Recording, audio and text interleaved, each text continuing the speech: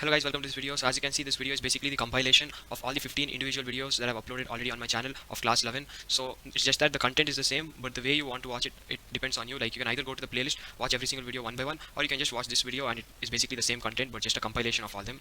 So yeah, all the 15 chapters of class 11 in one shot, and I think the video is approximately 3 hours 45 minutes. And this is the only video on YouTube, if I'm not wrong, where all the 15 chapters of class 11 has been done in such depth, and it took a lot of time, like how I already mentioned. So please do consider, liking the video and also sharing the video and also subscribing to my channel, because my subscriber base or my subscriber count is very low, and in fact it's 15 during the making of this video, but still it is I'm uploading a lot of it, so I would really appreciate the support. And yeah, I think you can continue watching the video. Please do not mind the annoying hello guys which comes in before the start of a chapter. It's because I've just compiled. You would have to listen to it around 15 times, so please do not mind it. And yeah, I think all the best, work hard and enjoy the video. Hello guys, welcome to this session. You could call this the orientation session for the videos that I'll be uploading in the playlist, the upcoming videos, and I would recommend you to watch this video entirely before jumping into the videos in the playlist, where you'll have an idea of what exactly to do for your exam. So like I've written over here, it's going to be for KCET 2023, all the formula and concepts, and let's say an aspirant for 2024 is watching this. I think it would be more or less applicable to you too, because the concepts wouldn't be different. It's only that there might be new type of problems which I wouldn't have included, but I think even you could watch it. Anyways, this is only going to be for quick revision of all the topics and chapters. If you are a person who likes to do derivations and all of it, then this is mostly not for you, because it's going to be a quick revision of all the topics. The second point is you should have read NCERT at least once beforehand, and let's say you do not have the time. I don't think it's something you have to be worried about, because we still know that you can do the concepts from the book just to get a better understanding and a picture of all the topics. Otherwise, I think it's okay, you can proceed with watching the lectures. It depends on how well you're able to grasp. If you are not able to, then you might have to read the NCERT for the topic. And then the third point would be that the topics I'll be covering will be from both class 11 and class 12. Even though it wouldn't be in the NCERT order, I will make sure that I eventually complete all of them. So yeah, it will be covered in the least time possible with all the possible concepts for KCET. You should solve at least 10 years of past year question papers, that is PYQs, for a topic once you're done watching with the video, because you know that once you do a concept, you have to make sure that you have the applications right too. Without applications, you wouldn't be able to do anything with just the formula. So at least 10 years would be required. And don't worry, for class 11 topics it's going to be very less in number, because they have a very low weightage, almost like 15:45 ratio when they ask the questions. It could vary every year, but this is typically how it's like. So that's almost 14 concepts, 15 questions, so you can have an idea of how the topics will be distributed. So when it comes to, yeah, you can even solve additional problems from a good reference book like maybe MTG, or you could say Arihant, and you could solve from such books, and then go for NCERT Exemplar 2. It will be more beneficial for you. And finally, for the PDF of the sessions, you can contact me through Instagram. I've written my ID here. So yeah, this is going to be regarding all the points for the sessions. Let's move ahead with the topics I'll be covering. So basically for class 11, it will be physical world. And yeah, I know that this chapter is mostly ignored, but there have been years they've asked questions, and it's a very small chapter, so I'll be uploading for physical world, units and measurements, motion in a straight line, motion in a plane, laws of motion, which include friction and Newton's laws of motion, work, energy, power, and then we got system of particles and rigid body dynamics, gravitation, mechanical properties of solids and fluids, and thermal properties of matter along with thermodynamics and kinetic theory. We got oscillations and waves too. Altogether, you can expect 15 questions, but like I've told you, it depends on your year and a lot of other factors. And going on to class 12 topics, we'll be doing the ever popular 14 chapters, which have a really huge weightage, approximately 45 questions altogether in your CET exam.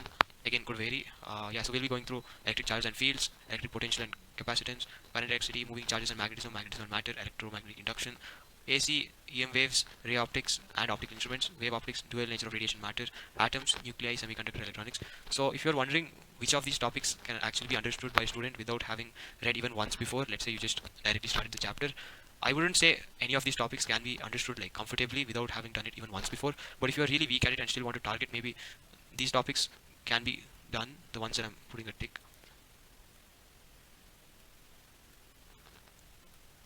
The reason why I've not included semiconductor electronics and ray optics is because it tends to frighten the students when they look at the concept for the first time or after a long time.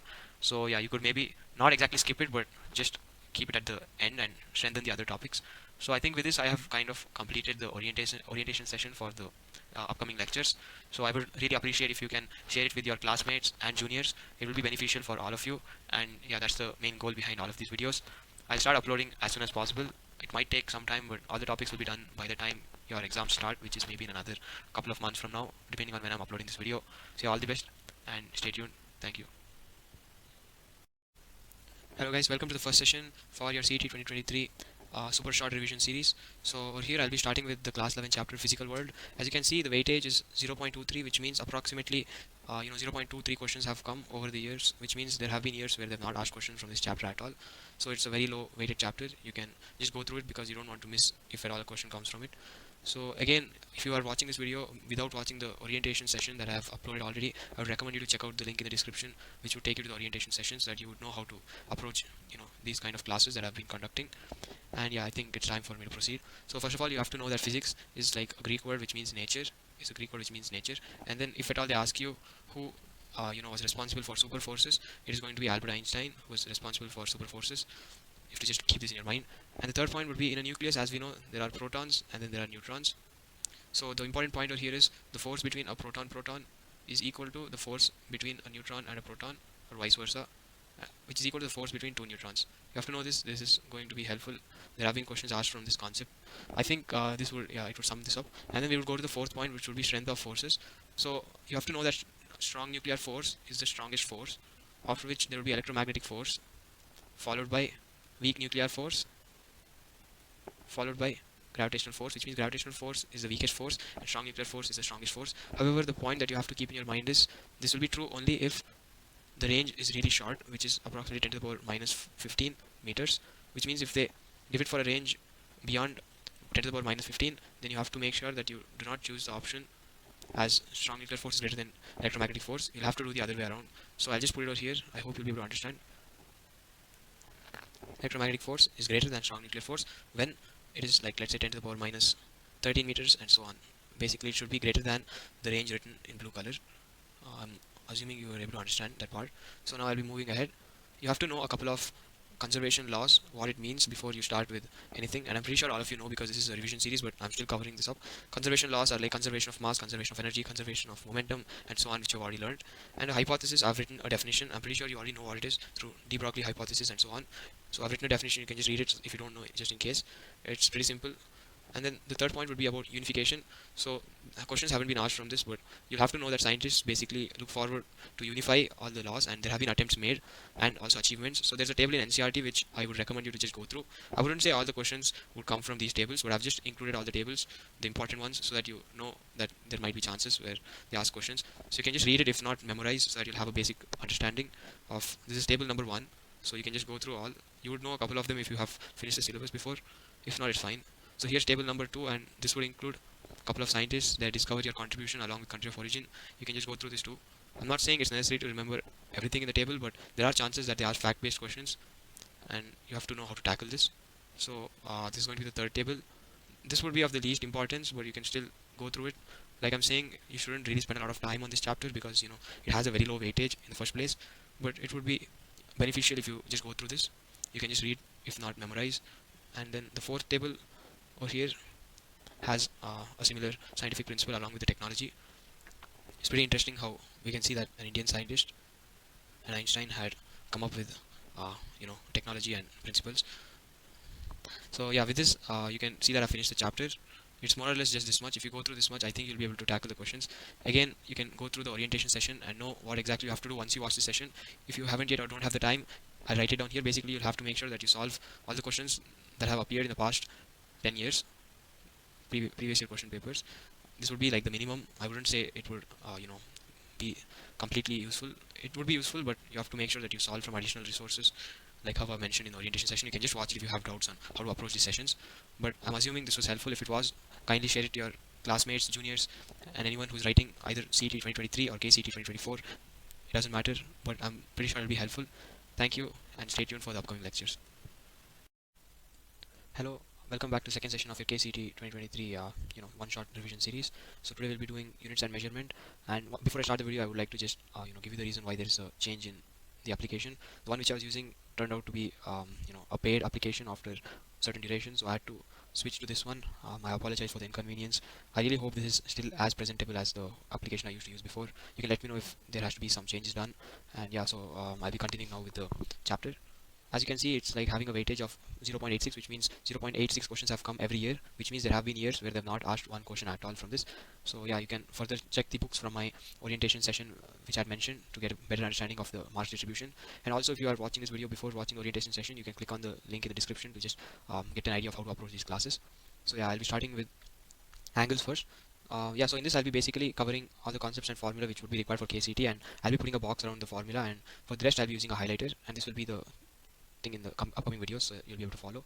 So yeah, the first formula would be theta is equal to L by R. As you can see over here, it is an arc is given. You would have learned this. I'm just going to be putting a box, and yeah, you can understand. And this would be solid angle, and I've not mentioned it here, but this unit is going to be steradian. And also, if the handwriting isn't that great, it's because I don't have a pad. I use my mouse, and I'm not able to write that well, so I apologize once again for that. One thing that you have to note, however, is that both of these don't have dimensions. As you can see, area divided by r square, dimensionally it will get cancelled, and same with length by r, where a over here is area and r is the radius, and yeah, theta and omega, it's solid angle and angle as I've written. So next I'll be going to basic dimensions that you have to memorize. If you check the NCERT, there are a lot of dimensions mentioned. However, you have to memorize these three, as you can use these three to get the others. I'll just be highlighting them. For force it is going to be this, and for pressure it's going to be this, and for energy it's going to be this. You can just get to know this is going to be energy. I'll just write it here once again to avoid the confusion, or actually no, I'll just go down. So as you can see, next would be a rule that you have to keep in your mind. If PQR are of different dimensions, then addition or subtraction of the two quantities is not possible. However, multiplication or division of them is actually going to be possible. So yeah, now I'll be going to the next part of the chapter. I really hope I'll be able to get a better way to present all of this. So POH means principle of homogeneity. This is going to be the next point, which means if there's an equation like so, A plus B is equal to C, as you can see Newton's laws of motion, there's going to be V is equal to U plus AT, and all such equations. So for those you can apply all of these rules. So typically in the exam they'll give you an equation, and they might ask you to find what is the dimension of a specific quantity. So in that case you'll be having to keep this in your mind, principle of homogeneity. So A plus B is equal to C means dimension of A is equal to dimension of B, which is equal to dimension of C. So you can equate it and you can find the required dimension. So next would be a type of problem which usually comes in the exam. So if they've asked you to find a quantity T in terms of ABC, where ABC are physical quantities, then first step would be to write T is directly proportional to dimension of A, dimension of B, dimension of C. Keep in mind ABC over here are physical quantities. So it could be, let's say it could be time, it could be anything, it could be gravitational constant or so on. So yeah, you have to keep that in your mind. And then you have to later on write is equal to dimension of A to the power A and so on. But over here ABC would be coefficients that you will be able to find out by equating the dimensions. So you'll be able to equate the dimension of this with all of these, and you can get to know the value of A, B and C. So yeah, just make sure you know what each of them means. In the next one, it will be a point which you have to keep in your mind. Trigonometric functions, e to the power x, which means the exponential function, and Reynolds number, Re is Reynolds number. It comes in fluid dynamics. And then angles and dielectric constant are all having no dimensions. No dimensions. I'll just write it here. Do not have any dimensions. And dimension of omega would be d to the power minus 1, and the dimension of alpha would be d to the power minus 2. So you'll just have to keep that in your mind. Next part would be conversion of units. You might know this part because you'll be having it for 3 marker, and sometimes they might ask in your boards. So here you can convert by using this formula, and you can use it suitably. So the next part of the chapter.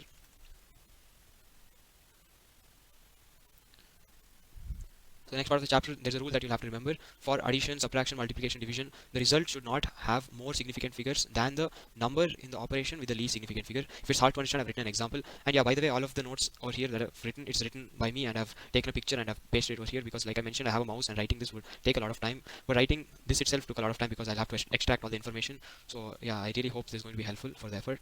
So let's say there's 2.01 plus 1.1. As you can see, the number in the operation with the least significant figure. So the number of significant figure in this is 2, and over here number of significant figures is 3. 1, 2, 3 and 1, 2. So it should not be more than 2, the final answer. If you see, the final answer is having 3, so it should be converted to 3.1, which would be the final answer. Same goes with subtraction, multiplication and division. The answer should not be having more significant figures than the operation which has the least significant figure, not the operation, operand. I think I've made a mistake. Just remember operand over here. However, yeah. Let's go to errors.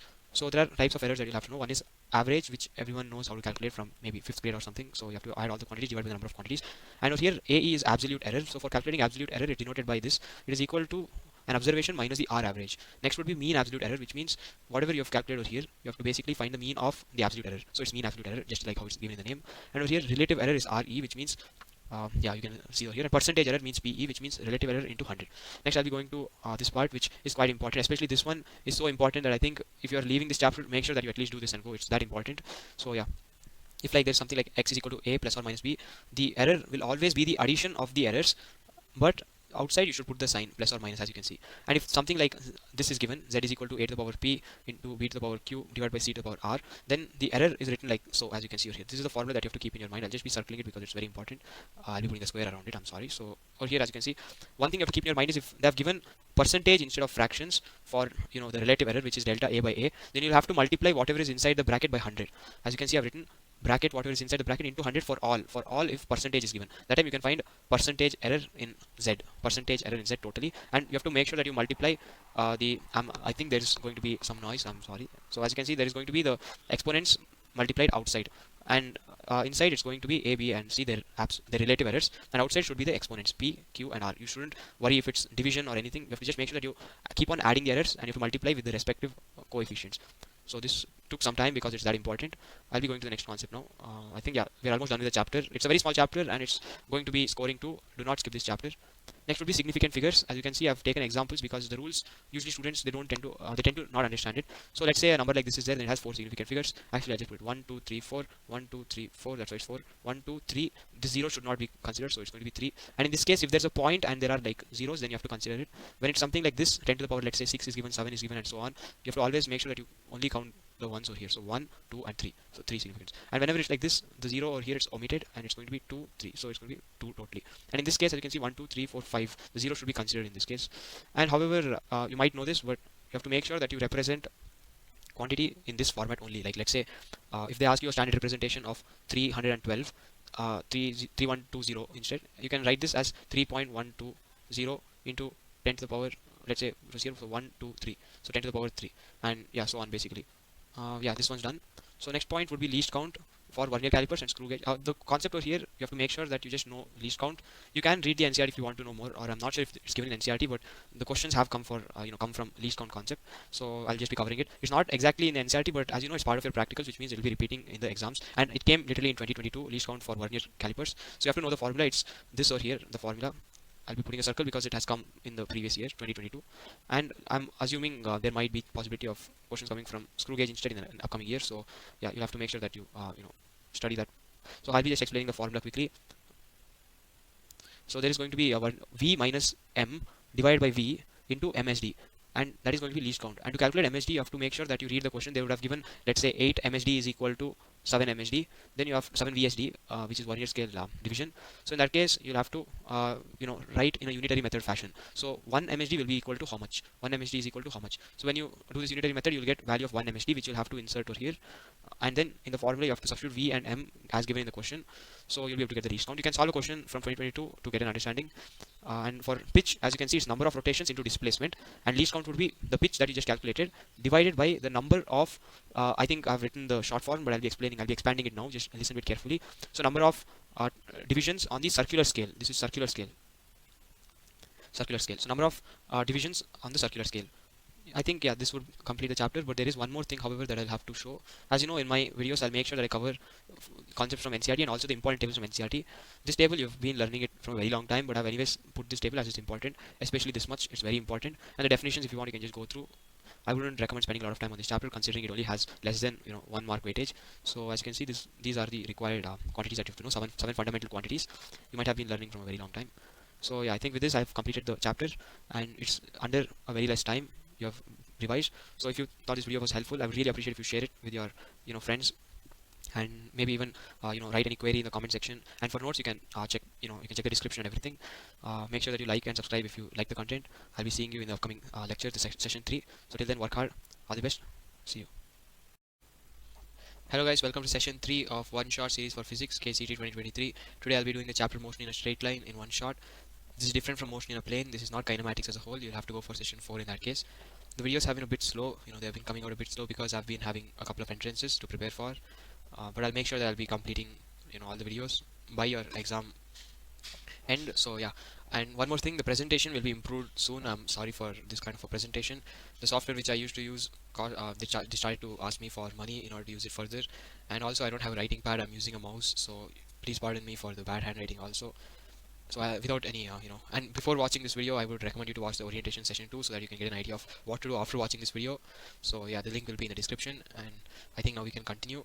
So these are a few basic terms, as you might know. Distance can be positive or 0, displacement can be negative, 0, positive, and velocity can be negative, 0, positive, and I'll be using this notation for velocity throughout the video. Yeah, and then for speed, I'll be using this notation, which actually itself is a formula. Speed is basically the magnitude of velocity vector. So as you can see, the symbol, the two lines mean its magnitude. So magnitude of velocity vector is speed, and I'll be using this notation throughout the video. It can be positive and 0. So we'll be going to the next part. As you can see, this notation basically means average. So whatever is inside, let's say it is example t, so it means average time and so on. So over here, as you can see, this notation over here means average velocity, and this notation, this means average speed, and this means average velocity. As you can see, I've used only this, and over here it's average speed. So average speed is total distance by total time, as you can see, and then average velocity can be the sum of all the velocity vectors by the total number of velocity vectors, or you can use this formula, and this formula is used more often, so I'll be putting a box around it, which is x2 minus x1 by t2 minus t1, where x is displacement and t is time, as you might know. So yeah, I'll be putting a box around it. I'll be going to the next part, which is calculus in motion in a straight line. So as you know, dx by dt, which means rate of change of displacement, where x is displacement, is actually velocity, and then dv by dt, which means rate of change of velocity, is acceleration. And then using the writing dv by dt as dv by dx dot dx by dt. As you can see, dx by dt is nothing but velocity. This way we can derive this equation over here, the formula over here, which you have to know, because yeah, the reason why you have to know this is because when you send v over here, like when you basically divide it by v, this entire thing, it will be dv by dx is equal to a by v, which means the slope of an AV graph, acceleration versus velocity graph, will be dv by dx. So yeah, it's useful for that. And one more thing that you have to know is acceleration is double differentiation of double differentiation of x with respect to t. So yeah, they might have they might give you v or x as a function of time, and you have to differentiate, and you can solve past paper questions to get an idea. So I'll be moving further. Yeah, further would be graphs. Students tend to get confused in this, but I've put it in an orderly fashion of 5 different graphs that you have to know. When an object is basically at rest, as you can see, when an object is at rest, it'll be like this. By the way, over here, st means displacement versus time, vt means velocity versus time, and at means acceleration versus time. So this notation will be used throughout this graph section. So vt will become like this, and at will become like this. When it's constant velocity, st will be like this, and velocity, as you can see, is a constant value, so it should be a straight line, and acceleration versus time will be over here. When it's constant acceleration, acceleration should be a constant value, so velocity should be like this, and s should be like this. So as you can observe, there will be a pattern, and as you practice more, you'll be able to get a hang of it. So here, when it's retardation, it should be like this, st, and vt like this, because it's negative slope when it's retardation, and this should be a negative constant, at graph. So yeah, for increasing acceleration, as you can see, it should be like this, vt graph, and then acceleration time will be like this. As you can see, it's like increasing. So yeah, that's graph section. 5 different graphs, you have to know all of them. It's very important. You never know how it will be coming into use. So I'll be going to the next part. That'll be the type of problems that they ask. So one type of problem that they ask is, let's say an object starts from one point and moves to another point, so it covers distance d1 with velocity v1, and the other distance d2 with velocity v2, and the entire distance is d. So as you know, average speed, you can use the general formula which I mentioned, total distance by total time, but instead of writing d1 plus d2 as total distance, just write d, which would have been given in the problem, divided by t1 plus t2. So for t1 plus t2, you have to use to get the value of t1, you have to use our old-fashioned formula, speed is equal to distance by time, but you have to make it as t is equal to distance by speed. So when you do that, it will be t1 is equal to d1 by v1, and t2 is equal to d2 by v2, and you can put it in place of t1 and t2 to get this formula, which is very important. So another type of problem which actually comes would be that, let's say a boat, it's moving downstream along with the water, then it will be velocity of boat plus velocity of water, and let's say a boat is moving upstream opposite to the flow of water, then it will be velocity of boat minus velocity of water. So I'm assuming this speed and everything is fine. If not, you can actually slow it down on YouTube. You can watch on 0.75x. Yeah, it's up to you. Next concept that I'll be moving towards is relative motion. As you can see over here, this formula is very important. It can be even acceleration or s, which means displacement. So relative acceleration, let's say relative acceleration is asked, then it should be a12 is equal to a1 minus a2. One thing you have to know, however, is how to read this. So v12 with a bar on top means it's velocity vector. So how you have to read this is velocity of 1 with respect to 2. So if it's vab, then it means it's velocity of a with respect to b, but you have to make sure that you put this, which is actually going to be equal to velocity of a minus velocity of b.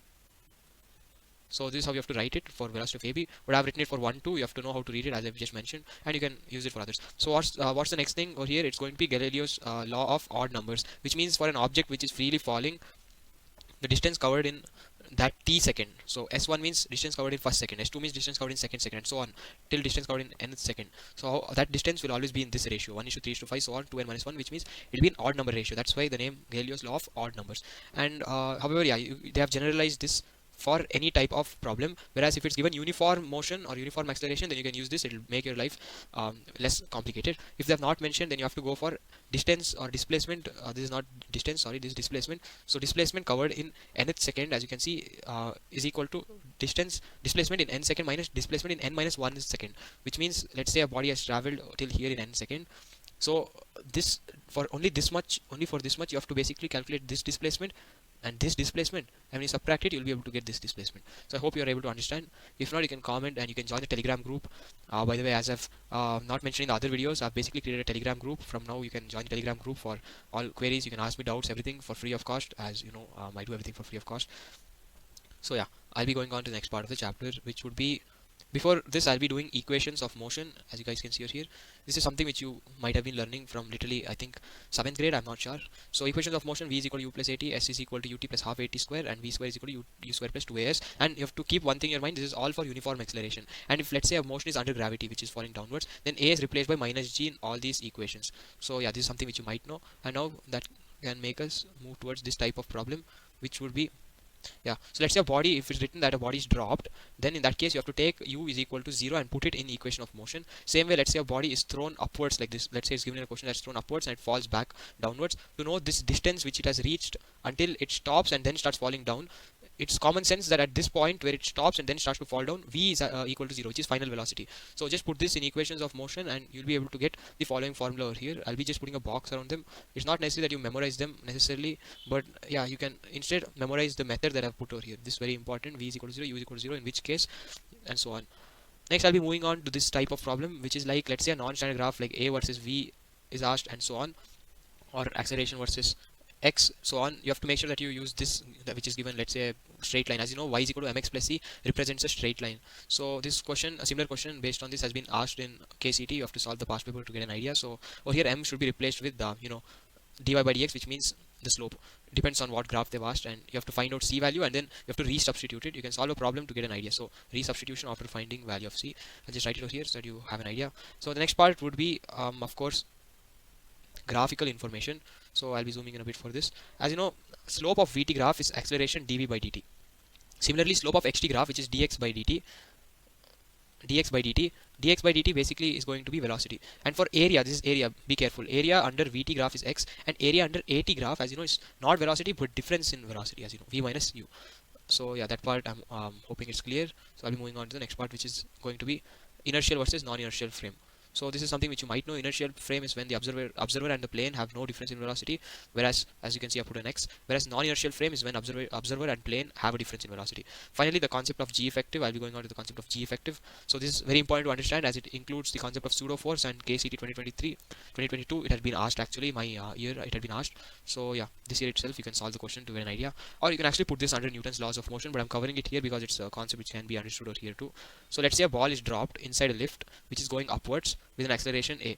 So in this case, you have to know that the pseudo force acts downwards a to make sure that the whole system is at rest.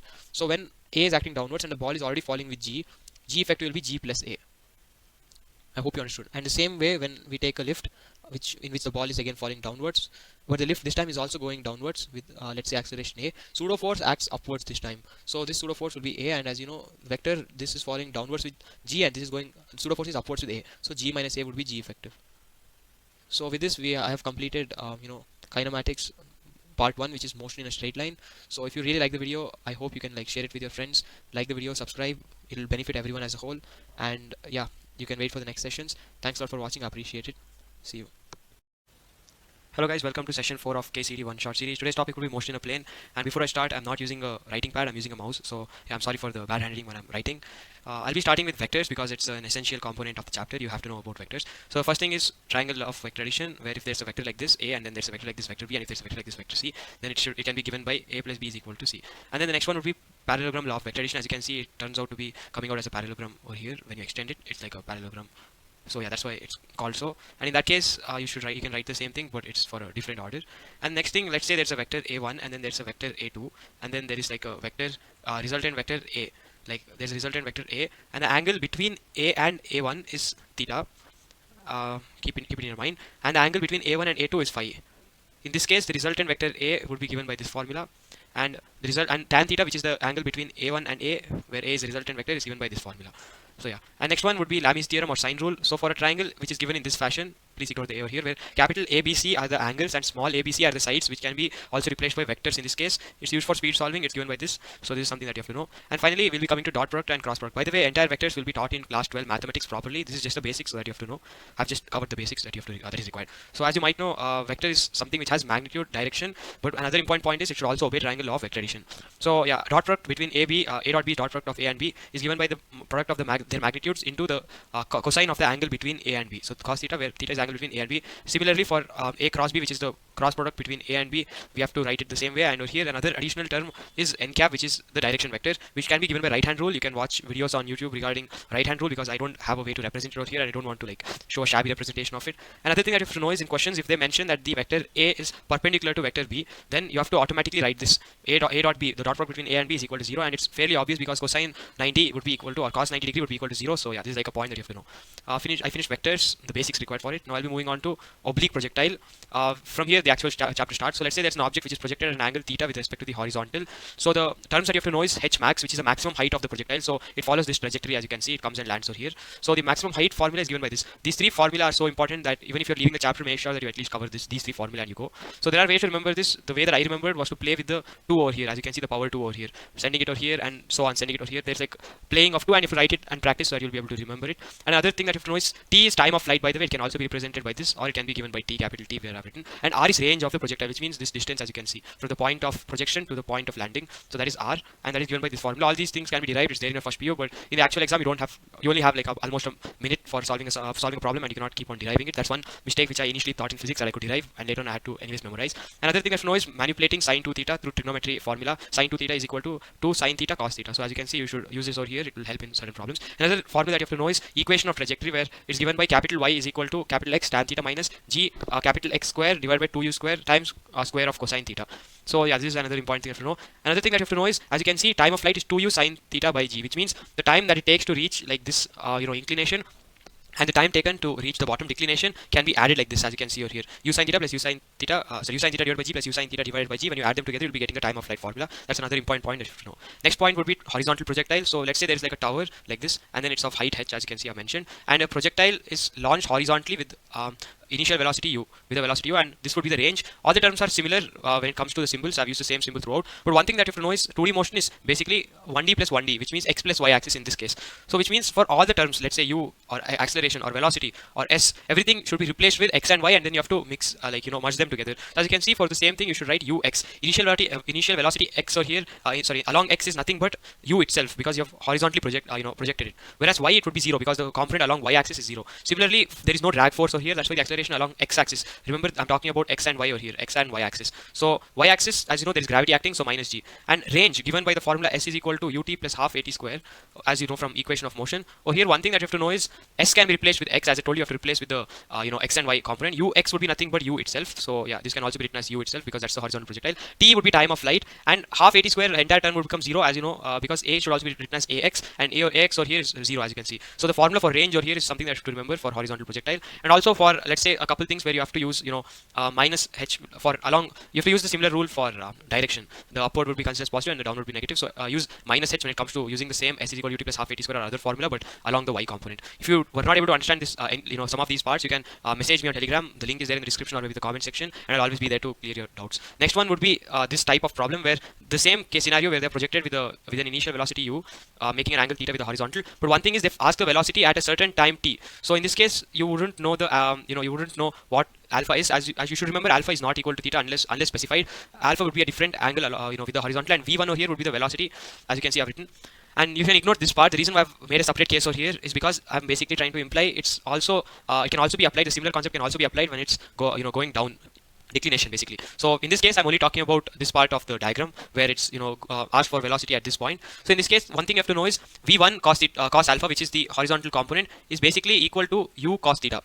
I'm not sure if that's making sense. The reason why it's equal is because as you can see over here, I've written how to write Vx and Vy. I just explained it over here. The entire part over here is what I explained basically. You have to use the equations of motion, but just apply it across x and y, component. You replace all the terms with x and y component. So as I mentioned, Ax is 0, which means V1 cos alpha would be equal to nothing but, I've written it over here, u cos theta. So through with this you can find out the value of V1 as I've written the formula. There would be like data given. You have to just substitute it and you'll be able to find the final velocity v1.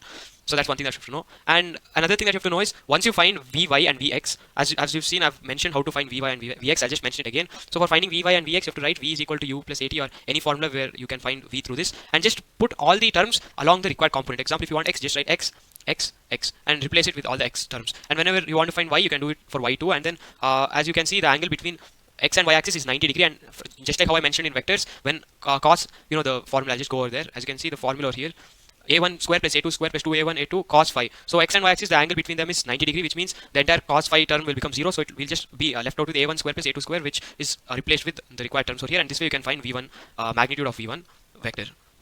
So yeah, again, if there's doubt, you can always text me, because it's a completely different concept. Vectors would not have been taught in 10th or anything usually. So yeah, and to find alpha, you have to just write tan alpha is equal to vy by vx, and it's fairly obvious that when there's this alpha, you can just use trigonometry. You can just draw it like this. This would become y component divided by x component. So this is how you find alpha. You have to just find the inverse of vy by vx. This is the other formula that you have to know. So yeah, by the way, these aren't exactly formula mentioned in NCERT. These can be derived through problems. I've just put it over here, the very important ones. And yeah, usually these are like taught as formula. I don't think anyone usually skips this part, but I'm just covering everything which is required. So next we'll be going to projectile on an inclined plane. So for projectile on an inclined plane, you have to know that there will be a wedge like this, and then there will be an object which will be projected, and it will follow projectile and land somewhere. Same. There are two cases in this. It can be projected from down the plane or up the plane. So case 1, as you can see, I've written over here, is projectile upward, like up the plane. So it will be projected at an angle alpha. And one thing I have to notice is alpha is the angle between the projectile and the inclined plane, whereas theta is the angle between the inclined plane and the horizontal. Okay, that's something I have to know. Alpha is not equal to theta. So I've written like a way to remember, h and t is always going to be the y-axis, which means one thing that you have to know, another thing that you have to know. Okay, this is like a huge concept. I'll just quickly cover it up. So there is something called there's something called as free body diagram, FBD. So for a body like this, downward mg will be acting. So in this case, an object over here, downward mg will be acting, and then you have to know, like you have to do something like this. So basically, guys, whenever you see something like this, FBD, it will come in Newton's laws of motion, but I've included it over here because it's important. You have to draw something like this, very important. You have to know how to draw something like this. So as you can see over here, downward g will be acting. And whenever you see theta over here, the angle between the inclined plane and the horizontal, the same theta is also equal to this. So basically, downward g cos theta will be acting. And now you have to write these the same formula which I mentioned above, but sin alpha as alpha over here instead of theta in the upward, in the case above, it will be alpha, angle of projection. And over here, cos theta, 2g cos theta, which means this g cos theta, it should be replaced with g cos theta instead of just 2g. So this will be the final formula. And for t, it would be the same, but sin alpha, not theta, and g cos theta. So this is like something that you know. I'll show it even in Newton's laws of motion, but drawing an FBD is something that you have to know, because this is like a revision series. I'm trying to cover a lot in just like a limited time. So yeah, for the full course, it would have taken like an hour, and I could have properly shown everything. But still, I'm like trying to cover it up. If you're a person who has attended classes in your college, you'll be able to understand this. If not, usually students can understand, but if not, you can also join my Telegram group. I'll be able to clear your doubts for free, of course. And over here, another thing that you know is down the plane, down the incline, projected an angle theta, and this is projected at an angle alpha, and this is theta, by the way. In this case, h and t would be the same as these two. Like h and t would be the same. No difference. The only difference that comes is in the range. Range is basically the distance that it covers when it's being projected. Like if this is something that you've thrown, an object, and it lands over here, this is the range. This r over here is the range. So the distance can be found out by this formula. It's basically the s is equal to ut plus half at square formula, but u cos alpha, because as you can see, I just mentioned that if there's a vector like this, and if the angle is theta over here, and if there's a vector v, then this would be v cos theta, and the projection along y-axis would be v sin theta, when theta is given over here. So as you can see, it has been projected like so, and this alpha, we should take this component, downward component. Basically, you have to make x and y like this, x and y. So yeah, or here as you can see, v cos theta I've mentioned. Just like that, you have to basically replace u cos alpha times time of flight, and this plus or minus, I'll just mention what it is, half at square, and a over here is replaced with g sin theta, because from this FBD, if you can see, g is downwards, and this is over here going to be g cos theta, which means this would be g sin theta. Right, if this is theta I just mentioned a few minutes ago, x and y, it's a completely different concept, guys. You have to understand what this is. If you're not able to, it's completely fine. It's mostly because you're doing this for the first time. If not, this would be like very simple to understand. So this would be g sin theta. So that would be like this one over here. As you can see, this downward like this. So if this is g cos theta, this would be g sin theta, and we want along this, so g sin theta. So here you have to use g sin theta times time of flight square, just like here s is equal to ut plus half at square. So the sign plus is used, and where does the sign minus come into picture? In case a, it would be minus, which means up the incline. When it's up the incline, it would be downwards, right? Like g sine theta would be downwards, and this is going upwards. So both the vectors, they try to get cancelled, and that's why minus will come into picture. Whereas in case B, which is down the incline, where g sine theta is acting downwards, and even the body is like going downwards, so they basically add up, and that's why it will be positive. Plus should be used. Case A and case B respectively. So I hope you were able to understand this. This video might be long, but I've made sure that I've completed like all the important concepts and explained it from the basics. I could have directly told you, the formula and moved ahead, but I will not be doing it in the basic chapters. In class 12 chapters, I of course would not be explaining components and everything. So now you should be able to apply it for a certain type of problems. For example, let's say a cart is going with its velocity ut, which means trolley, velocity of the trolley, and an object is projected at u with theta respect to the horizontal. In that case, you should again draw x and y component. It would be u cos theta and u sin theta. So for h and t, the formula would remain the same as in I've mentioned in the case over here.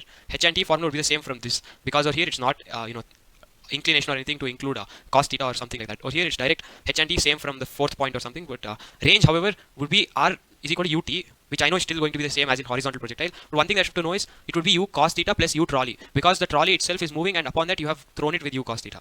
Were you able to understand? Like u cos theta plus trolley. So both together, when you sum it up, it will be u cos theta plus u trolley times t. So this will be the final formula, the final form of it. So I'll be highlighting that one.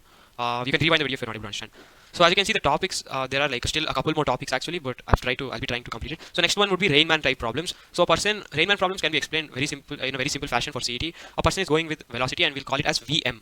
By the way, everything over here needs to have vector notation, because over here the signs are very important. If you mess up the signs, your problems are going to get messed up. So Vm is going to be velocity of the man, and Vr would be velocity of the rain. It's falling down, velocity of the rain. But however, when you are running, the rain won't fall straight, down, right? It will fall at an angle. So this means when it's falling at an angle, it will seem to fall at an angle.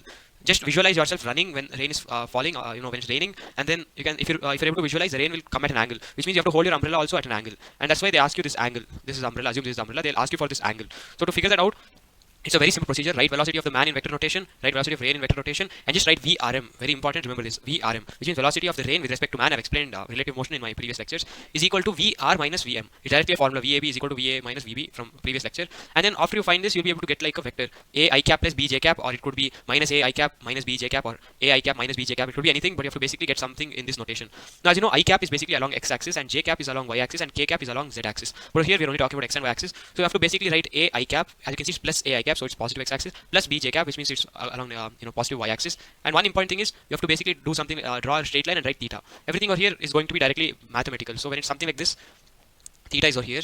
Of course, this b would be coming over here, and a would be over here. So what's tan theta? It's basic b by a. So here you can find tan theta, which is the angle required for by the person to hold the umbrella. So at theta angle, the person should hold the umbrella. Like the same thing, if it comes out as minus a I cap minus b j cap, you have to make sure that minus is accounted, and you have to take it down and left, like the direction, and you have to put theta like this, and you can put theta over here, and you can find tan theta. So I hope you're able to understand. It's fairly a huge topic to digest when you're doing it for the first time. Otherwise, this would just seem like I'm over elaborating. A lot of them might feel like it. So this is another type of problem which typically won't be asked in KCET, so I won't be going in depth. Actually, like a lot of cases come under this. For example, least time taken to cross the river, or many concepts like that. So that's something that's to know, that I'll not be doing it in depth. I'll be doing only what's required over here, or something for understanding. It's basically just like the Rainman problem, but over here there are a few notations that you have to know. So let's say there's a river. I'll just draw it over here. Let's say there's a river, and then you're trying to swim. If you try to swim in a straight line, you actually won't be going in a straight line, because the river will be flowing, so it will push you over here, and you'll end up going like this. So even though your path should have been like this, you end up going in this path, which means there is like a small drift. Can you see it? There's a small drift x. I hope you're able to understand. So to make sure that this drift won't happen, what you'll do is you'll try to swim like this, so that even when the river pushes you, like I'll draw it again, you try to swim like this, so that even when the river is like going in this direction trying to push you, you'll end up somewhere in the path that you wanted. Because you'll move like this, and you'll end up going straight or something similar. So let's say you end up going like this, and this is the straight line that you have to draw. So VR is basically velocity of the river. As you can see, I've mentioned it over here, velocity of the river. And then Vs is velocity of the swimmer, which means this velocity that is you'll be going in, the path that you'll be going in.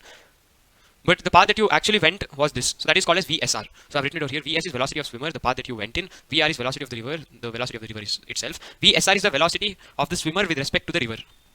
And this is the path that you initially went in, so that you can you expected the river to push you this side, and you'll end up going straight. So here the formula that you have to know is basically going to be speed is equal to distance by time, and V over here, the W over here is width of the river. So for finding time, you have to basically write distance by speed, or and yeah, the distance is given by V, the W, where W is the width of the river. Now what about speed, you might ask? So basically you have to write the vector notation VSR, write theta, and then this would be velocity of the swimmer, which you can ignore, and this will be velocity of the river. So if you want to cross the river which is along y-axis, the width is along y-axis, right? Like yx, write the yx to avoid confusion. You have to only consider the y component. And here, what's the y component? I just mentioned that whenever the theta is like given like this, this would be VSR cos theta. Right, this would be VSR cos theta. If you can see, it would be VSR cos theta. So you have to basically write W by speed, and speed over here is VSR cos theta. I hope you're able to understand. Now for finding, let's say, x drift, you can solve this as an exercise by yourself. So you should write speed is equal to distance by time, and what we want distance this time, which is x. So we'll write x is equal to speed into time. Time we basically found by finding this formula here. This is nothing but time, the one which I highlighted just now in pink. And what about speed? Speed, this time what we have to do is we have to consider x-axis, because the distance is along x-axis. This time it's along x-axis, as you can see, it's along x-axis, not like the width which was along y-axis. Which means we want only the x-axis component, which means VSR sine theta. But there is also velocity of the river. So VSR sine theta minus velocity of river magnitude. We want the positive value because distance can never be negative. So once you find the positive value, let's call this value as y, or let's call this value as v net. So what we do is we write s over here as v net, and time over here which was derived by this.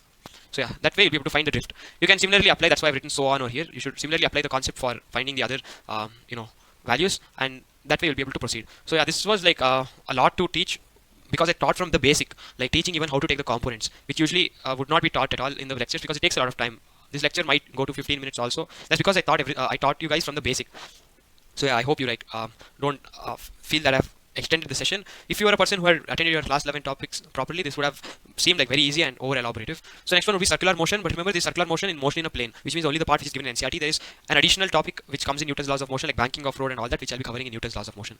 So here there are like few basic formulas that you have to know. Let's say there's a circle, and then this is the radius r. Then as you know, this distance can be given by s, and if this is theta, then theta is going to be equal to we should write s as theta times r. And if you differentiate this, it will become velocity is equal to omega times r, where omega is going to be the angular velocity, and alpha is going to be the angular acceleration. If you differentiate this above expression again, it will become at is equal to r times alpha. The reason why r is not changing or disappearing is because it's like a constant. Radius will never change of a circle. Over here, as you can see over here, at is written, which means it's acceleration tangential, which means there are two types of acceleration. One would be tangential acceleration, another one would be centripetal acceleration, which is towards the center. And another acceleration called centrifugal, no, that is not an acceleration, that is centrifugal force. So there is going to be centripetal acceleration, which is going to be towards the center, and tangential acceleration. So this is only tangential acceleration. And this can also mean that we can write omega as v by r. Another formula that we know is AC, which is centripetal acceleration, is equal to v square by r. There's an entire derivation in the PU book. It's a very important formula, this one. And the next formula that we know is omega is equal to d theta by dt. One thing that you have to remember is that s can be replaced by theta, and omega I can be replaced by initial velocity, omega final can be replaced by final velocity, and acceleration can be replaced by angular acceleration alpha. The same thing you can apply on equations of motion. If you see, everything is equation of motion. V is equal to u plus at, but I've replaced these terms that I've given. If you do this, it's very simple to remember. Same over here. V square is equal to u square plus 2as, and s is equal to ut plus half at square. Another formula that I told you when it's uniform acceleration, this formula, which was s is equal to s n in nth second is equal to u plus a by t times 2 n minus 1. The same thing I've even written over here. This is not an equation of motion, but yeah. And alpha is equal to d omega by dt. By dv by dt itself is the same thing. It can also be written by dv by dx times velocity. Over here I've just replaced theta and omega with v and s over here. That's it. So yeah, these are the formula with circular motion. With this, I've completed the chapter. It was like from basic, from zero, I taught you everything, and yeah, I've completed the chapter. If you found this to be helpful, please share it with your friends. It will benefit everyone as a whole. And if you like, you can like the session and also subscribe for more videos. I'll be uploading more frequently because I just finished a large part of my entrances. So yeah, wish you all the best. Keep working hard. See you guys. Hello guys, welcome to session number 5 of our KCET one-shot series, and today's topic will be laws of motion. I've been a bit inconsistent with the videos. It's mostly because there's no driving force, but I'll make sure that I'll upload all the videos before your CET examination. There's a note which I'll be reading at the end, which is regarding the order in which I'll be doing the concepts from this chapter to a couple more chapters. It's mostly because I prefer to follow a different order, but I'll make sure that I eventually cover everything. And yeah, so I'll be starting with forces. First, laws of motion. I'll start with forces. So there's going to be a couple of forces that you have to know. Weight, and then normal force, tension, friction. So weight is given by W, and as you might know, it's equal to m times g, where m is the mass of the body. And then I've written another thing over here which I'll be mentioning later on. And then n is contact force, and one thing that you have to know is contact force is always perpendicular to the surface in contact. And in case of sphere, like let's say there's a sphere like this kept in between two different wedges. In this case, the contact force is always along the radius of the sphere. So the contact force is always along the radius of the sphere. Whereas if there's let's say an object along an inclined plane, the normal is always perpendicular to the object. It's not like this, but rather it's like this because it's perpendicular to the surface in contact. So that's one thing that I like to tell. And then tension force is always away from the body. It always acts away from the body, which means let's say there's a body which is connected by string, then tension force always acts away from the body. Tension force. And in case of friction, it's opposite to the relative motion, which I'll be mentioning later on. It's not just motion, but it's relative motion. So that's forces for you. And then the next topic would be I think it's covered. It's called reading, which means they might ask you for the reading of the weighing machine. So let's say a person is standing on a weighing machine. In this case, as you might know, there will be a normal force, just how I mentioned, upwards, and then there'll be weight like mg acting downwards. So in this case, it'll be like n is equal to mg while you're equating it, which comes at a free body diagram, which I'll be mentioning. But as you know, this is a revision series, so I'm assuming you'll be knowing the basics. So in this case, the formula for reading is always going to be equal to the like in this case it'll be n by g, whereas you can also replace n with w by g, and also you can replace it with t by g, which means tension. So n by g or else t by g or else w by g, it depends on the scenario. In this case, n is equal to mg, so it'll be mg divided by g, and as you know, g gets cancelled, and final reading will be the weight. So even though your weight, let's say, is 100 newtons on planet Earth, you have to divide by 10, which is g, to get the actual value, which is 10 kgs. 10 kg would be your actual value, so actual weight of your body. So yeah, and then an additional special case where, let's say, you're standing on a weighing machine in a lift. In this case, let's say the lift is going upwards in acceleration a in case 1, and in case 2 going downwards in acceleration a, and in case 3 it's falling freely, which means a is equal to g. So you have to watch the previous lectures. By the way, from now onwards I would not be mentioning anything about what I've mentioned already in the previous lecture, because it will just become really long sessions. You have to watch the previous session, and then you'll be able to understand a couple of things, so I won't be reiterating. So in this case, in case 1, when it's going upwards, it'll be m times g plus a, where g plus a will be the g effective. So reading, as I just mentioned, would be n divided by g. So here m g plus a divided by g, and then that would be reading in case 1, and in case 2 reading would be m g minus a divided by g, and in case 3 it would be 0 divided by g, which is equal to 0 itself. You can like watch the previous lecture to know how these values came in on the top, like this value. Next I'll be moving on to FBD, which is a very important topic. It's literally what's there in the entire chapter, which means free body diagram. So let's say I've taken a couple of cases to understand how to draw free body diagrams. So let's say there's a ceiling, and then a body is being you have hung a body from the ceiling with a thread, and then in this case, tension, as I just mentioned, obviously away from the body, so I've put t upwards, and then weight, as you know, it'll always be downward, center of the earth, towards the center of the earth, so that'll be mg. So how to equate it is t is equal to mg. It's fairly obvious, so that's how you have to write it for case A. And then case B, in case B, as you can see, there will be the same thing, n acting upwards, or here it's just a body on the ground. So in this case, n acting upwards, normal, which is perpendicular to the surface, and then mg acting downwards, so n is equal to mg in this case. And then finally, the third case, which is another special case, let's say there's a pulley over here, and then a body 1 is connected to a body 2, where body 2 is going down with an acceleration a, and then body 1 is going like this with an acceleration a. So in this case, what you have to know is, for this body, the free body diagram, you can draw it like this: n, which is acting upwards, mg, which is acting downwards, and then tension, which is acting away from the body. So away from the body in the sense, the string is like this, so here away from the body, it will be away from the body. So what you have to do now is, one thing you have to keep in mind is, while you're writing equations, you have to know how to convert FBD into writing equations. So in this case, what you have to write is n is equal to mg, which is equation number 1. And what's equation number 2? Equation number 2 is, you have to always use F is equal to ma, where you have to put all the forces which I just mentioned here or here. You have to put it over here in this place in F. So second equation would be F, which is over here, equal to tension. So tension is equal to m1a. It's basically of this body acceleration, which it's going in. So yeah, T is equal to m1a. And for the body over here, you can do it as an exercise, but I'll just tell you have to do mg downwards, and then there's tension acting upwards away from the body. For this one, I'm saying case 2. So yeah, that's how you first of all draw FBD and then convert it into equations. I've shown both the steps. It's very essential in the entire chapter. You'll be coming across it a lot of times. So yeah, that's why I just briefly mentioned about FBD, free body diagram. And then we'll be going to the next part of the chapter, which is going to be static equilibrium. So yeah, static equilibrium is basically, you have to remember this part over here. That'll be more than enough. That'll be net force equal to 0, and it should be done separately along x-axis and y-axis. So net force along x-axis is equal to 0, and net force along y-axis is equal to 0. You have to write equations, and yeah, this is how it is. And F can obviously be given by the equation m is equal to a, just like how I mentioned above. So let's say there's like a body over here, as I've drawn here. There's a ceiling, and then a body like this is connected with a string over here and a string over here, and theta 1 and theta 2 is given like so. And yeah, in this case, what you have to do is draw the FBD. So here I've drawn the FBD. I hope you'll be able to understand, because over here I've done vector components, like to draw the components and everything, which has been taught in the previous lecture already, so I won't be reiterating it over here. So body, it will be having mg downwards, and then tension away from the body, which is going to be of second string, and tension away from the body, which is going to be of the first string. So T1, T2, and then body weight, which is mg, which is acting downwards. So in this case, the theta 2 is given over here, and theta 1 I've not drawn it here because it'll get really congested. So I've just drawn theta 2, and it should be understood that theta 1 from here is over here also. So that'll be like T2 cos theta along this direction, and then it'll be T1 cos theta 1, T2 cos theta 2, and T1 cos theta 1. So basically that will be equation number 1. And then equation number 2 would be, as you can see over here, like along this y-axis, it'll be T1 cos sin theta 1 plus T2 sin theta 2. Can you see it? Like along this, both will be there, like this T1's sin component and then T2's y component. So both will get added up to this. And downward anyways mg is there, so while you equate this part, the top part, with the bottom part, it will become as mentioned over here.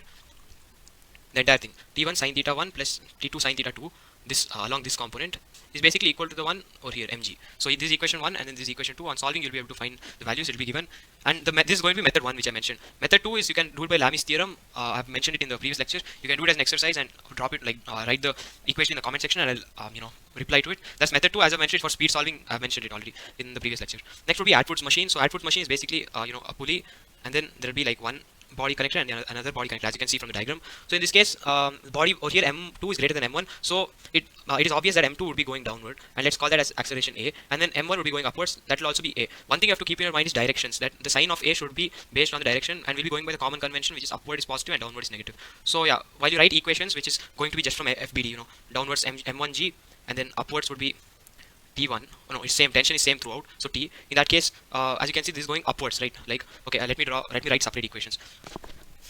Over here, as you can see, this body, it has m1 g, and it also has tension T. So for body 1, you have to write force is equal to ma, but here force would be equal to T minus m1 g equal to ma. So again m1, and over here acceleration is positive, so positive a. So for the second body, you can do the same thing. It will be T.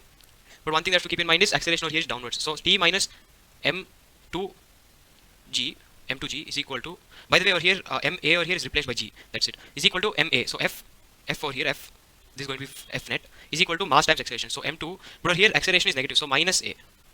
So yeah, this would be equation number 2, and this one would be equation number 1. So upon solving this, I've written the final result over here of the Atwood's machine. You won't be getting the Atwood's machine every time, so that's why I even taught you right now how to draw the FBD to get these results.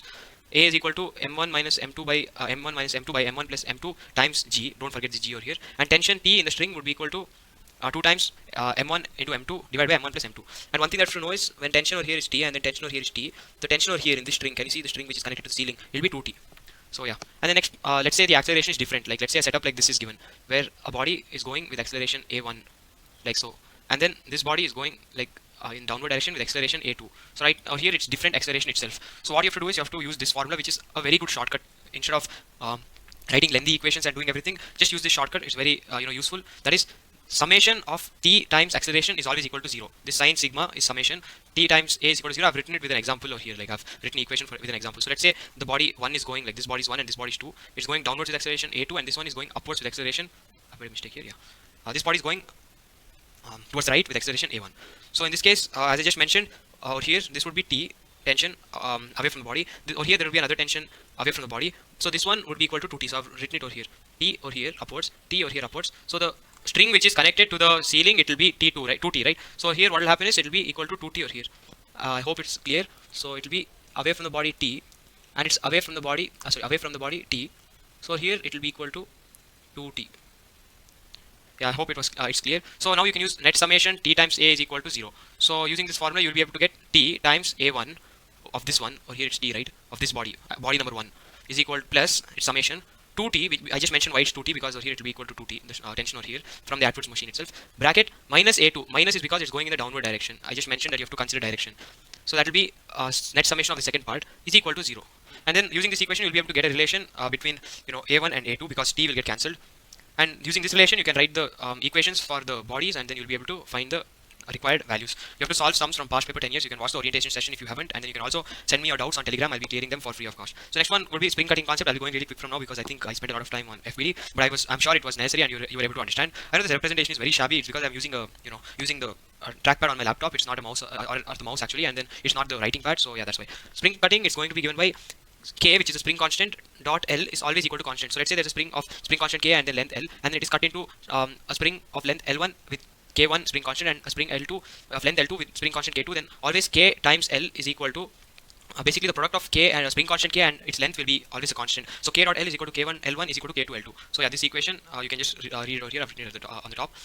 So yeah, next one would be pseudoforce. So pseudoforce, let's say there's a body which is there's a car or anything which is going with acceleration a. So pseudoforce is basically like, let's say it's wherever the acceleration is there, just write ma in the opposite direction to the acceleration in the FBD. So for this bob, the FBD downwards would be mg, and as you know, tension is away from the body. So here the string is like not upwards. It's because the car is moving, you can visualize it. So let's say a pendulum is there. When the car starts moving, because of the it will become like this. When it's gained an acceleration, the ball will become like this. So that's why I've written drawn the ball in such a way. T, and then obviously this angle will be equal to theta. This angle theta will be given. So now you can write T cos theta over here. T cos theta is equal to mg. So equation number 1 would be T cos theta is equal to mg, and then equation number 2 would be equal to T sine theta is equal to ma. And if you're wondering where this ma came from, I just mentioned right now in pseudo force, the concept is opposite to a, simply write a, which means in FBD it will become ma. So if the body, let's say, is moving in this direction in the a, then in the FBD you have to just put ma in the opposite direction towards the right, that is. So I hope you're able to understand. And now I'll be moving on to the next concept, which is variable force. This one is very simple actually. So the concept is basically like, let's say f is equal to ma, you know, acceleration can be written as dv by dt, and then so you can write m times dv by dt, or you can also write m times d square x divided by dt square, or you can also write as m dv by dx dot v. So it depends on f, if, whichever whatever function they've given f as, you have to write it in that manner. F can also be written as rate of change of momentum, as you might know. So that concept is basically going to be written here. It's called impulse. So whenever you send t, when you multiply by t, it will become this equation, and this delta p is given by impulse. So I is equal to f times change in time. So the graph f and t, as you know, over here whenever it's given like this area is going to become impulse. The area over here is going to become impulse. I hope that's clear. So now I'll be entering friction. Friction, it's basically going to be a pretty huge concept from now, actually a whole new concept. So yeah, here this is the ever popular graph, which is going to be the graph between friction and F external. So one thing that you have to know is, until a specific friction, which is called as limiting friction, as you can see the topmost value, the graph goes something like this. You can check your NCRT. So this topmost point is basically given as the limiting friction. So that thing, as you can see, I've extrapolated it, and then it comes over here as Fs. If you write this as Fs, S over here means static. Actually, it can also be written as F limiting. And then this over here comes out to be Fk. So as soon as it reaches that topmost point, limiting friction, it suddenly comes down to Fk, which means kinetic friction. And that is, kinetic friction is always less than limiting friction. That's why it even goes down. And when you extrapolate it, you get Fk. But till that point, the graph is always 45 degree, which means the friction is always constant at any point because it's 45 degree. So yeah, that's one thing that you have to know. Fs can be given by mu s n, where mu is basically coefficient of friction. Fk can be written as mu k times n, and n you have to find it out by drawing FBD. At this point, as you can see, F static becomes equal to F external, which means, let's say a body is being pushed. Just at that point where the body just starts moving, friction acts opposite to it. That point, that just, you know, the point where it just starts moving is called Fs. That's why it's high. But afterwards it starts moving, and that's why it's lower. I hope it was clear. And I've written the important point. It's always it's opposite to relative motion. It's not just motion. It's opposite to relative motion. So you can apply this to block upon block concepts. And the reason why I won't be doing it is because they've not asked much questions in KCET for block upon block concept. It's more of a JEE concept. But yeah, I've just written it so that if at all you're curious, you can watch other videos related to that. And yeah, this is a CET course mainly. Next part would be contact angle. So let's say a body is being pushed with an external force F. Actually, I should have put it over here, but let's say it's going now with an acceleration A or whatever. Then the friction, as you know, is always opposite to relative motion. So friction will be like this, and then n, as I mentioned, will be always perpendicular to the surface. So this theta is called as contact angle, the angle between F contact. So the resultant force is called as F contact. That is one. And the theta between F contact and normal is called as contact angle. So contact angle, if you want to find it out, you can write tan theta is equal to friction by n, which is mu times n by n, and then will get cancelled. So theta will basically become tan inverse mu. This is one formula. And contact force from, as you can see, this is 90 degree, and from vectors chapter, the entire cos phi term will become 0, as I mentioned, and it will become F contact is equal to n square plus friction square whole under root. Next will be angle of repose. So let's say there's an inclined plane like this, and there's a block, and you start pushing this over here, the inclined plane. The point at just which the angle at just which the block starts moving downwards is called as angle of repose. And to find angle of repose, you can again derive it by FBD, and the final result will become this tan inverse of mu, where mu is the coefficient of friction, is equal to theta. So that's the result. You can just memorize results for such things because it's given in NCRT. Next one would be FBD for when body is on an inclined plane. This is again very important. So I've done case one when no friction. So let's say there's a body like this, where theta is the angle between the inclined angle between the angle with the horizontal by the inclined plane, and there's a body of mass m. So as you can see, when you draw the FBD, I've drawn the FBD over here. Downwards mg will be acting. And I've told you in the previous lecture that always whenever you see something like this inclined plane, draw something like this, because this is always going to help you. So because this is theta, or here n is this, because normal force is always perpendicular to the surface, so n will be like that. And mg, as you can see, this will be theta, this will be theta, this will be theta, and this will be theta. This is how you have to draw it. So this over here will become mg cos theta. So as you can see, n is equal to mg cos theta. N is equal to mg cos theta, and equation number 2 is just mg cos theta downwards. So as you can see, what will happen is, I'll just show it to you right now. This is case number 1. I hope you're able to understand how to draw the FBD. I've drawn the FBD. For taking a screenshot, you can just rewind the video, you'll be able to understand. So case number 2, when the same case, like I mentioned, there's an inclined plane and there's a body of m, but now there is with friction, like there is now friction on the plane. The plane has friction. So in this case, what will happen is same FBD, mg downwards, so it will become mg cos theta, this will become mg sin theta. But now as the body is going downwards, friction opposes relative motion. So when it's going downwards, friction opposes relative motion, so it will be opposite to it. And what is friction given by? I just mentioned friction is given by mu times n. And what is n? I just mentioned n over here is equal to mg cos theta. So mu times n, which is mg cos theta. So yeah, let's say the body is being, so there's an extra point which I've written here. This might be asked in KCET. It's an important concept. So let's say the body now is being pushed upwards. So when it's going up like this, as you know, friction acts downwards. So it become friction F plus mg sin theta. I hope you're able to understand it. And what is F over here? F is mu mg cos theta. And why is it plus? Because both friction is also acting downwards, and even mg sin theta always acts downwards in this case. So now I'll take the same case. I don't know why, but the undo button is not working, so I'll have to erase it. I'm sorry. So yeah, as I was saying, now the same thing. Let's say the body is being pushed downwards. So if it's being pushed downwards, friction acts always opposite to relative motion, so it acts like this. So F acts opposite, and mg sine theta minus friction, because mg sine theta always acts downwards, and now friction is acting upwards, so they try to get cancelled. So mg sine theta minus friction. And what is friction? Friction, just like how I mentioned, it will be equal to mu times n, where n is equal to mg cos theta. So yeah, next I'll be going on to last two concepts. One is body is in contact. So let's say there's a body m1 is contact with body m2, which is in contact with body m3, just as shown. So in this case, okay, so undo button is not working at all. I'll avoid drawing much right now. So the entire system, let's say, because of a force which is being given over here, is going with an acceleration a. In that case, entire F is equal to mass times acceleration.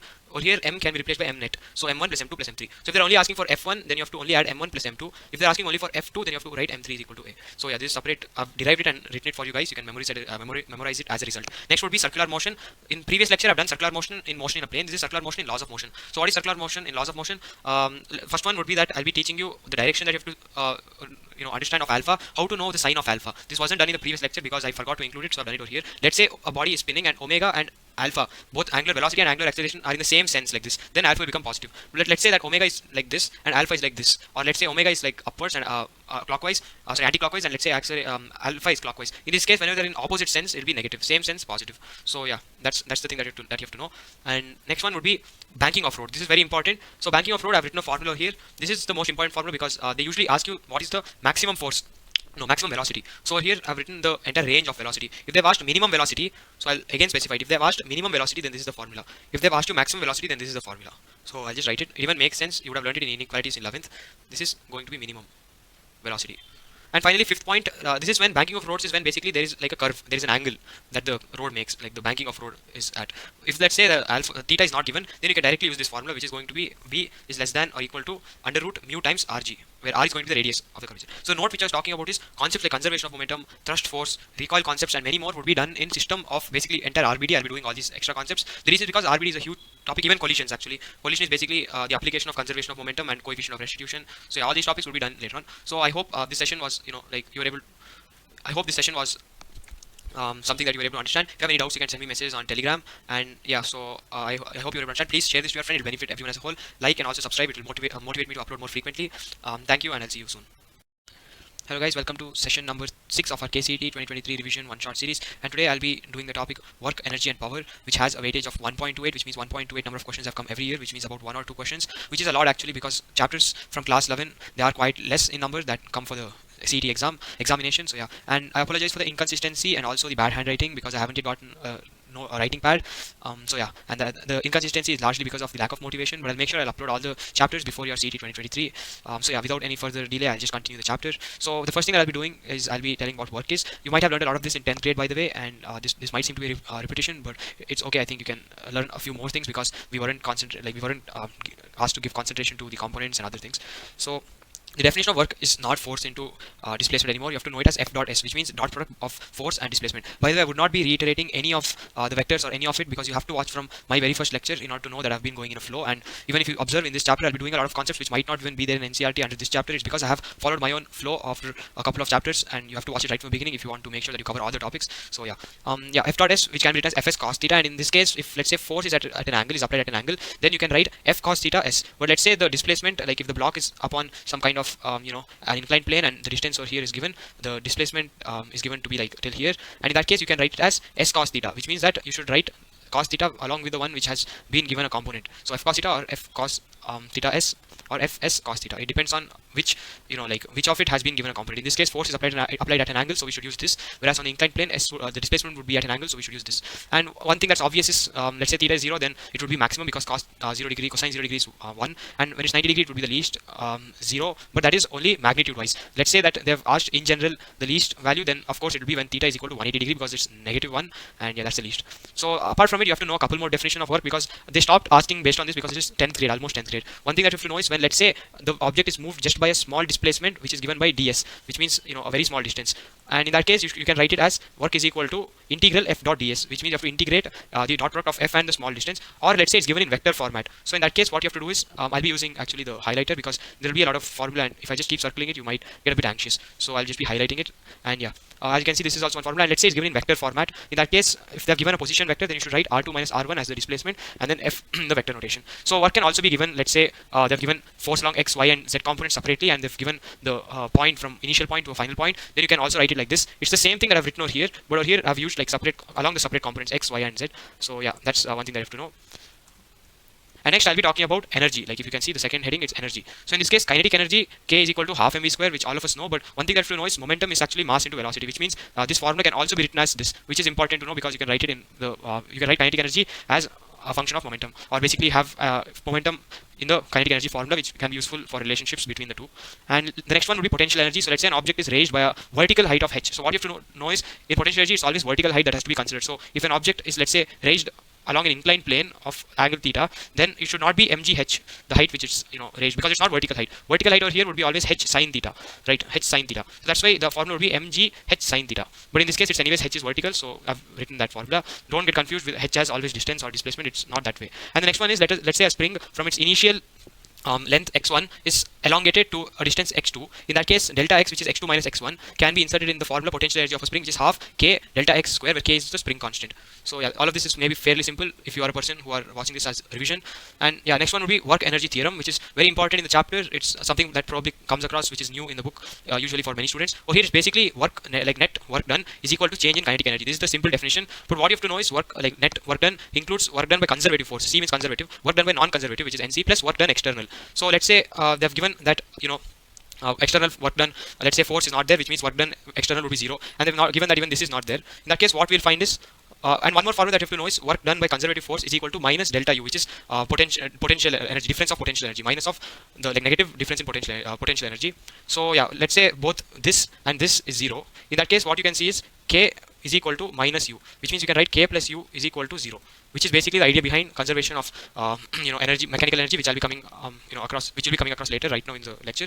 But however, a lot of students won't be told what conservative force is, what a non-conservative force is, and in the exam when it comes to application, they'll usually be trapped. So I've included that also. Conservative means that it only depends on the final and initial point, whereas non-conservative means it depends on the path. So examples for it, friction and so on, you can search it on Google if you want. Whereas for conservative, it would be gravitational force, electrostatic force, and so on. You can again explore further from NCERT or whatever. You can watch the orientation session. By the way, I've given instructions on how to basically handle or approach these lectures which I've been uploading. So next I'll be coming to type of problems. As you know, in my lectures I always include the type of problems which come also, because it's not enough with just the formula, you have to know the application also. So there is this thing that you might come across in this formula, which is basically force is equal to minus du by dx, which means it's negative of the or here is dx. Actually over here you can make it dr, because it means directly, like it's not only x component, you might get confused. Basically du by dr, which can also be written as this, which means it can be written as minus of del u by del x I cap plus del u by del y j cap plus del u by del z k cap. Or here you have to know is del symbol, it means partial derivation. You can watch lectures on YouTube on how to do partial differentiation. It's very simple. You have to basically keep one component, you have to differentiate it and keep the other two component as constants. If you watch like lecture, even a single 1 minute video, you'll be able to understand what it is. So next type of problem, as you know, graph of f versus s, which is displacement, would give you the work done. So in this case, net work done always include the sign. The only reason why I have done this is because you have to make sure that you include the sign in the graph, which means a1, and because a2 is below, it means minus a2 plus a3 which is above, again plus a3. So yeah, and next power definition everyone will be knowing. It is it can be either rate of energy or rate of doing work. And as you know, work over here I just mentioned, it will be f dot s, and as you know, f dot displacement, and as you know, s by t from kinematics can be given as velocity. So you can also write power as fv, as I've written over here, f dot v vector component. That's why, because I've put dot product. And yeah. Next one would be conservation of mechanical energy. Like I just mentioned above, the summation of kinetic energy and potential energy will always be a constant. So in this case, you can see that it will be U initial plus kinetic, like potential energy, initial potential energy plus initial kinetic energy is equal to final of both of them. So this is like a very simple statement, and you might have learned it again previously. So next one would be equilibrium. So there are three types of equilibrium. One is stable, and I've given a visual representation also. Stable means, let's say you push the ball like this on this kind of a contraption. If you push the ball, it will go till here and again come back to the same position. That's why it's stable. And for this, you have to know this condition or formula or whatever. That is double differentiation of potential energy with respect to x, or you can also replace this by r. Or here I've written again only along x direction. Or here double differentiation should be less than 0. And always remember that this is the only case where SHM takes place. And in case of unstable equilibrium, I've also given a visual representation. Let's say you push this ball over here on this kind of a contraption. It will fall down and it will never come back to that position. So that's why it's unstable. So in this case, you have to know this. It's almost like maximum minima, and if you've learned it in maths, you'll be able to understand. And remember that in these two cases, SHM won't take place. Neutral, if you push the ball, it will always be going, and that's the kind of equilibrium. So that's another formula, is equal to 0 in this case. So yeah, this is also something which is fairly simple. Next one would be this type of problem, which isn't given, like it's given in NCERT, but it's usually not given in any of the formula sheet for CET for some reason, even though it's there in NCERT and has a high chance of coming in the upcoming exams, considering that they have to increase the difficulty somehow, because everyone are able to like manage from NCERT these days. So if they've not gone in depth, then it will be a problem. So let's say there's a ball which is attached by string. So the question is, what is the minimum velocity that the ball has to be given for it to complete the circular motion? So you can sit and derive this actually using conservation of mechanical energy, but the formula is given by this: V minimum is equal to under root phi GL. It's better to remember this, where L is the length of the string, by the way, because you won't have time to derive in the exam, and it's an easy formula to remember. You'll be coming across this kind of a formula many times, where there'll be a number like a constant, let's say k, which could be any number. Or here it's 5 g, and there'll be some sort of length. It could be radius or it could be anything. So this kind of a format will be coming in everything, fluid mechanics and everything. So even in fact it had come in, I think, the circular motion chapter under root 5gr, if you remember, for banking on road which is not inclined. So here every time it goes to a position A or B or C, you have to keep doing -2, which means at let's say A's position, V minimum would be under root 3gl, because 5 minus 2 is 3, and at B position it will be under root gl, and so on. But make sure you don't add negative sign, and yeah, this is how it is. B position, A position, I've given that, so I've written -2, remember that for position. And let's say if instead of a string they've given us a rod, then V minimum at this point, like the original point, would be under root 4gl, not 5gl. So yeah, this is given in NCERT. You can look at the derivation if you're interested. And then let's go on to the next type of problem, which is continuation of the type of problems above. As I mentioned, I'll be even doing types of problem. So this, many of them do it under Newton's law of motion. I'm doing it over here because it doesn't need any kind of prerequisite from NLM. So string constraint, or here if you see, it's like, let's say there's a string like this, and at one end of the string there is velocity v1 applied at an angle θ1, and across the other end v2 velocity is applied at θ2 with respect to the horizontal. One thing that you have to know is velocity along the string is always same. This fundamental, if it's clear, then fundamental concept, if it's clear, then you can write equations for any kind of problem. Or here v1 cos θ, which is along the string, and v2 cos θ, which is again along the string. You have to basically equate it. V1 cos θ is equal to V2 cos θ, and you'll be able to find V1 and V2 or whatever they're asking to find. This is actually somewhat not in NCERT if you just look at it, but okay, you never know what will happen. This problem over here, there's a chain. I hope this looks like a chain, but chain type of problems are somewhat getting popular, so that's why I've just included it. So there's a chain which is of length L totally, but over here it's kept on a surface of coefficient of friction mu, and the chain is half of it, or let's say an x distance of x length of the entire length L is hanging. So if you're wondering how to find the mass of this, then you have to know that, let's say the length L, the mass of it is m of the chain. So what will the mass of this x be? By unitary method we'll get mx by L as the mass of the hanging part of the chain. So I've already told you mg would be the weight acting, so here m is replaced by whatever we did by unitary method. So mg is equal to mu over here, which is given coefficient of friction, times the same concept you have to apply, but over here it will be, instead of x it will be L minus x. So the same way, instead of getting mx by L, it will be L minus x by Lg. So you can ask on Telegram if you have any doubt, by the way, any confusion over here. And this is not a formula to be memorized, because there might be any, there might be a variation in the question asked. Next few forces which I had not mentioned in the previous lecture, because it's part of, I thought I'll cover it over here. One would be spring force, which is F is equal to kx, where k is spring constant, and the other one over here is thrust force. So we know force is mass into acceleration. When it comes to, let's say, a rocket is being propelled, let's say it has fuel of mass m. When the rocket is going, at some acceleration, you have to realize that the mass of the fuel is reducing, which means mass of the rocket is also reducing, which means over here the mass is the variation factor. So acceleration can be written as dv by dt, and over here, because velocity will be constant, we have to write minus velocity, which is a constant factor over here, and instead of differentiating velocity, we'll be differentiating mass, so that'll be dm by dt. And I hope this was clear. I've written the formula for that one also, and yeah, I'll be going on to the next part, which is momentum, conservation of momentum, not center of mass. So momentum conservation is fairly simple. The momentum is conserved in an isolated body, which means initial momentum is always equal to final momentum. But one thing which is not mentioned properly anywhere is that it should be done along x and y axis separately, which means conservation of momentum, P initial is equal to P final, should be done along x and y axis separately. Another thing that you have to know is coefficient of restitution, which is given by E, the symbol E. The definition of this is basically, or the formula is that it should be velocity of separation by velocity of approach, and yeah, there's the definition. And I've given a, like, to understand how it should be written. Let's say two bodies are moving with initial velocity u1 and u2, and then they collide and they start moving with velocity v1 and v2. So you have to make sure that you include the v with a sign in this case. Like if v2, let's say v2 was like this, then you have to include v2 over here as minus v2, because it's going along the negative direction of convention. So negative direction along the convention. So that's why over here v2, or here's what's the velocity after separation, it's v1 and v2, right? So that's why you have to write v2 minus v1. That's how it is defined. And initially it was u1 and u2, that is velocity of approach, so u1 minus u2. So yeah, I've written example and also the definition and the formula. You can just note it down, and this is important so that we can continue with collisions, which is almost the last part of the chapter. And yeah, it's actually a very small chapter. If you observe, if I had not covered the type of problems, it will barely be coming under a 10 minutes video maybe, or less than that. So again, we have come to type of problems. This is a very popular type of problem, where they ask, like, there will be a gun and then there will be a bullet, and let's say the bullet is of mass small m. I've written over here mb means mass of bullet, which is small m, and mg means mass of gun, which is capital M.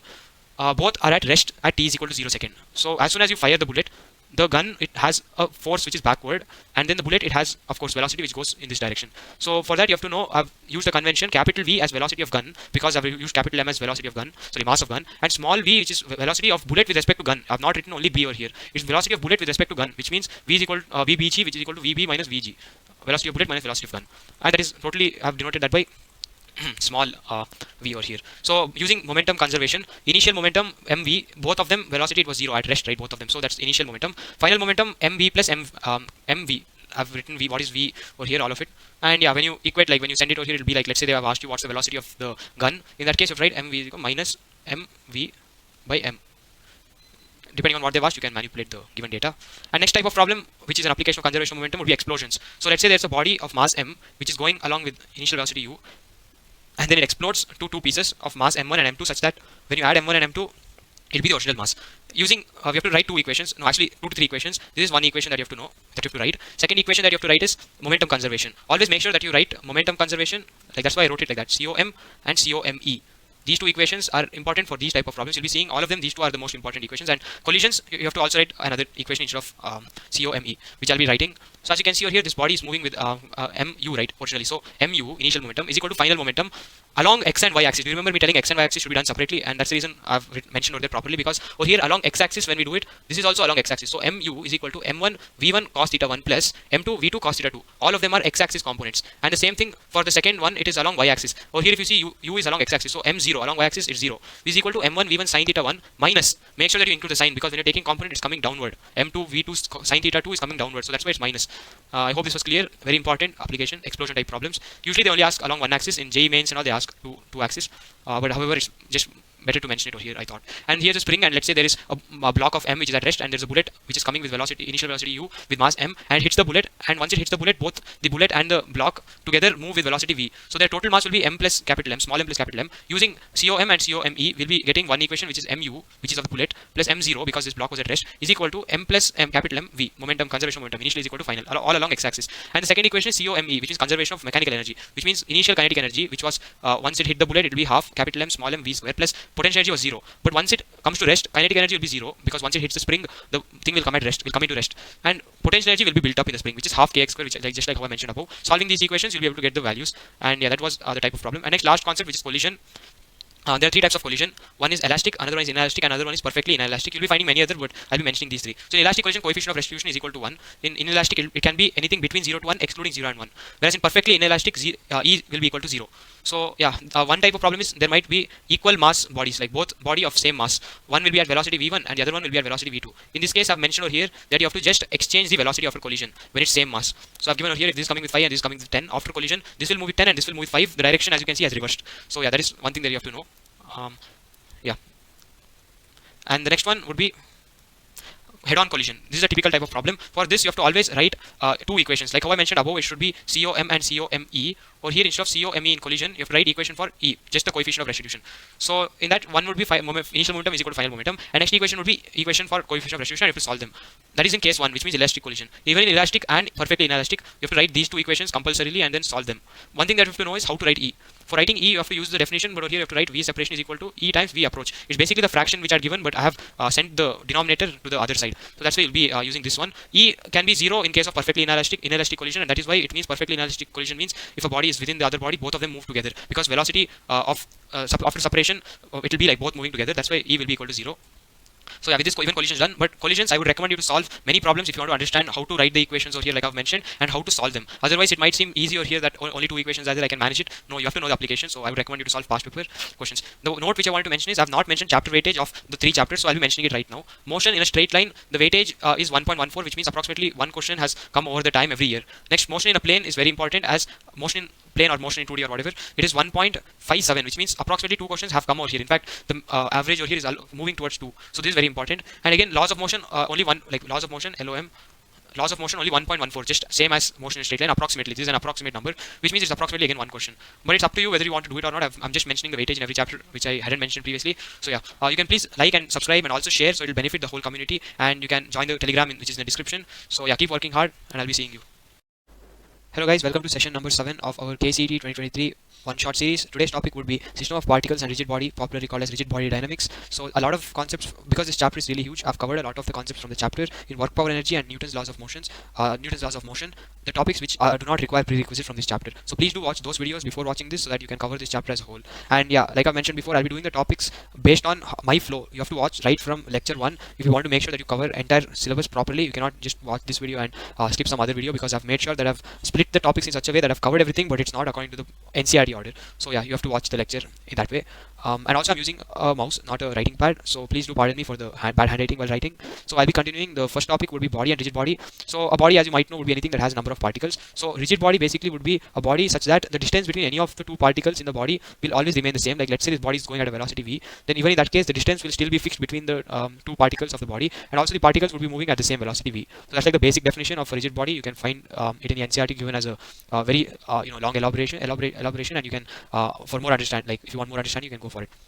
Next one would be center of mass, a very important topic, and I've covered almost every single aspect required for CET. The applications, of course, you can watch the orientation session if you want to know how to approach these lectures, like what to do afterwards and everything. Also, you can send me a message on Telegram for notes or anything. I think I've disabled my Instagram, so yeah, if you have to text me on Telegram for doubts or even notes for that matter. So the first one under COM, as you might know, like let's say I've taken a cube-shaped structure, and let's say the COM is right at the center. In this case, if they have, if the question is about where the COM would be located, like where the center of mass would be located, then the formula for that would be, as you can see over here, RCM. As like if you closely observe, it's given in vector notation, because you have to make sure that you consider the sign if it's given in vector. Like let's say it's given in coordination system. If it's a negative, then negative sign, then you have to include it as a negative. That's why it's vector notation. So yeah, there'll be a lot of formula using the highlighter. This is one formula, and over here R means it's in general. The RCM means in general what the coordinate of the center of mass would be. If they ask specifically for the x coordinate of the center of mass, it's this. If they ask you similarly for y and z, you can just replace the x with y1 and x1 with z1. Depends on which coordinate they've asked, or whether they've asked you in general RCM. So the next part would be like if there is a body of uniform distribution of mass. In that case, the COM, as you can see over here, it's the same case. Like let's say there's a body, and in that case, if it's having uniform mass distribution, a small part of it is taken, and that is dm. If you want to understand this, you have to watch all my lectures from the beginning. I've explained you the reason why we take dm. Dm means like a very small part of the body. So in that case, if you want to make sure that you consider the entire body, you have to use integrals. Like integral dm would be nothing but the entire mass. Like that's why I've written over here. The formula over here, by the way, is going to be this. If they've given you RCM, it will be RCM is equal to integral r vector notation dm. And usually what they do is they give you the dm in terms of areal mass distribution. I'll be telling you what that is below, but usually it will be given like it's denoted by sigma is equal to, they would have given you like some mass by some area, and that's the reason you have to write this as dm by dA, and then you have to multiply it by dA, and that would become sigma dA is equal to dm, and that dm you have to put it. So you can solve past paper if you want to get an idea of the applications. I'll be just mentioning the formula, and that'll be most of it. And I've also mentioned the type of problems which are only popular. I can't mention all the sums because these lectures would go on for a very long time. So as you can see over here, I've written integral dm, which is nothing but mass itself. Like this body is of mass m, so I've written the formula over here. That is one thing. That is another thing that you have to know. And then next one would be continuation of COM. As I've mentioned, it's almost like a whole chapter usually, but I've covered only the important points. So another thing that you have to know, where they ask a type of problem, but I've covered it as theory because it also like is a part of the theory. Let's say there's a body of mass m1 and there's a body of mass m2, and then let's say the COM is located somewhere over here, such that the distance from m1 of this COM would be r1, and the distance of the COM from m2 would be r2. In that case, the product of the mass and the distance of the COM from that body will always be constant, which means m1 r1 is equal to m2 r2. Now if they have given you, like let's say they've asked you COM from C1, in that case you have to use this formula. Notice carefully that it's COM from C1. In that case you have to do m2. You have to consider m2 times r, where r is the distance between C1 and like distance between center of mass of m1 and center of mass of m2. So that whole distance is r. And let's say if they've given you COM from let's say C2, if it was C2, then you have to make sure that this is m1. That's the only difference. So it should be the opposite. Remember, if it's C1, then it should be M2, and if it's C2, then it should be M1. Next formula would be displacement of a body, which basically means there will be displacement of COM and its particles. Like let's say there's a body, and this is its COM. So if this body displaces, like it let's say comes over here, then even the center of mass will get displaced, and even all the particles over here will also get displaced. So that's why the formula won't get complicated. It will be the same, but delta means the change of that distance. But one thing that you have to know is over here it's given with signs. So let's say there's a body like this, and once it's displaced by a distance, let's say 2 meters or something, COM will come over here. Even the particles over here, they will also come over here, but let's say distances 1, 3, and so on. So you have to make sure that if the displacement is along the negative x direction, then it should be minus. So what that means is you have to basically consider the sign in this formula. So that's why I've like mentioned with signs over here. Just note that down. Another thing that you have to know under COM is the formula for velocity of COM and acceleration of center of mass. So it's the same formula, but instead of r, it will be v and a respectively for VCM and ACM. So that's about COM almost. We have one more thing. Over here I've given center of mass of different bodies. So a lot of students might not understand why they have to learn for so many. There is a video by NV sir actually. He's a well-known teacher from Kota. Type COM NV sir trick.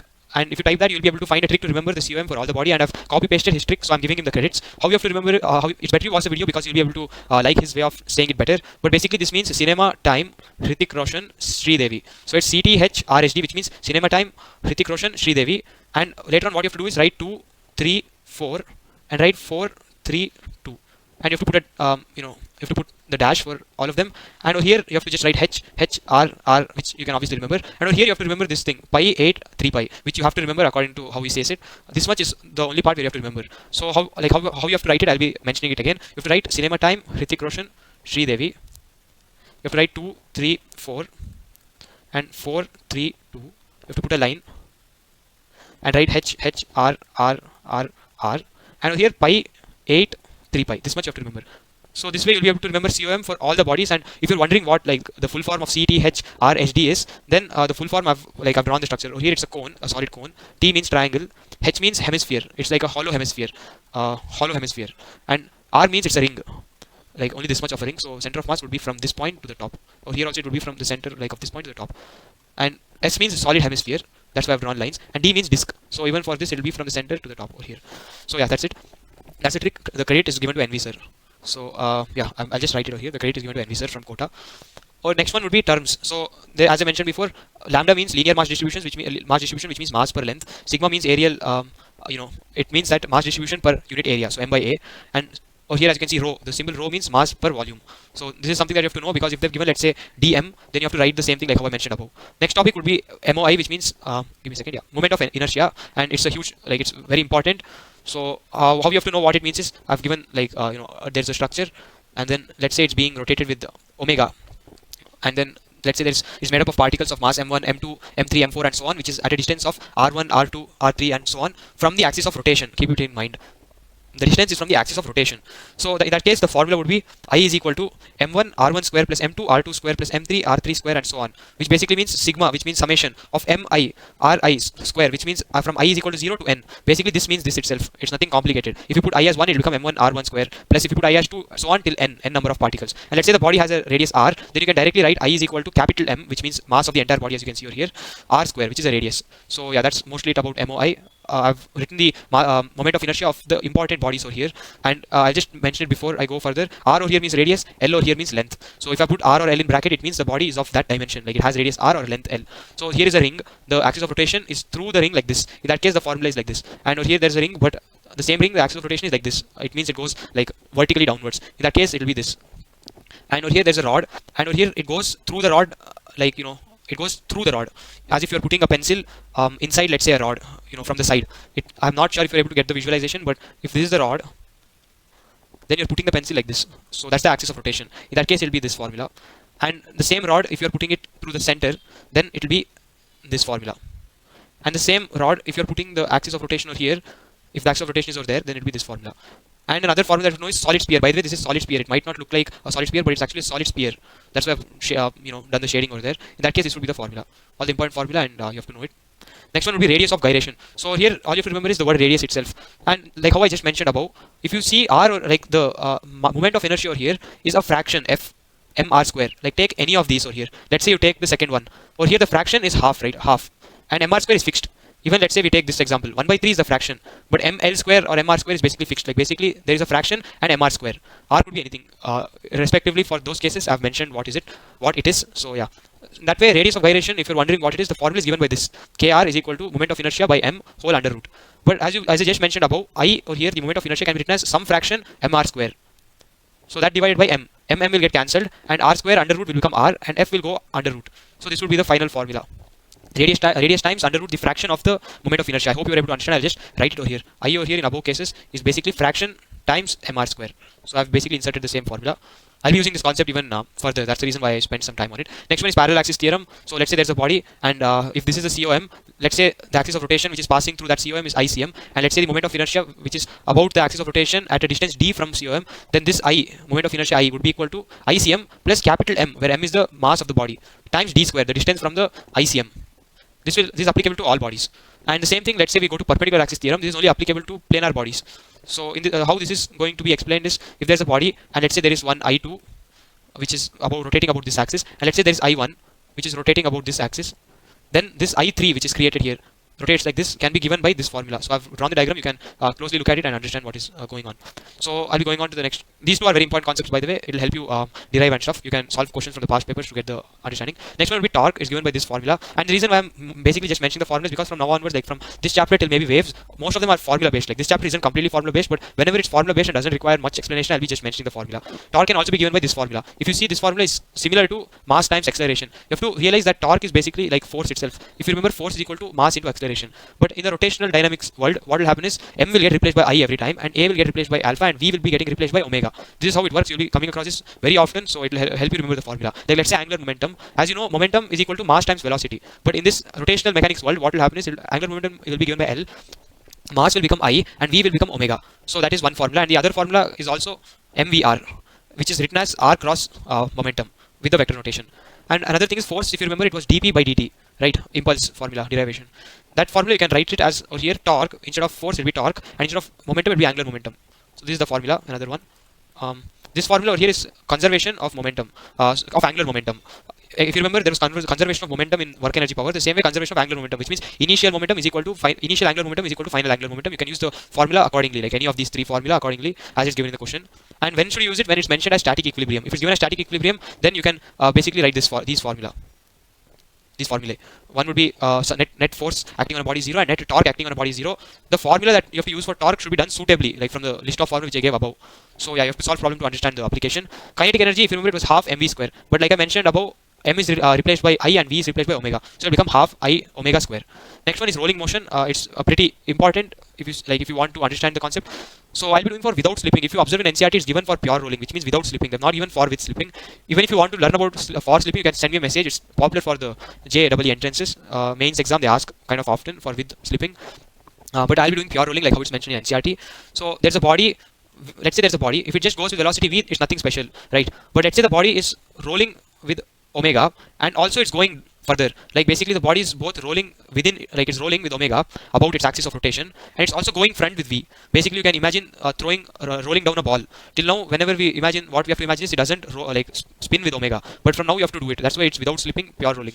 In this case, if you remember from my previous chapter, omega was given by v by r. Like omega is equal to v by r. So that formula you can write it like this. And a you can write as alpha times r. You have to watch the previous lectures to understand. Kinetic energy, however, would be half mv square, which is obvious because of v, plus half I omega square, I being from this formula, kinetic energy formula. So this net summation, when we put omega as v by r, like how I mentioned above, and when we put I as fraction times mr square, like how I mentioned above, when we simplify it, we'll be getting this formula, and this is the main formula. This is the formula that you have to remember.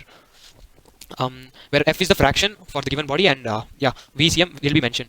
Last one would be rolling motion when it's inclined plane, by the way. So in this case, what will happen is, let's say there's an inclined plane and the body is undergoing pure rolling. In that case, you have to remember a few formula. A formula would be this. I'll be putting a box around it. I guess I'll put a box around it. This is the most important formula, and one thing that you have to know is I over here is of course fraction times mr square. You have to make sure that you write it like in this habit. So if I ask you, tell me what is it for a sphere, then you have to tell me fraction mr square such that the fraction is 2 by 5. Right, it will become 2 by 5 mr square that time, which is the original formula. So that is something that you have to know.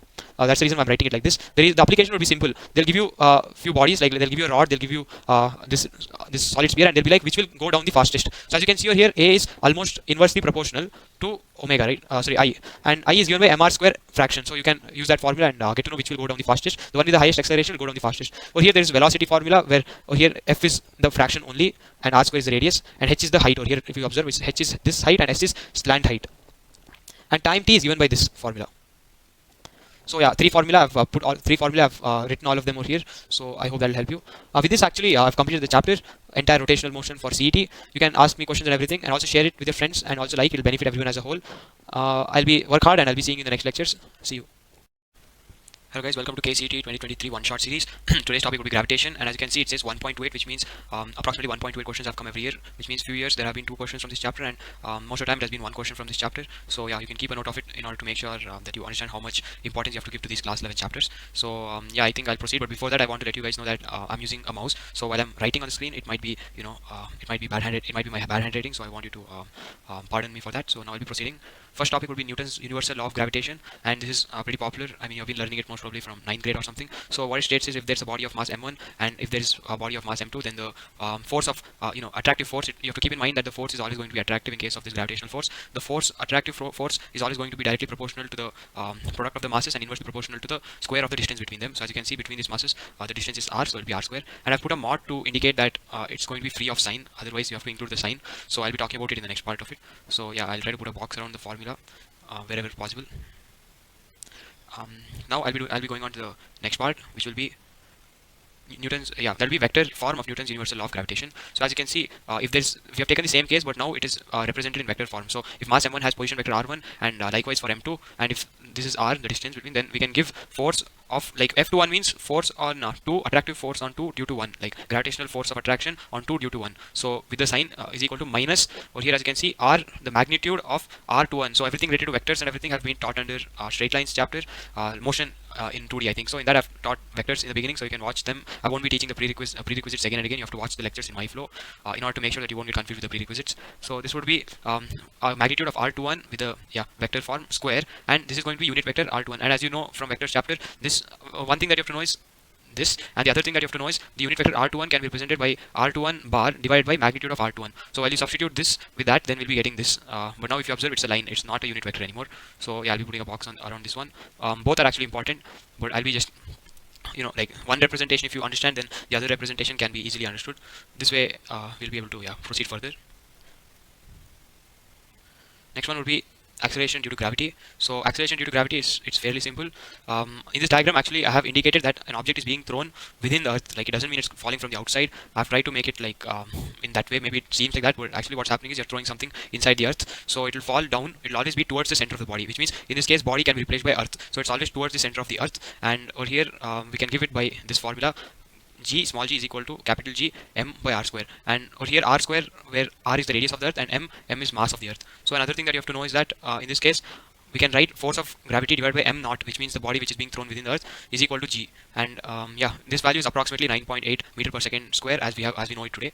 So I'll be just highlighting important parts, and this too will be a formula, but it'll come under anyways gravitational intensity, similar one. So gravitational field or gravitational intensity, as you can see, is going to be like, let's say there's a test mass of mass m naught and there is a body m, and the distance between them is r. Then over here the formula is going to be this. The formula is going to be coming from the fact that it's going to be force of gravity divided by m naught. So the m naught will get cancelled, and that will become g capital M r square. So the difference is, over here r was the radius of the earth, or here r is the distance between the objects. So this formula is basically not equal to this, but we'll get it as 9.8 over here as fixed, because r is a constant and m is a constant, as we know both the values. So now gravitational field in two cases we'll be observing. I know that there is going to be ring and straight line and all those cases, but I'll be telling you the trick in electric fields and charges, where electric charges and fields, where you can actually apply the same concept in gravitation by just replacing k with g and q with m. So I'll be just doing these two, which would be important throughout this chapter, because solid sphere, you have to keep it in your mind, is equal to earth in this chapter. Like earth, whenever you talk about earth in derivations, you should use the formula of solid sphere. So this graph is gravitational intensity versus the distance away from it. So let's say we take this solid sphere, then if an object is, let's say, over here, then it is case 1. As you can see in the graph, it's going up, like it's going in a linear fashion. That's when r is less than capital R, where capital R is radius, by the way, radius of this solid sphere. So let's say the object is somewhere here, then it's case 1, and for that the formula would be this: capital G m small r by r cube, where capital R is radius of the earth and r is distance from the center of the solid sphere, distance of the point from the center of the solid sphere. So beyond, at this point, it's going to be just on the surface of the solid sphere. So for that the formula would be just using the gravitational intensity formula. And when, let's say, we take case 3, which means it's anywhere outside the solid sphere at a distance small r, where r is greater than r, as you can see, in that case the formula would be the same, but it will be small r square in the denominator. So the same thing for hollow sphere. One thing that you have to know is r, when it's like when it comes to this case 3, which is the first case over here, inside the hollow sphere, the intensity will always be 0. Gravitational intensity will always be 0. Whereas when we talk about this case 1, which is on the surface of the hollow sphere, that will be equal to the same as solid sphere. Like it's the same thing as it was in the solid sphere. And for case 2, where it's outside the hollow sphere, then in that case it will be the same as for solid sphere.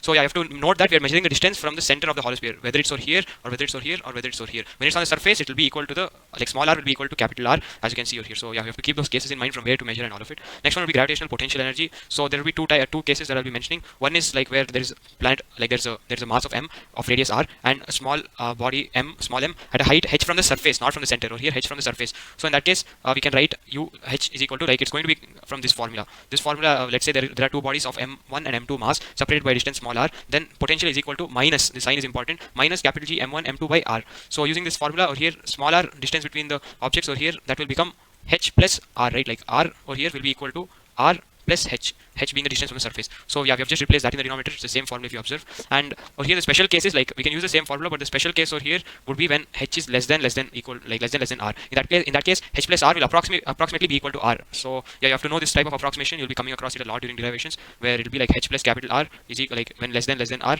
Sorry, h plus r will be approximately equal to r when this is the case. So that will become mgr as the final formula when this is the case. You cannot apply it every single time. Next one would be Kepler's law of planetary motions. So first one would be law of orbit. It's simple. It just states that planets revolve around they revolve around in an elliptical orbit, and also it states the fact that the star would be in one of the foci of the ellipse. If you don't know about the ellipse and what a foci is, I'll quickly explain it. So this is the ellipse. These two points would be called as the foci, and yeah, I'll be explaining about the semi-major axis later. So as you can see over here, there's a planet, and I know the star is very small in comparison to the planet. Pardon me, it's because of the space actually. And next one would be law of period. As you can see, law of period, you have to know this. The law actually, there's a statement in NCERT, but I'll be just writing the formula where small a is actually semi-major axis of the eclipse. So that's something that you have to keep in mind. What is semi-major axis? Semi-major axis would be, I think this would be done in conic sections in class 11, typically along this chapter. So you would know what semi-major axis is. But if you don't know, then it will be like, if entire thing is 2a, the major axis of the ellipse, then semi-major axis would be just a. So that's one thing that you have to keep in mind.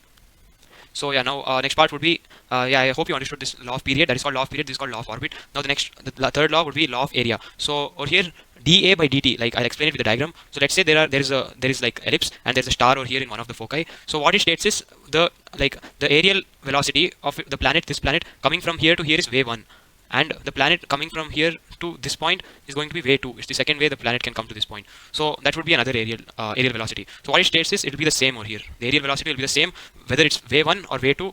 In the same time, whatever the area is swept by the body, like it states that whatever the area is swept by the body in the specific time would be same in any part of the ellipse. So that's why it would be dA by dt is equal to, where this is aerial velocity as it's mentioned, dA by dt is aerial velocity, is equal to L by 2m, where L is angular momentum, divided by 2m, where m is mass of the body, is equal to constant. So that's what it states. This the first part of it is important. dA by dt is equal to L by 2m. It has come in JEE before, and you can expect it in CET too. Next one will be effect of height, depth, or rotation on G, like effect of these three on acceleration due to gravity. So G over here is going to be throughout is equal to 9.8, like approximately, and G effective is going to be the new altered acceleration due to gravity due to these effects. Like for example, due to the effect of altitude, the acceleration due to gravity is equal to new acceleration due to gravity, which is G effective, and that is given by this formula over here, as you can see.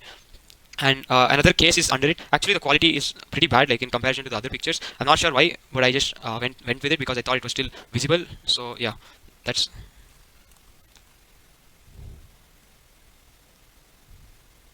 Okay, so next one would be if h is less than r. So as I mentioned, this approximation will be coming across very frequently. If h is less than r, then this entire term would actually be equal to approximately nothing, right? It would be close to 0. So it would be 1 plus 0. And now by binomial approximation, when we use the approximation final formula, it will be this. As you can see, this one would come into handy because usually the cases would be h is less than r. Would be the usual case. So this formula is very important. As you can see, I've put the box. But yeah, you have to know both of them. You have to know both of them. That is effect of altitude. So this was effect of altitude, whereas you can see small h over here is the distance of the body from the surface, and capital R is radius of the planet or the body. Next one would be effect of depth. So it's almost the same over here. The body is at a distance h from the surface, and keep in mind it's not from the center, it's from the surface. H from the surface at a distance h from the at the depth at the depth h from the surface, and capital R would be radius of the planet. So in that case, the new altered acceleration due to gravity would be equal to G bracket 1 minus h by r. It's going to be the same as above almost, if you observe. So you can somehow remember it that way. And this is of course after approximation. So next one, no, this is actually not by approximation. You can check the derivation in NCERT. You have to use the fact at the top, as you can see. Here if you observe, this part is going to be used a lot throughout the chapter. That's why I didn't put a box around it back then, so I could tell it now. If the same formula, if you rearrange it, would be Gm is equal to small g r square. So this would be substituted a lot, even in the velocity part of the satellite and all of it that I'll be about to explain. So you have to keep that in mind. Next one will be effect of rotation, typically ignored by teachers, but I have a feeling this would be coming sometime soon because they haven't asked from it, and it's there in the NCERT, including the derivation. So effect of rotation would be capital R, where radius of the planet, and omega is going to be the angular velocity with which the planet is spinning around its axis of rotation, and theta over here would be the, as you can see, the angle when it's given like this. The angle, you have to just note it down, it should be like this. So in that case, the new G, which is acceleration due to gravity, which is given by G effective, as you can see, GEFF means gravitational value effective. That would be equal to G minus omega square R cos square theta. And it's obvious that when we talk about the equator, when we come to the equator, theta would be equal to 0. So that way G effective would be equal to G minus R omega square, because cosine 0 degree is equal to 1, and cosine 90 degree is equal to 0. So that way poles, when we talk about the pole, right, that time the theta would be equal to 90 degree. So G effective would be equal to small g, because the other term will completely get cancelled. This is why the pole at the pole acceleration due to gravity is more than at the equator, and that's why we observe the bulge. You can kind of like get the feeling for it now.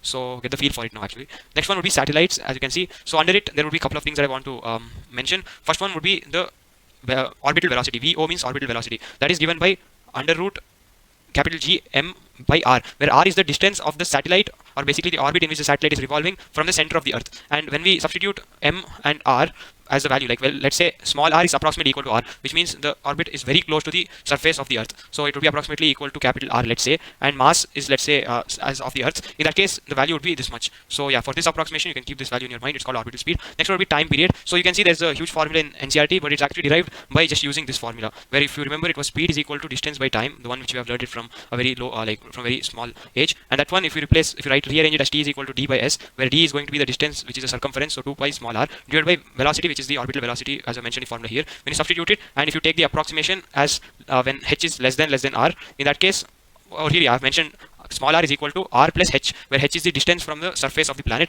and capital R is the radius of the planet. So while you use that approximation, you'll be getting this popular formula, which will be coming across in SHM for hole through the tunnel through the earth. So yeah, you can keep this in your mind too. Next one would be energy of a satellite. So total energy, as you remember, it is potential energy plus kinetic energy, which I've mentioned in work power energy. So I already mentioned potential energy, and kinetic energy, as you know, is half mv square. So here v will be basically orbital velocity, this one. So that would be, when replaced, you'll be getting this formula. So when you add the two, you'll be finally getting total energy formula as this one. So total energy basically is equal to minus the kinetic energy, which is equal to potential energy by 2. This would be very important because if you remember this, you will be again coming across it in even further class 12 chapter, modern physics, and many more chapters. So yeah, that part is done now. Next one, we are almost at the end of the chapter, by the way. So yeah, next one would be types of satellite. One is geostationary satellite, and next one is polar satellite. So here time period is 24 hours. Distance of the satellite from the planet, like surface, is going to be 36,000 kilometers, and v orbital is equal to 3.1 kilometer per second. So polar is basically 84 minutes, 800 kilometers, and v orbital is 8 kilometer per second. So you can read further information about it in the NCERT. It's given in a very nice way, so it would help you understand. Next one would be escape speed. So for escape speed, we have to know the derivation more than the formula. The formula is of course written over here. I've just written it, which is going to be capital 2 G M by R. But what you have to notice is this is subject to change. Like this is going to change, and of course, even though you can replace the value directly, but you have to know the derivation, and keep in your mind that I'll be like you have to use the same substitution which I've mentioned at the top to get the final formula, which we already know, or you might know, would be 2 G capital R. This is equal to escape velocity, and for Earth it's I think 11.2. I'm not sure. You can check NCERT for the value, but it's approximately 11.2 if I'm not wrong. But it depends on the question. Usually what they do is they can give a different planet, especially in entrances like JEE exam. You'll be finding that they rely on the derivation. So if there's a body of capital M, like a huge planet, and a small body of capital small m, so in order to escape the field, then it has to reach to a point infinity. And as you know, potential on the surface would be given by this formula.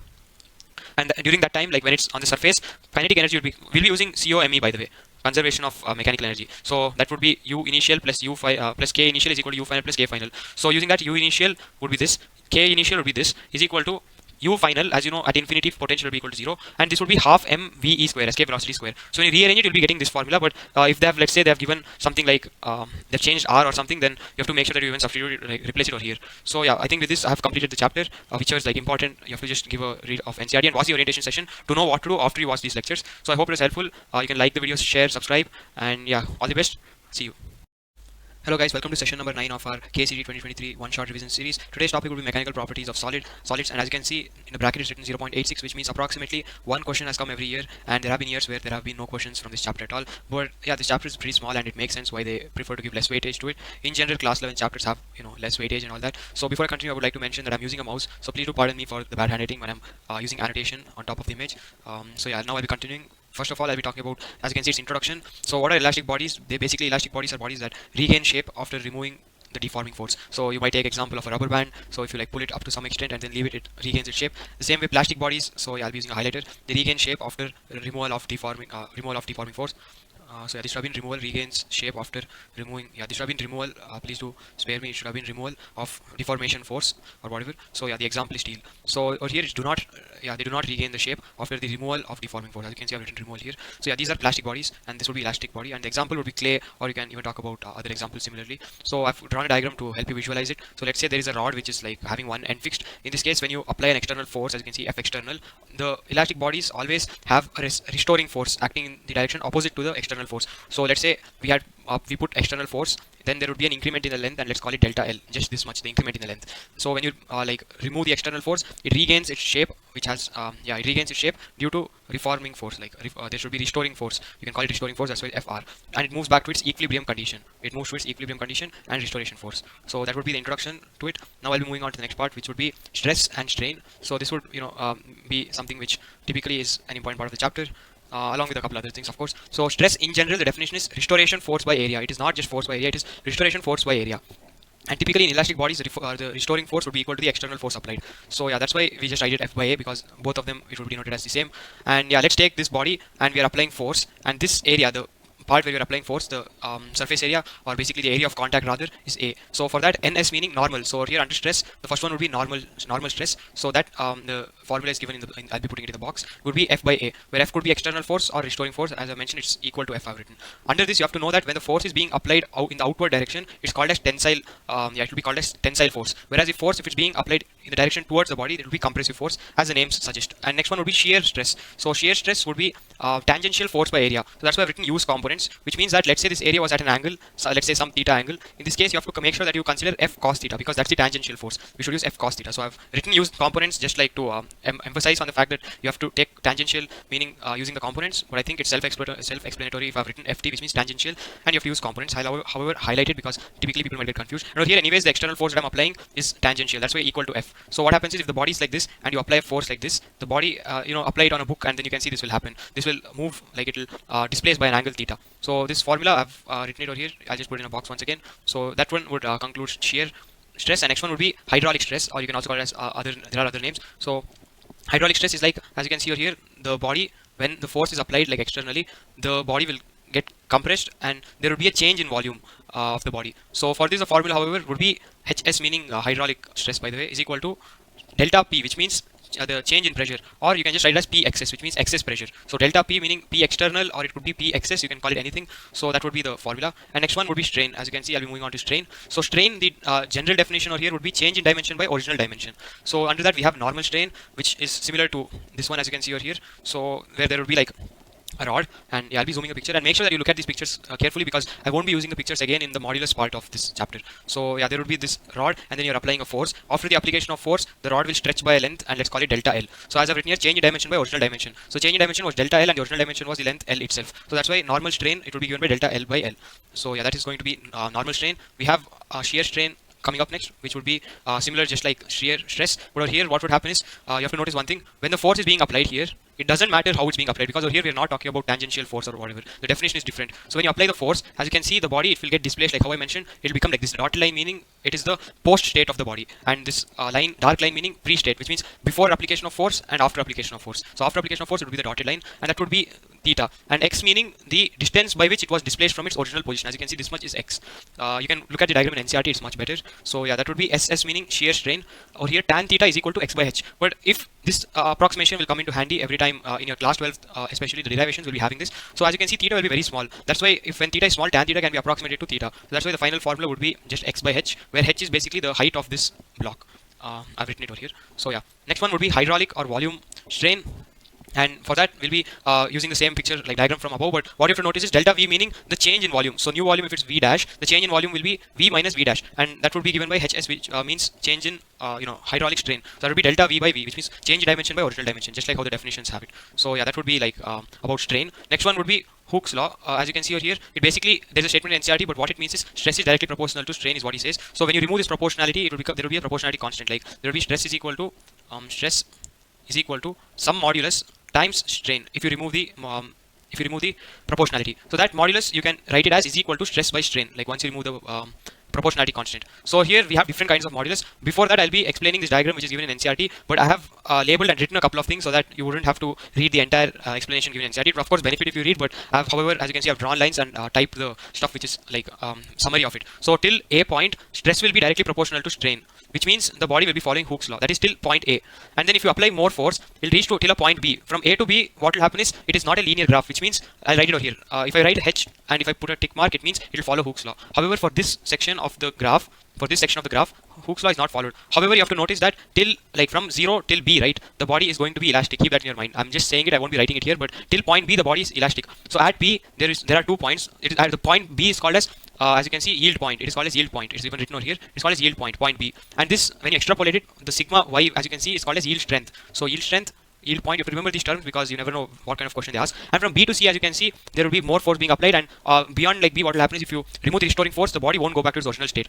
And if you keep on applying, it will be following this graph till point D, which is called as proportional limit, as you can see, which is also called as, over here if you see what is happening is from point C till E, okay, it is called as plastic. As I mentioned above, it means the body is no more elastic. From point C till whatever force is being applied, it's called as like plastic state, which means it is no longer an elastic body. And from what point it is from C. So there might be an MCQ asking this graph, and there might be like from C to D, is it elastic or not? You have to remember what I've said. It is plastic. It is not elastic. And what is the point E? It's called as fracture point. As you can see, I've written fracture point. And one thing you have to know, I'm not sure if it's given in NCERT, but if the gap between D and E, right, like I'm telling the gap between D and E, if the gap is really large, then it means the body is ductile in nature. And if the gap is very small, like let's say D and E was like this, it was very close by, D and point E was very close by, in that case, as you can see, it means it is a brittle body. So yeah, this is like going to be something that you have to know from the graph. I hope it was clear. If not, you can always join my Telegram. The link is in the comment section, description, and you can ask me questions. I'll be clearing them for free of cost. Next one will be modulus. Like how I mentioned above, when you remove the proportionality constant, you'll be getting stress is equal to some modulus by modulus into strain. And when you send this strain, like when you basically divide it by strain, it'll be M is equal to stress by strain.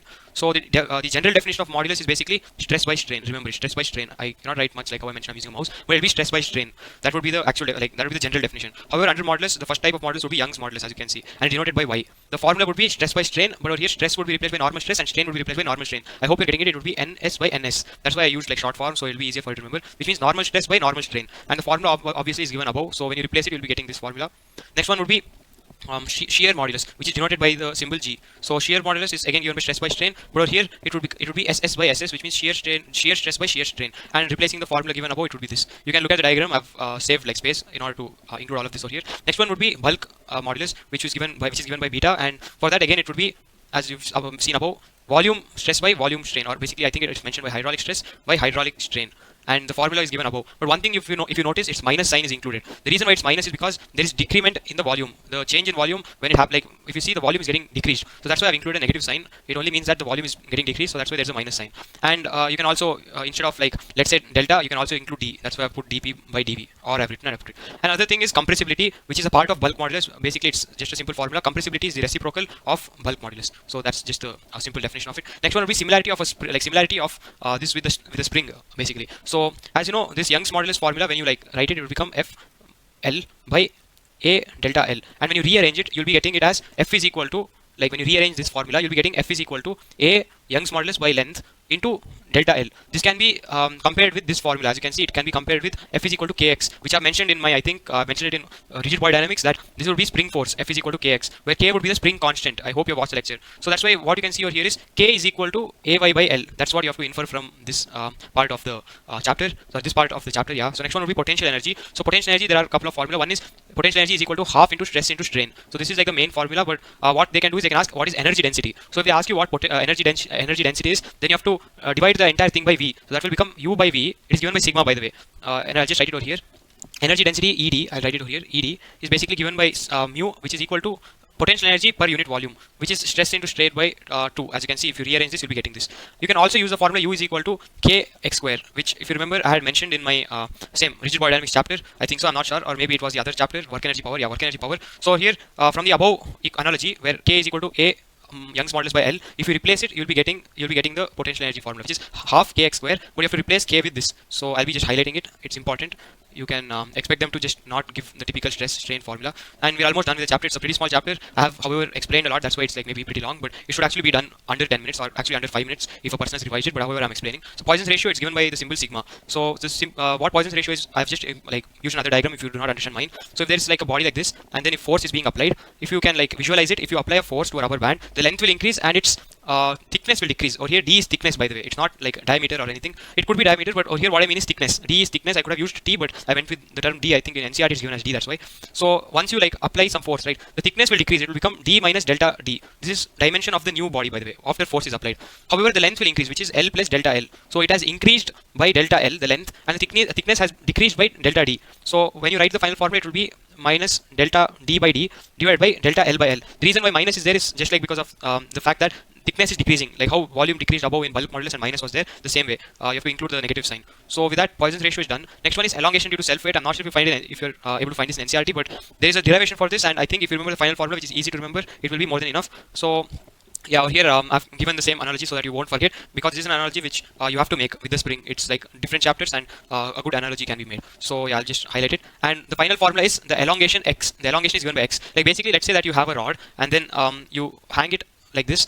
The elongation after some time, because of its own weight, it elongate by small distance x, right? Like visualize it. Imagine you're like hanging a heavy rod. Due to its own weight, it will elongate by a small distance, and that distance is x. It can be given by mg by 2 divided by mg by 2 into L divided by ay, where y, capital Y is Young's modulus, and m is mass, L is length, and a is basically area. And we know what g is, small g. It is going to be the acceleration due to gravity. So with this, I've completed the chapter. Hope you guys liked it. You can like the video, share it, and subscribe, and that will benefit the whole benefit the community as a whole. You can also ask me doubts. All the best, work hard, and see you. Hello guys, welcome to session number 10 of our KCET 2023 one-shot revision series. Today's topic will be mechanical properties of fluids, and as you can see in the bracket, it says 1.01, which means approximately one question has come every year. So yeah, this is quite an important chapter. And another thing is, under this there would be fluid statics, fluid dynamics, and surface tension, which means there will be many topics. However, this chapter is not as huge as you might think, but yeah, there are many topics. So I'll be highlighting most of the formulae because there will be many formulae. It would take time putting a box around them. And another thing is, I'm using a mouse, so please do pardon me for the bad handwriting while I'm writing on screen. I'm not using a writing pad. So I'll be continuing the first topic. As you can see, it's written basics, which means this will be the basic requirement for the chapter. Not a requirement exactly, but basics of the chapter. So this will be formula number 1, which we know density is going to be denoted using this symbol over here, which is called as rho throughout the chapter, which is equal to mass by volume. And then let's say there is a mixture, then we can write overall density is equal to m net by v net, which means overall mass by overall volume. And another formula you have to know is RD/SG, which means relative density or specific gravity, which is defined by rho divided by rho of water at 4 degree, which means density of the body divided by density of water at 4 degrees Celsius, which is a standard value, that is 1 gram per cc. So yeah, we need to know the formula, however, so I'll be just highlighting a formula. And obviously this formula which everyone might know, which is pressure is equal to force by area, and force is going to be perpendicular to the area of contact or area of application. So P is equal to F by A. And do not get confused with rho and P. I've just mentioned it over here. So next one would be variation of pressure with height. So I've used short forms to save space, which in this case, as you can see, there is a flask which is of this specific height, as you can see, let's say H or something like capital H. So we need to know the pressure at the point A in the flask. So the pressure, as you can see, at point A is equal to P naught plus H rho g, where over here small h is going to be the height of the point where we need the pressure from the surface, and P naught is atmospheric pressure, by the way, which is going to be outside, and I've denoted P naught everywhere else. So you have to know that P naught means atmospheric pressure. So yeah, this is going to be another formula, not a formula exactly, but yeah, this is going to be conceptual formula, which means it depends on the application. Next one would be Pascal's law. So the actual law would be in your NCERT. So it's something about the pressure being distributed equally in confined line along the line. So I've just drawn the visualization of it. So let's say there is this kind of a contraption, and we have to note that the condition over here is that the liquid should be the same in this part and this part. So in that case, no matter how the thing is shaped, the pressure at the point along the same line. So that's another thing which I've highlighted over here, along the same line. Like over here the line is over here, the dotted line, as you can see, which has point A and point B, and this is at a height h from the surface of the liquid. So in that case, pressure at point A is equal to pressure at point B, which is equal to P naught plus H rho g, just like how we saw in the above case. It's going to be the same. So yeah, that is going to be Pascal's law for you. And then we have hydraulic machine, and in hydraulic machine, as you can see, there is going to be this kind of a setup where this slab, as you can see, is the point of application of force F1, and it has, let's say, area A1. And over here, let's say the point of output of this force F2 is having an area A2, and the car is over here. So how these machines work is that we have to know the main concept behind this, which is pressure 1 is equal to pressure 2. So using the formula F by A, we'll be able to equate it, and we'll be getting this formula, which, as you can see, implies that if A2 is greater than A1, like if this area is it's more greater than A1, if that's the case, then even force 2, which means the output force, will be greater than F1. So by just using small force, we are able to get a larger force by just increasing this area. So this is something which you might have learned in class 10. It's hydraulic machine, how they work and how it makes our life easier. So then this would be called as type, and as you know, I'll be completing types of problem and stuff. So do not skip it in this chapter, because there will be around 7 types of problems, which means 7 types of concepts also. So the first type, even though the numbering is a bit different, do not mind it, but yeah, made sure that I've completed the 7. It's in a different order. So the first one, as you can see, there is a flask and it has some liquid and it has a mass m placed, a weight, something like mass m is placed on this slab, just like how the slab is over here, it's over here also, and then there is m. So when you place this m on this slab, the pressure at point A is going to be P naught plus H rho g, just like how we saw in the above case. But over here there's an additional pressure, and as you know, pressure is given by force by area. So here force is going to be mg, which is the I've taught it in laws of motion. You have to watch all the videos and the orientation session to know how to approach these lectures, like I've told many times till now. So yeah, I won't be reiterating the concepts.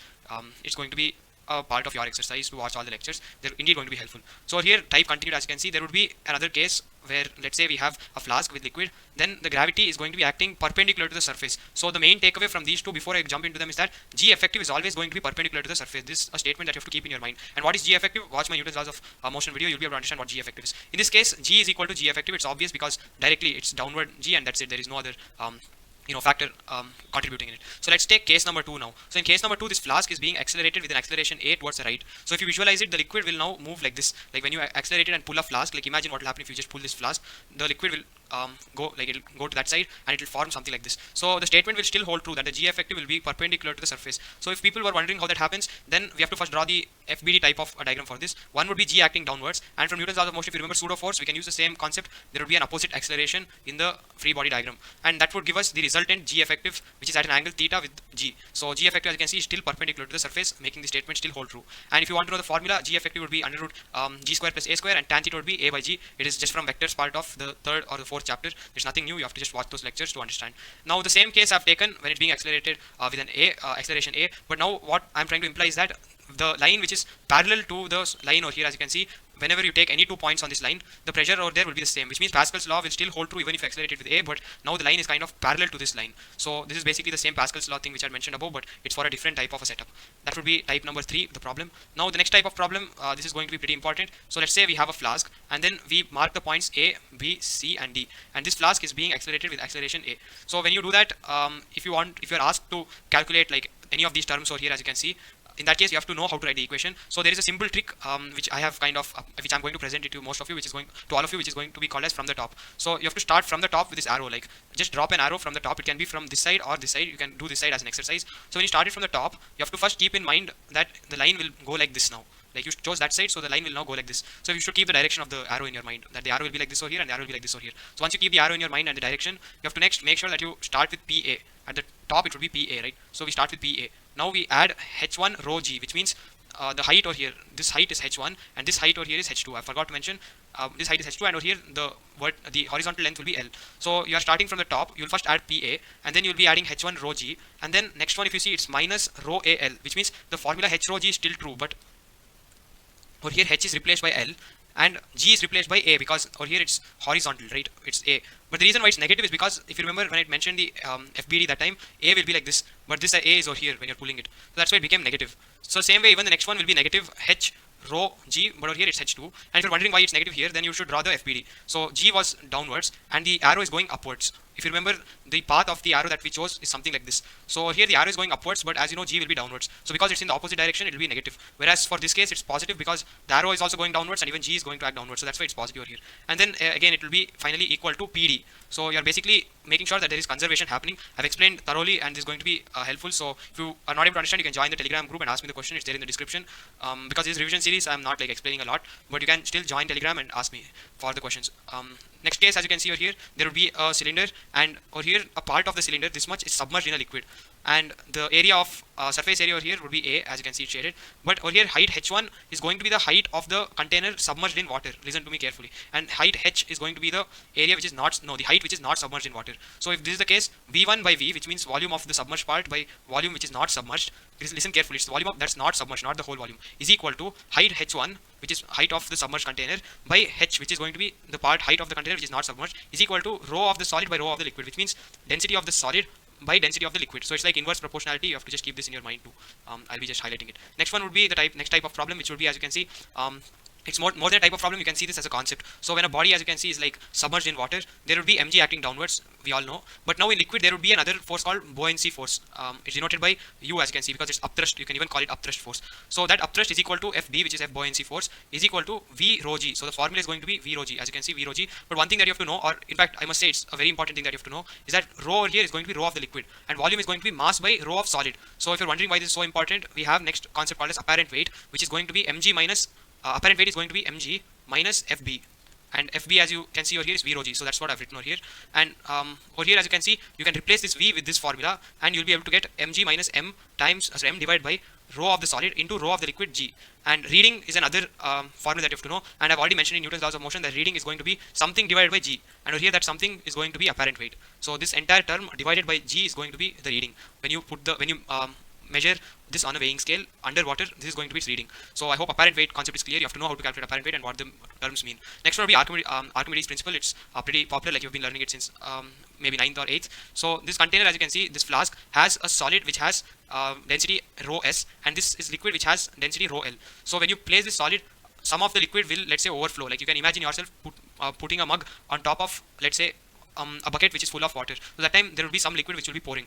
So that weight of the water displaced, right, which means weight of the water we just spilled, is equal to upthrust, which is going to be u from this concept, which is again going to be equal to loss of weight of the body, which means apparent weight is always going to be less than the actual weight, which we all know. Which means when you place a body underwater, its new weight is called as apparent weight, by the way. If you're wondering what apparent weight is the new weight of the body after being submerged in water. It's always lesser than the actual weight. So if you're wondering where is the weight loss is over here. As you can see from this formula, you'll be able to get to know. And other observation is that if the body will sink, if the density of solid is greater than liquid, there will be complete submerge of the body. If this is the case, as you can see, I think I'll be just highlighting this, sinks, it will submerge if it's like this. There will be partial submerge which will happen if this is the case. So yeah, you can just keep that in your mind. It might come as an MCQ and you shouldn't get confused. So next one will be type of flow. There is going to be streamlined flow and turbulent flow. Streamlined flow is when velocity is same throughout the flow, and turbulent is going to be when velocity is different throughout the flow. Like if you take any point in the flow, the velocity will be different.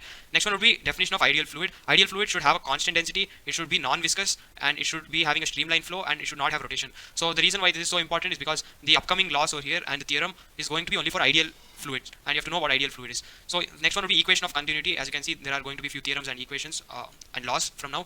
So equation of continuity is like, let's say there's a pipe, and the area of cross section over here is a1 and over here is a2, and the velocity of the fluid inside this, the ideal fluid is there, right? The ideal fluid which is inside this pipe, the velocity which goes through a1, and if v2 is the velocity which is of the same fluid when it goes out of a2, in that case a1 v1 is equal to a2 v2, which means if a1 is small, then v1 should be big, and that means this is the relation that you have to infer from it, and I've just mentioned it over there in bracket. Next one will be Bernoulli's theorem. So this is going to be conservation of energy, based on conservation of energy. So as you can see, this is the setup.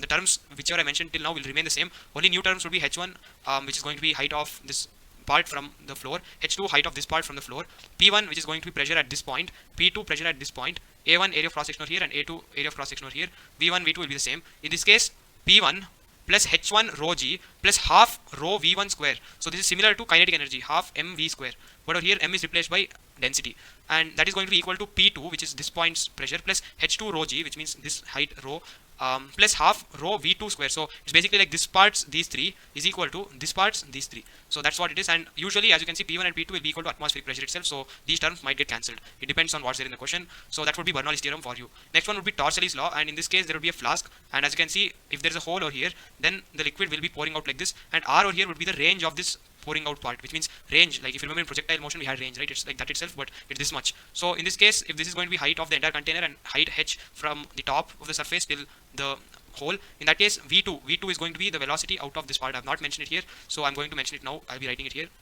So v2 is going to be over here, the velocity over here, and v1 is going to okay, there is no v1 in this formula, so I won't be mentioning it, but v1 is going to be velocity that this is going to be coming down with. So yeah, as you can see, I've written v2 is equal to 2gh, capital H. Note that it's capital H, it's not going to be it's capital H, it's not going to be small h. So that is v2 formula, and r formula, range formula, is going to be 2 times small h, like 2 times under root small h capital H minus h. And r is going to be maximum. If they ask you when is range going to be maximum, range is going to be maximum if small h is equal to capital H by 2. So that is Torricelli's law. Next one would be Venturimeter or Venturimeter. I'm not sure how to pronounce it. I think it's Venturimeter. So please do I'm sorry for the mispronunciation. I'm not sure. So this is how the diagram is going to look like. You can look at it in NCERT for a better understanding, because there's another way to draw this same setup. So this is going to be h. You have to know what h is. It's going to be the height difference between the liquid over here and the liquid over here. So that is going to be small h, and in that case this is going to be the formula. You have to know what A1 A2 is. It's there in the diagram, so I won't be like specifying it further. It's there in the diagram also. So yeah, that would be V1. And next one would be viscosity. That would be the next concept. So viscosity, as you can see over here, there will be a liquid. Over here the force will be more, and over here it will be less, which means it will start to reduce as you go down. And viscosity FV over here is going to be denoted by minus eta A dV by dy. And you have to know what these terms are. It's important. dV by dy is going to be velocity gradient, and eta over here is going to be coefficient of viscosity. So next one would be Stokes law, and in this case there will be a ball which would be going with velocity v, and it has a radius r in a liquid. In this case, you have to know that one FBD, if you draw its FBD, this is obvious, mg will be acting downwards, but there will be another viscous force which will be acting opposite to it, which is given by this formula. As you can see, I have written the formula. It is 6 eta pi rv. So that's the formula. It's important. I'm highlighting it. And after a point, it will get this constant velocity called as terminal velocity. And as you can see in the graph, it will be constant, which means if you extrapolate it, the velocity that you get over here would be terminal velocity vt. So this velocity over here, as you can see, is going to be given by this formula. So this formula is going to be 2 by 9 g r square delta rho divided by eta, where delta rho is equal to density of solid minus density of liquid, and this is going to be an obvious concept. If Vt is equal to constant, A is going to be 0. So next one would be surface tension. As you can see, there are a lot of topics here, more than the chapter size. It's the number of concepts. We have finally come to surface tension, which means we are about to finish the chapter. So surface tension, the definition is given by S is equal to F by L, which means force upon length, and we can rewrite it as F is equal to SL also. It would come in handy in a couple of problems. You can solve past papers and stuff. I've mentioned in my orientation session on what to do once you watch my lectures on, and then you'll be able to get a better idea. So next one will be surface energy. So formula is going to be this, because I've written it in another fashion over there, but this is going to be the formula, and A is surface area. Keep it in your mind. So in this case, E is equal to, which means E is going to be surface energy, by the way. Surface energy is equal to S into A. So over here A is surface area, and this is the main formula. So here I've basically given analogy for two types, which is going to be drop and bubble. So drop means it's going to be a water droplet, and bubble, it's obvious that it's going to be a bubble. So in this case, for the drop, the surface energy will be equal to 4 pi r square times surface tension, and it's obvious because the formula is S into A, where A is surface area, and surface area of this circle would be 4 pi r square, where r is the radius. However, for bubble, you have to use the same formula E1. As you can see, this is E1, but you have to multiply with 2, and this will be used throughout. You're just multiplying it with 2 for bubble, because bubble will be having two surface, like there will be two layers actually. So next one would be excess pressure. This is excess pressure. I'm mentioning it now. It's not given over here, but delta P means excess pressure. So excess pressure, which is denoted by delta P over here, delta P1 is equal to 2 S by R, where S is surface tension, and delta P2, which is going to be just like how I mentioned, it's going to be excess pressure for the bubble, which is 2 times excess pressure of the drop. So as you can see, the same logic is held true. You have to just multiply with 2. Next one will be work done to blow from R1 to R2, which means let's say the initial radius was R1, and you blow it using some kind of a contraption, and you blow it to a bigger size of radius R2. In this case, if they ask you what is work done, then if you remember from work power energy, work is equal to work is equal to change in u. It depends. This negative depends on the scenario. So using the same concept, we'll be using the same formula here. But one more thing that you have to know over here is there will be R2 square minus R1 square. Instead of just R square, you have to use this concept. So this is WD1, which means work done in case of drop. And obviously work done in case of bubble will just be twice the work done in case of a drop. The analogy still holds true. 2 times in just bubble case. So next one would be angle of contact. Next concept, that is. So angle of contact is like, let's say we have taken this scenario, like you can see the drawing over here, but we have just zoomed in on one side of it. We have just zoomed in this much. So if this is the wall of the capillary, and then this is the liquid, then to find the angle of contact, you have to basically draw an arrow like this, as you can see downwards, and you have to draw a dotted line. I think I'll remove the annotation, you'll be able to understand. So you have to draw it like this, and then you have to draw a dotted line, and this angle, as you can see, this theta angle is going to be angle of contact, and over here it's less than 90. In this case, it's less than 90, and over here, what is A greater than C? It means this is observed when adhesive force is greater than cohesive force. Now the same thing, in sometimes what happens is, we'll be able to see it like this. As you can see over here, I've taken this scenario over here, bottom capillary rise. So in that case also, for finding out the angle of contact, you have to just draw a line like this, and then you have to draw the dotted lines like this, and this would be angle of contact, just like how I mentioned all this time. This would be angle of contact, and over here theta is going to be greater than 90 degree. And when does this happen? This happens when adhesive force is less than cohesive force. So you have to keep that in your mind. The last concept, which is going to be capillary rise, you have to just note down what h is over here. H is going to be the height difference over here, h. And in this case, h is going to be the height difference over here. As you can see, it's very small, but this is going to be the height h. This small distance h. It might not be clear, but yeah, this is going to be h over here. So over here, this is going to be h. In this case, h is going to be equal to 2 times s cos theta. Over here, theta is angle of contact. I think I haven't written, so I'll just mention it. Angle of contact. This theta is angle of contact divided by g rho r. And what is r over here? R is going to be radius of the capillary tube. I'll just mention it over here. So yeah, that would be h. And with this, we have completed the chapter. It took me a lot of time to compile the entire chapter, as you can see. So please do like, subscribe, and also share it with your friends. It really would help the entire community as a whole. And yeah, I think you have to proceed with the other chapters. So work hard, and I'll see you. Hello guys, welcome to session number 12 of our KCET 2023 one-shot series. Today's topic would be thermal properties of matter, as you can see, and the bracket is written as 0.99, which means approximately one question has come every year from this chapter. So yeah, it's pretty important considering the overall class 12 marks as 15. So yeah, the first topic, as you can see, will be conversion, which means that let's say, as you can see, the formula over here would be r minus I by s minus I is equal to constant. So if you're wondering what this formula basically means, because I can agree that it doesn't really say much for a person who doesn't know the meaning of the notations. So yeah, I'll be just explaining it.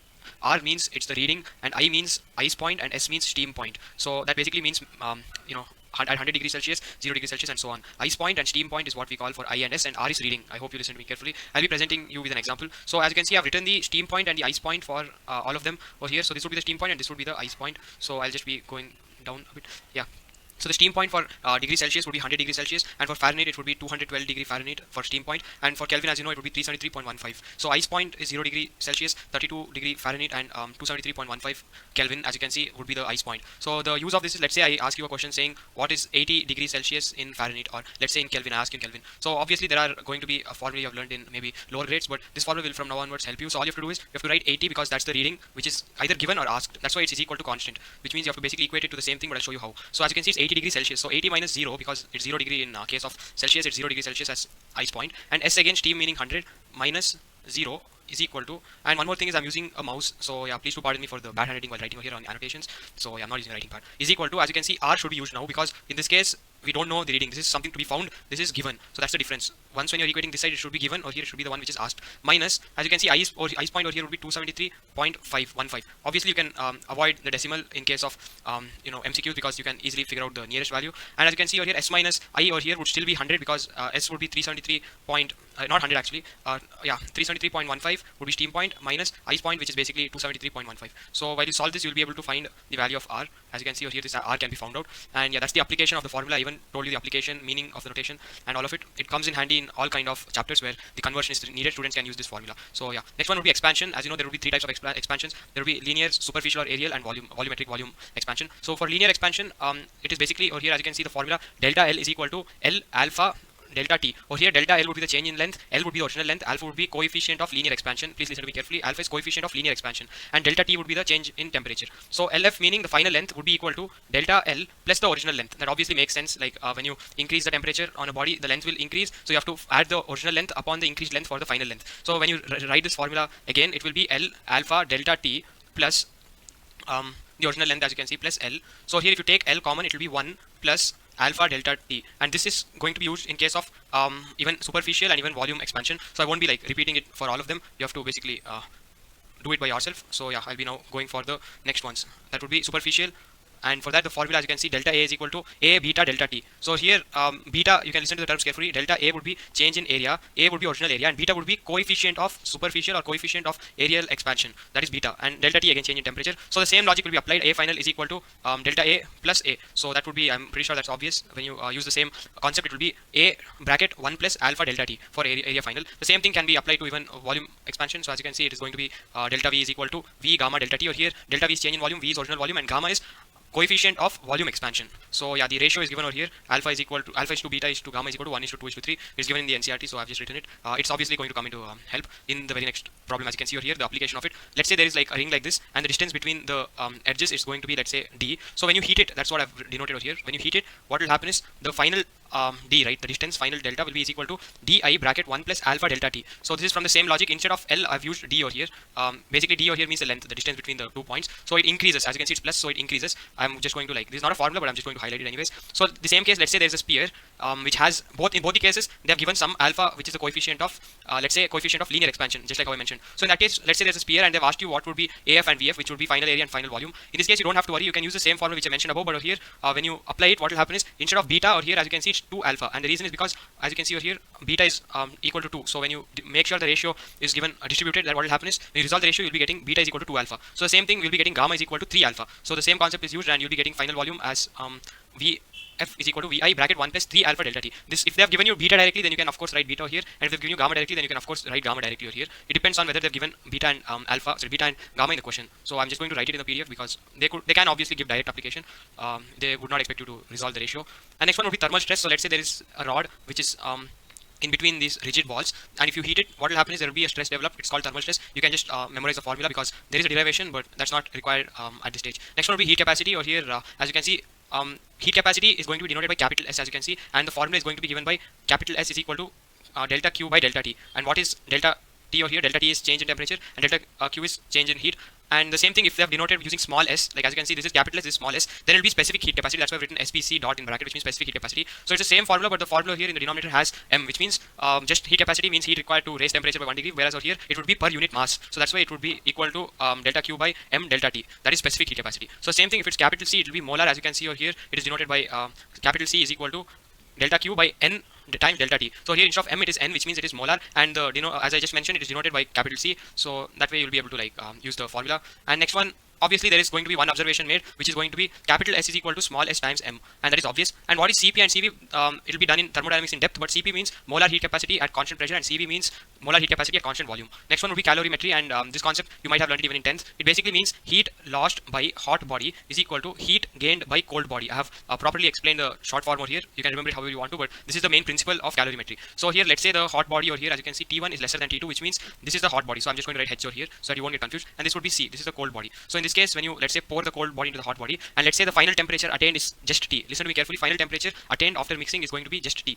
In that case, what will happen is, and let's say M1 and M2 are the mass of both of them. It is obvious. In that case, heat lost by hot body. So as you can see, M2 small s2 bracket T2 minus T. So because T2 is hot body, you should subtract from it the final temperature. So that part, okay, you understood. And by the way, if you're wondering how this is going to be heat, it is from the above formula. As you can see, if you like multiply M, if you multiply the whole thing by M into delta T, you'll be getting S M delta T is equal to delta Q. So you're just basically sending this over here. You're just sending this over here, or you can say you multiply the entire equation by M delta T.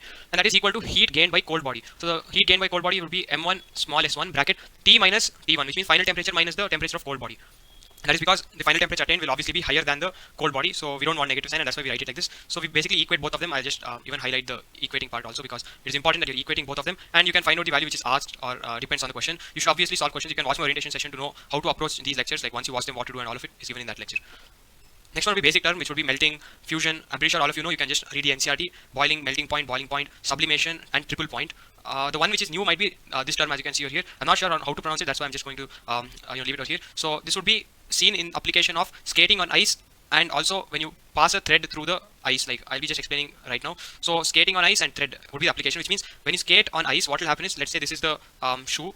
When the pressure is applied on the ice temporarily becomes water. So that way it will act as a lubricant, and you can move forward while skating on ice. So the same thing if you take a string, and if you like slowly, if you pull the string from both the side downwards, the pressure will cause this ice to convert into water temporarily, and then after some time it will go back to the state of ice. So you can basically put a string through, or a thread through the ice without actually placing it right in the beginning. You can read the NCRT, they have shown the same example. So next one would be latent heat, and as you can see, there will be two formulae which would be latent heat of vaporization, which is given by LV is equal to Q by M, and over here latent heat of fusion, which is LF, which is equal to Q by M. Over here what you have to know is, as you can see, this graph is actually by a YouTube channel called Edunity, so I would like to thank him, and that's why I've given the credits also. However, yeah, this graph basically, there's an example.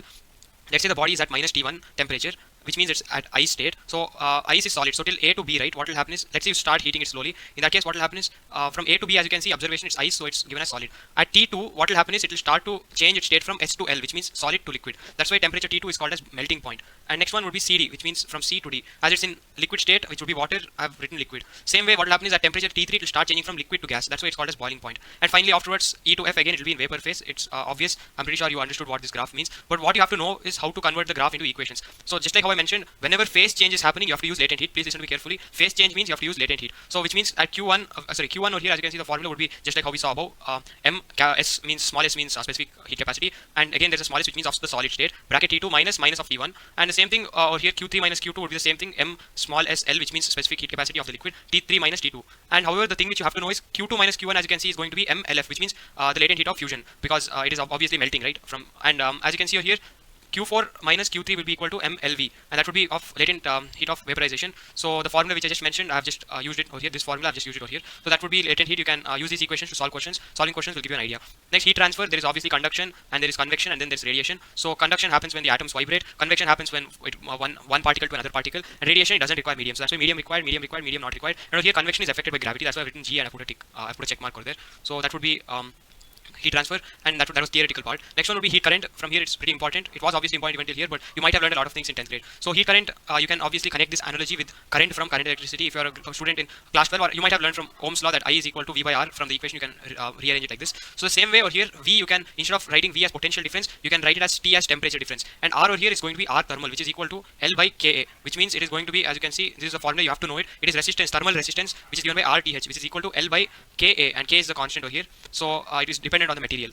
And as you can see here, instead of V, it's the same thing. Heat current, we denote it by H instead of I, and instead of potential difference, we are writing temperature difference. So as you can see in this diagram, T1 is greater than T2, so T1 minus T2 divided by, instead of R, we are just replacing the formula L divided by Ka over here in the denominator. So this would be the formula for heat current, and you have to like memorize both of them, but you can use the current electricity analogy that I just gave. It'll be easier to memorize. So that would be this part. And heat flow, as you know, in current electricity, I is equal to Q by T. So the same way over here, Q is equal to H times T. This can obviously be connected with Q is equal to I times T from current electricity. Next one will be connection in series. So let's say we have connected two conductors in series, and they have area AA and L1, L2, K1, K2, and T1 and T2. In this case, R equivalent is just like how you have learned in 10th grade and everything. It would resistance, equivalent resistance, Req would be equal to R1 plus R2, and you have to just replace the formula for R which I gave you over here, thermal resistance formula. It is equal to L by K1 Ka. So the same thing would be L1 by K1A plus L2 by K2A is equal to, it's basically like R1 I've written over here, R2 I've written over here, and R equivalent I've written over here. But over here, the length, as you can see, final length would be L1 plus L2. It's not single, individual, right? So that's why in the final formula, as you can see, I've written L1 plus L2 divided by K equivalent A. And rearranging this formula, you can find K equivalent, which might be the question typically. So yeah, you can even do this, or you can directly learn the formula for K equivalent. This will be asked to find. So the same thing, you can even see connection in case of parallel conductors. Let's say they have length L, A1, A2 area, K1, K2 as their constant, and in that case, it is just like how we have learned in current electricity. The parallel connection will be given by 1 by R1 plus 1 by R2 is equal to 1 by Req, which is R resistance, equivalent resistance. So you can obviously connect it with current electricity. It will help you a lot, and it will give you an idea of how to remember it, as you have learned it in 10th grade already. So over here, I've just replaced R1, 1 by R1 formula from this formula itself. From this formula, I've replaced it over here. That would be K1 A1 by L, and 1 by R2 would be this K2 A2 by L, and 1 by R equivalent will be this formula, but obviously over here area will be A1 plus A2, because when you connect it in parallel, the area is increasing, the length will still be the same, but area is now increased, so it has increased, so that's why you have to keep that in mind. So I hope this was clear. I'm just going, and using this equation you have to find R equivalent obviously. Next one would be WDL, which means Wien's displacement law. Wien's displacement law. I'm not sure how to pronounce it, I'll be honest. So here, as you can see, the graph over here is going to be intensity versus wavelength, which would be lambda. So that would be, as you can see over here, at temperature T2 the graph is like this, and at temperature T1 the graph is like this. So when you basically try to extrapolate the maximum wavelength by using the dotted lines, as you can see over here, that's what I've done. You'll be getting the maximum wavelength over here as lambda m, which means maximum wavelength 2, and over here you'll be getting it as 1. So basically it's I've put the dots so that you'll know which one I'm referring to. So in this case, temperature T2 is greater than T1, and also you have to know that because this is observed, we can say that maximum wavelength is going to be inversely proportional to the temperature. So when you like remove the proportionality constant and multiply the entire equation by T, it will be lambda m, which is lambda m times T, which is equal to B, and B over here is basically, I'll just write it over here, B is equal to the constant, Wien's constant, or Wien's constant, and yeah, I've just written WC. So with that, we're almost done with the chapter. We can go to the next part, which would be equal to Newton's law of cooling. So in this, you have to know this equation mainly. So this equation, dt by d capital T by d small t is equal to C times T minus Ts, which means over here T should be approximately, or it should be close to surrounding temperature. So it shouldn't be exactly equal to or close to, it should be somewhere around, it should be like having a small difference. So in that case, he said that rate of cooling. So as you can see, d capital T by d small t is rate of cooling is directly proportional to the difference in the temperature of the object and the surrounding, is what he said, and when you remove the proportionality constant, it will be small c. So I've written an example for the very first time. I'm giving an example because I'm pretty sure this equation just as it is won't explain much. So let's say there is an object which is, let's say, cooling from 75 degrees Celsius to 65 degrees Celsius in 5 minutes at temperature 25 degrees Celsius, which is room temperature. So if they've asked you what is temperature after 5 minutes, you have to write two equations. I'm just going to highlight the equation, which ones you have to know. First equation that you have to write is to solve and find small c, which is the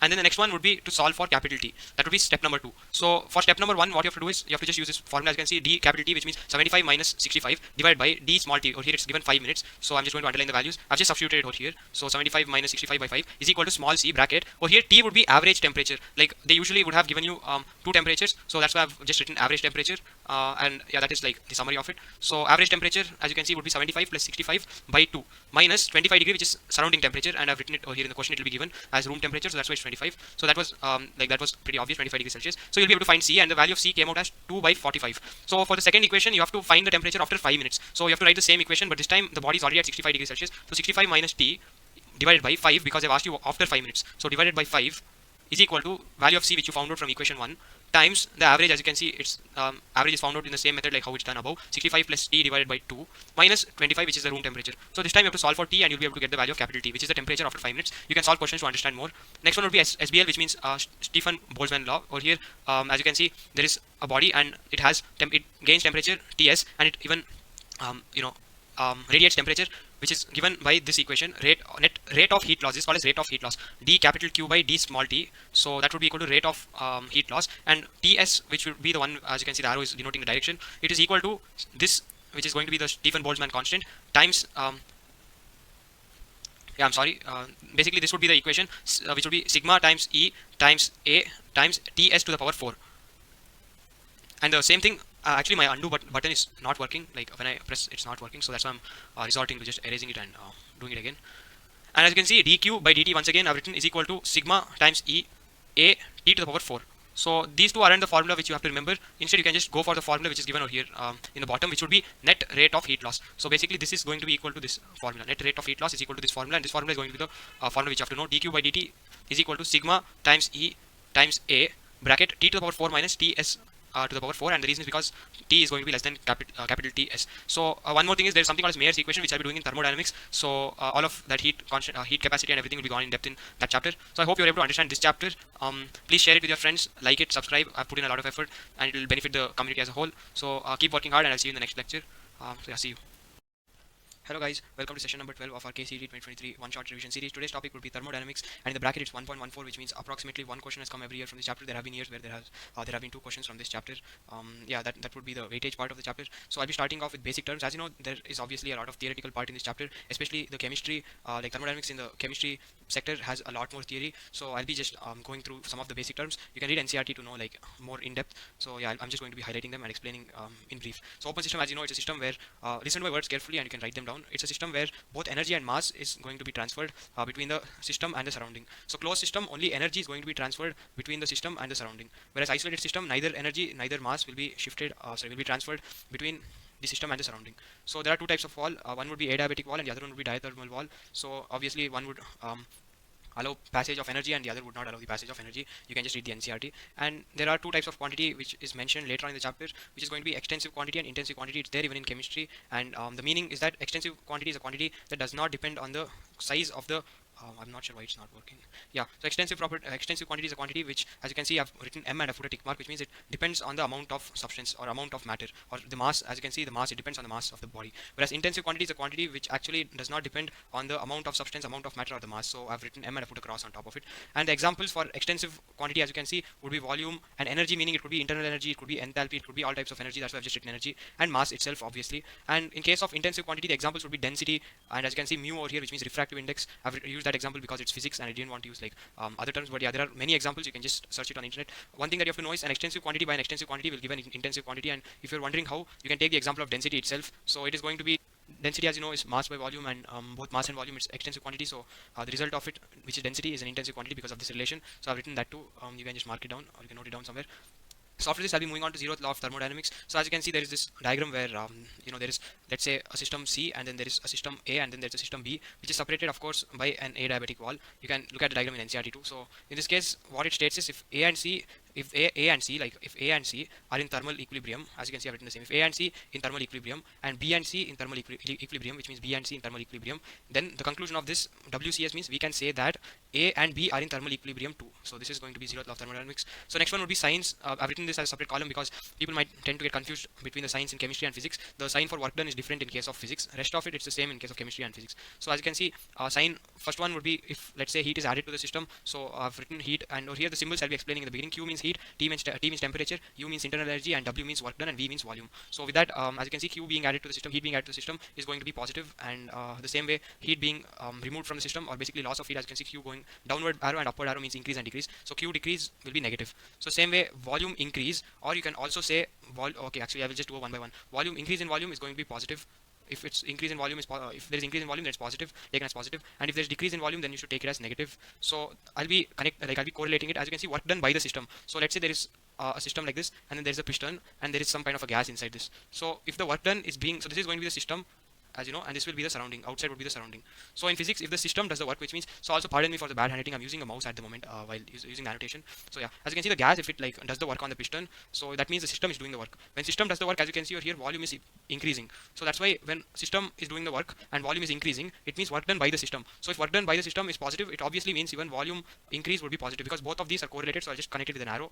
As you can see, work done by the system would obviously mean there will be increase in volume, because the piston is going upwards and the volume is increasing. So the same way, work done on the system, which means the surrounding is doing the work on the system, that time this piston will go down and the volume will decrease. So when the volume is decreasing, as you can see over here, it's negative, which means work done on the system would also be negative. So I'll just correlate it with an arrow, the same way I did for the other case. So the same way, as you know, temperature is actually directly proportional to U, by the way. You have to know this, which means internal energy is directly proportional to temperature, and this will come in handy, like will come into a lot of help. So as you can see over here, when T is decreasing, it means even internal energy will be decreasing, which means negative. So this is just like how it's in chemistry. And the same way, if T increases, U increases, so it would be positive overall. So that would be yeah, that would be science part of the chapter, like sign of the quantities and everything. So next one, first law of thermodynamics. So under this, the first law of thermodynamics, as you can see, it's directly, or like I've written it over here, dq is equal to du plus dw. It's basically conservation of energy. So over here, d can be, by the way, in all these equations over here, it can be d or delta. Like you can see in a lot of cases, it could be d or it could be delta. That's why I've like written this. As you can see, delta, and I put this double arrowhead symbol with d, which means the same equation can also be written as delta q is equal to delta u plus delta w. So I won't be explaining it for the other cases. I've just explained it once over here. So yeah, and with that, I'll be now proceeding. So there are a lot of formulae and equations over here, but trust me, the actual meaning of it is actually there in chemistry. I'll be, however, giving you the basic meaning. And by the way, this specific heat part has already been done in the previous chapter. You can watch all the videos in the playlist. Join my Telegram group for getting your doubts cleared. I've told this many times, and you can also watch the orientation session to know what to do after watching these lectures. So yeah, I won't be reiterating it many times. And now, as you can see here, capital S and there is small s. Capital S meaning heat capacity and small s meaning specific heat capacity, and the formula is given by this. Of course, D can be replaced with delta, and I've already shown once with the first law of thermodynamics how it's done. So capital C, as you can see, it's molar heat capacity, which means it is just like specific heat capacity, but instead of M, it's N in the denominator, which means number of moles. So this at constant pressure. So I'll just write P over here, which means constant pressure. I hope you will be able to understand. Constant pressure meaning P, and over here V, which means constant volume. So molar heat capacity at constant pressure is given by Cp, and constant volume it's given by Cv. So with that, you also need to know that if the pressure external is constant, then delta W is equal to P delta V. This is an important formula, the work done formula. When pressure is external pressure is constant, is given by this. W is equal to P delta V, where delta V is change in volume and delta V is work done. So it's obviously the typical notation. So this I've already mentioned in the previous chapter. This is just an observation. Heat capacity is equal to M times specific heat capacity. So another new term over here, sorry, or new equation over here would be this. Along with, yeah, this would be the important equation over here. So I'll be explaining the terms. Don't worry. Du meaning, yeah, basically U meaning internal energy. Du is equal to F by 2 times nr dt, which means over here F is degree of freedom. So that's one thing I wanted to mention. That is, by the way, the undo button is not working once again, so I'll have to be using the erase button. So as I've already mentioned in the previous lecture, or actually I've not mentioned, basically the thing is I'll not be clubbing KTG, which is kinetic theory of gases, or in NCERT it's given as kinetic theory, I'm assuming. Kinetic theory with thermodynamics, I'll be doing kinetic theory as a separate chapter, which means the other equipartition energy theory, all of that will be done in the next chapter. However, you have to just know this formula here. I'm just writing it. So du is equal to F by 2 nr dt, where r is real gas constant and F would be not real gas constant, I'm sorry. R is going to be the universal gas constant, and F is going to be degree of freedom. So Cp minus Cv is equal to R. This is Mayer's relation, and also you need to know that Cp by Cv is equal to gamma. So that is in turn equal to 1 plus 2 by F, which is because of the fact that Cv is equal to F by 2 R, and where is the other one? Okay, I've not written it, but I'll just write it over here. Cp is equal to F by 2 plus 1 whole times R. So I know this is very shabby, but I hope you can understand. Cp is equal to F by 2 plus 1 whole times R. So when you divide it, you'll be getting this as the final 1 plus 2 by F, which is equal to gamma over here, by the way. And as you can see, delta U is equal to N Cv delta T. And you have to note that this might be very similar to this equation over here. As you can see, the molar heat capacity. But the thing over here is it is Cv over here. And over here, enthalpy delta H means enthalpy. It's in chemistry, but I've even included it over here. Is equal to N Cp delta T. Over here it's Cp, it's not Cv. And obviously delta Q is equal to Nc delta T, and I've written this can be exchanged, so I'll even be highlighting it. So here I've highlighted all the equations, almost all of the equations, and yeah, that is under the first law of thermodynamics heading. So next part of the chapter will be processes. So first one will be quasi-static process. As you can see, I've written quasi-static process. It is a slow process and it's hypothetical. So you can read the NCERT for the explanation, but these two are the important words. Quasi-static. It'll be done even in reversible process. It's done. So it's hypothetical, by the way. And over here, isothermal would be the next one. So here I've written all the important equations or formulae, and also I've written the points along with the modification of the equation and everything under one small box. So isothermal for the graph you can check in chemistry. It would be done in states of matter chapter, Charles law, Boyle's law. It's not there in the physics chapters are not included. So isothermal, as you can see, is when delta T is equal to 0, which means T is constant. So this is the first thing that you have to know. Note it down. This basically means that if delta T is equal to 0 because T is constant, then delta U is also equal to 0 because I mentioned above that, or actually it's mentioned here, right? As you can see, du is equal to F by 2 nr dt. So if dt is 0, then du will also be 0. So the same thing is written over here. And what is the first law of thermodynamics? It will become this. As du, as you can see, becomes 0, the equation will become this. So isothermal, the equation is actually PV is equal to constant from Boyle's law. And work done, the equation is WD is equal to nRT ln bracket V2 by V1, which can also be equal to nRT ln bracket P1 by P2. Over here, V2 is equal to final volume and P2 is equal to final volume. P1 and V1, it's going to be initial pressure and volume respectively. So yeah, you can just note this equation down. Very important. There could be a direct formula based question. You have to just know how you should convert ln to log. So I'll just write it out here. But ln is equal to 2.303. Okay, you can just I'll be including it in the notes later on maybe, but you can just search it on the internet. The mouse is kind of it's really frustrating to write it with it. So as you can see, adiabatic would be the next process. So for adiabatic process, as you might know, delta Q is equal to 0, which means change in heat is equal to 0. So this means the equation can be written as delta W is equal to minus delta U. Obviously from first law of thermodynamics, when this term becomes 0, you can you can send this over here and it will become like this. So it's basically equal to minus n CV delta T. It's obviously from this equation, as you can see, delta U is equal to n CV delta T. So now there's just a negative because of this over here. And adiabatic, it's PV to the power gamma is equal to constant. Please note, it's not PV is equal to constant, it's PV to the power gamma which is equal to constant. And nowadays, because this is written in NCERT, you can rearrange it and write it in terms of T and P and V also. So this is the other equation. It's not in NCERT, but I have a feeling this will be coming because it's pretty important. And this can also be written as this. So what this means is, this equation can be written in two ways. One is going to be like this, and the other is going to be like this.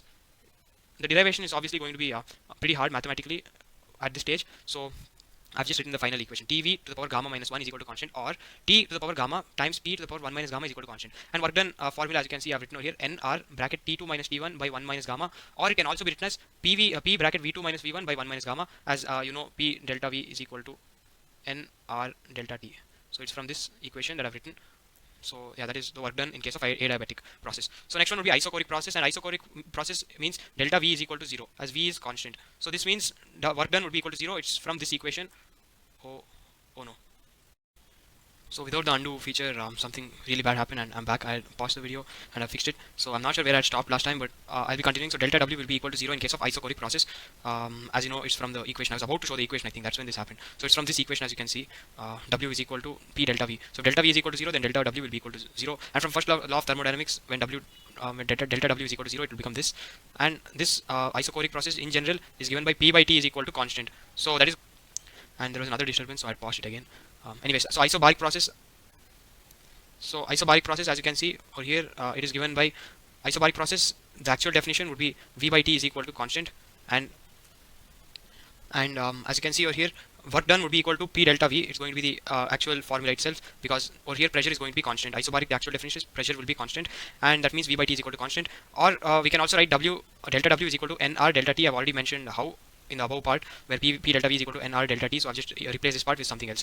And now I'll be going on to the cyclic process. So cyclic process is when delta U is equal to 0. It's because it's a state function. So state function is a function which only depends on initial and final point. So as you can see in cyclic process, the initial and final point is the same. So that way delta U will be equal to 0. So Q and W are actually not state function, they're path function, which means it depends on the path. So they are going to be there, and first law of thermodynamics can be written like this. And over here, as you can see, I've given one example of cyclic process. You can search on Google for more examples. So for these kind of graphs, if they ask you what is the work done, there is going to be the area under the curve. So this area basically, the shaded region, this area. So obviously for circle, because this looks like a circle, will be pi r square would be the formula. And if it's an ellipse, then you know from I'm not sure if you have learned it yet, but there is a chapter called application of integrals. So for ellipse, delta a b, where a and b are semi-major, semi-minor axis, that would be the formula. So you have to use that formula. And r over here, radius would be given in a different fashion. Like they might have put a dotted line like this, and they might have put a dotted line like this, and they might have given this to be 5.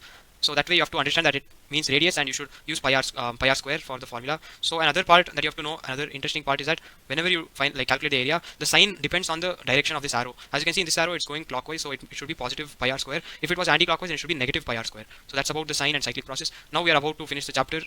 The processes part would be very confusing for students, but I've made written it in the most simplified form ever, with everything in just one box. So yeah, next one will be heat engine. I've taken this picture from NCERT, so you can just look at how it would look, the diagrammatic representation. What you have to know is eta, or here this symbol eta means efficiency is given by eta is equal to work done by Q1, which is equal to work done can be written as Q1 minus Q2. So you can write it as Q1 minus Q2 by Q1. And obviously, yet another disturbance. I paused it. So eta is equal to 1 minus q2 by q1, as you can see, will be equal to 1 minus t2 by t1. So this would be the final formula. And if you're wondering why it's t2 by t1, you should know that q can be replaced by t in the equation. So for heat engine, this formula is very important. You have to just note it down. The above part is like more or less like a derivation. I would still recommend you to know it, but yeah, that is the above. And eta meaning efficiency, by the way. Efficiency of the engine is how you have to say it. So next one would be refrigerator. And refrigerator, as you can see, the diagram is given, is taken from NCRT. It's just like above, but over here it's not efficiency. It's something called coefficient of performance, which is given by alpha, and it is q2 by w. So when you do the same thing as above, there is no simplification as such. So this would be the final formula: q2 by q1 minus q2 is equal to t2 by t1 minus t2. Alpha meaning coefficient of performance. Next one would be second law of thermodynamics. So there are two statements in the NCRT. I have actually just written the two statements. Not written. I've just copy pasted the definition from statements from NCRT. So both of them I'll just be highlighting. You can go through them, and I'm pretty sure it's important for your theory exam, so you might have just learned it anyways. So next one will be reversible and irreversible process. So I've written out here in terms of thermodynamics, a reversible process is where the participants go back to its initial form by inculcating minor or negligible changes in their surrounding. In contrary, an irreversible process is a naturally occurring phenomenon which does not go back to its original state. So irreversible process is like the actual real life case. So I'll just be highlighting and I'll be writing real life IRL. I'll be writing IRL, or I don't know. I'll just write IRL. So IRL. This is actually so bad I'm using a mouse. So IRL. And whereas reversible, it's like a hypothetical situation as I mentioned above. So it's like not going to happen in real life. So I'll just write IRL once again, but I'll just put an X mark. So this is going to be real life situation. So here reversible, it happens slowly, like quasi-static. So it's just minor or negligible changes because you'll be doing it slowly. Like when you do it slowly, there won't be huge change. Whereas irreversible, you'll be doing like a huge change. You can imagine a piston, and yeah, that would be it. So next one, Carnot's engine. So this diagram is from NCRT. You will be knowing the derivation, or you might have attempted to learn the derivation. It's there in the NCRT. So what happens is, over here, this one is isothermal and this one is adiabatic. Once again, this one is isothermal and this one once again is adiabatic. Note down P1, P2, V4, T2 everywhere, wherever it's written, because based on that there is this formula, which is eta once again efficiency, which is 1 minus t2 by t1. And what you have to know, this is very important. So I'll be like putting a box with a highlighter. q1 by q2 is equal to t1 by t2. So this can be like written in any fashion. Like you can write it as q1 times t2 divided by q2 is equal to t1. So if they ask you for t1, you can write it like this, and so on. Basically what I'm trying to say is they might like give you three terms and they can ask you for the fourth one, and the statement will begin such that in a Carnot's engine or something like that. So next one, type of problems, as usual I'll be mentioning. So here, as you can see, I've drawn like two graphs. I have not drawn it, but it's from the internet, from a website. So as you can see, two types of curve, isothermal and adiabatic. So if you see, adiabatic is like having a more steep slope over here. It has a steeper slope compared to isothermal. So based on that, we have this formula. dp by dv is slope, by the way. You will be learning it in application of derivatives. So dp by dv, as you can see, it's a p versus v graph. That's why it's dp by dv is equal to minus p by v. So basically the slope of isothermal graph will be this. So that's the slope. Whereas for an adiabatic graph, the slope will be this. dp by dv is equal to minus gamma p by v. Next one, polytropic process. It's not there in the NCRT, so I'm just going to, however, mention it. It's like more for JEE. So PV to the power n is equal to constant, just like how adiabatic PV to the power gamma is equal to constant. Or here n can be 0, 1, infinite, gamma, and that way the symbols will change. There is also like a formula for C, which is C is equal to, I think, CV plus I don't remember properly, CV plus some I don't know, r by 1 minus 1 plus n or something, but it's again not for CET as such. So with this I have finished the chapter. So if you like were able to understand, and if you have doubts, you can join Telegram group. Please do share it with your friends, classmates, and also like the video, subscribe, share. I put in a lot of effort. I'll be uploading more videos soon. So all the best, work hard, see you. Hello guys, welcome to session number 13 of our KCET 2023 one-shot revision series. Today's topic will be kinetic theory, and as you can see, it says 0.71, which means that approximately one question or no question has come every year. And considering the fact that a lot of it is done in chemistry and it's a small chapter as it is, the weightage is kind of overwhelming, which means you have to do this chapter. It's my recommendation. So yeah, before I continue, I'm using a mouse, so please do pardon me for the bad handwriting while writing on the screen. So I'll be continuing in the beginning with introduction, as you can see. So there are like, I think, a couple of paragraphs or approximately a whole page written as an introduction. So from that I have taken a few points. So as you can see, Richard Feynman, a scientist, he wanted his atomic hypothesis to be passed on to the next generation creatures, let's say after a nuclear catastrophe or something, because he believed that it had everything. It was a key to understand a lot of things. So that is like one thing. Atomic hypothesis is what it was called. And the next one is atoms are approximately 1 angstrom in size, and the spacing between the atoms are about 2 angstroms. So I've just written the it's like a factual data that I've written. It's a data basically. So the next one, which obviously a lot of you might know, is PV is equal to nRT, which is ideal gas equation. But what you have to know is it can be written in like two different ways. One would be PM is equal to dRT, where D is equal to the density, which means you can rearrange it and write it as density is equal to PM by RT, where R is obviously all of R, P, M, T would obviously know what it means. And the other way to write it would be PV is equal to N KBT, where in this case this would be for per molecule. So that's why, as you can see, Kb over here means Boltzmann constant. So the formula for Kb, as you can see, is Kb is equal to R by Na, which means you're dividing the entire ideal gas equation by Na, which means Avogadro's number. So that time when R by Na is written, then it's converted into Kb, which is Boltzmann constant. So this is like the formula for Boltzmann constant. So there is a number, like the constant has the value of the constant. You can just Google it. I don't remember the exact number. It's 1.3 something. I don't remember. So yeah. Anyways, next one would be graphs. The reason why I won't be going in depth is because real gas, ideal gas comes under this chapter called states of matter in chemistry. It's done in like in depth, like a lot of depth. It is done. It would have been done, I'm assuming, by now. Yeah, so that's why I've just put the graph so that you'll be able to, like, it refreshes that memory that you might have had from studying that chapter. So yeah, over there you can just see the Z versus P graph over here, as you can see, and so on. All these graphs with the explanation, as you can see, it is taken from NCRT. All of it is written with the explanation. So yeah, just so that it refreshes your memory regarding the graphs. It's already done under states of matter in chemistry, so I won't be explaining a lot of it. For example, real gas equation and all of it, it's not there in NCRT physics. It's done under the states of matter chapter in chemistry, and a lot of kinetic theory is done in kinetic theory of gases under chemistry also. So it typically is like easier for students. So yeah, I've just shown it. Next one will be postulates, which again you would have already studied, but you would have learned. One thing is I have to give credit to EduNity's channel. I've taken it from there, the postulates. So molecule size is negligible. I'll just be putting a tick. Molecule size is negligible, and the second one is molecule is assumed to be hard sphere, and all collision are elastic in nature, and elastic collisions basically, and then no interaction among the molecules. That is another point. And total energy is equal to kinetic energy plus potential energy, which is equal to kinetic energy. So that's another point. And then then we have collision time is negligible. So what is collision time? I'll be doing it in the last part of the lecture. Next point is effect of gravity on the molecule is neglected. So that's like another point. And then we have another point: real gases obey ideal gas law. PV is equal to nRT at very high temperature and low pressure. So there might be an MCQ where they ask when does real gas become ideal gas? In that case, you have to choose the option very high temperature and very low pressure. So that's like another thing that you have to know. So 6 postulates. It has been taken from his channel. I give him the credit for it. Next one would be laws. These basic laws would have been done in chemistry, but I've just brushed it up real quick with the graphs. There are obviously other graphs like log form of the graph and so on. You can just do the chemistry part of the chapter to cover those aspects. So first one would be Boyle's law, where temperature is constant, and in that case P would be inversely proportional to volume, and this would be the formula. And here's the graph for it. And then the same way we have Charles' law, and then we have Dalton's law of partial pressure. So Charles' law is when pressure is constant, and in that case V is directly proportional to T, and this would be the formula. As you can see, V1 by T1 is equal to V2 by T2. This would have been done by students like since 10th or 9th grade. And these are the two graphs, by the way. This is graph number 1, graph number 2. This is when it's extrapolated, it becomes minus 273 degrees Celsius. So yeah, both the graphs are there. And Dalton's law of partial pressure would also have been done in chemistry, but I've just included it. So there's this diagram, as you can see, where P1 and P2, like two gases of different pressure, when combined, the total pressure would be equal to P1 plus P2, which obviously looks like common sense, but yeah, I've just included for two gases in the image, but this can be written. As you can see, this similar here means similarly.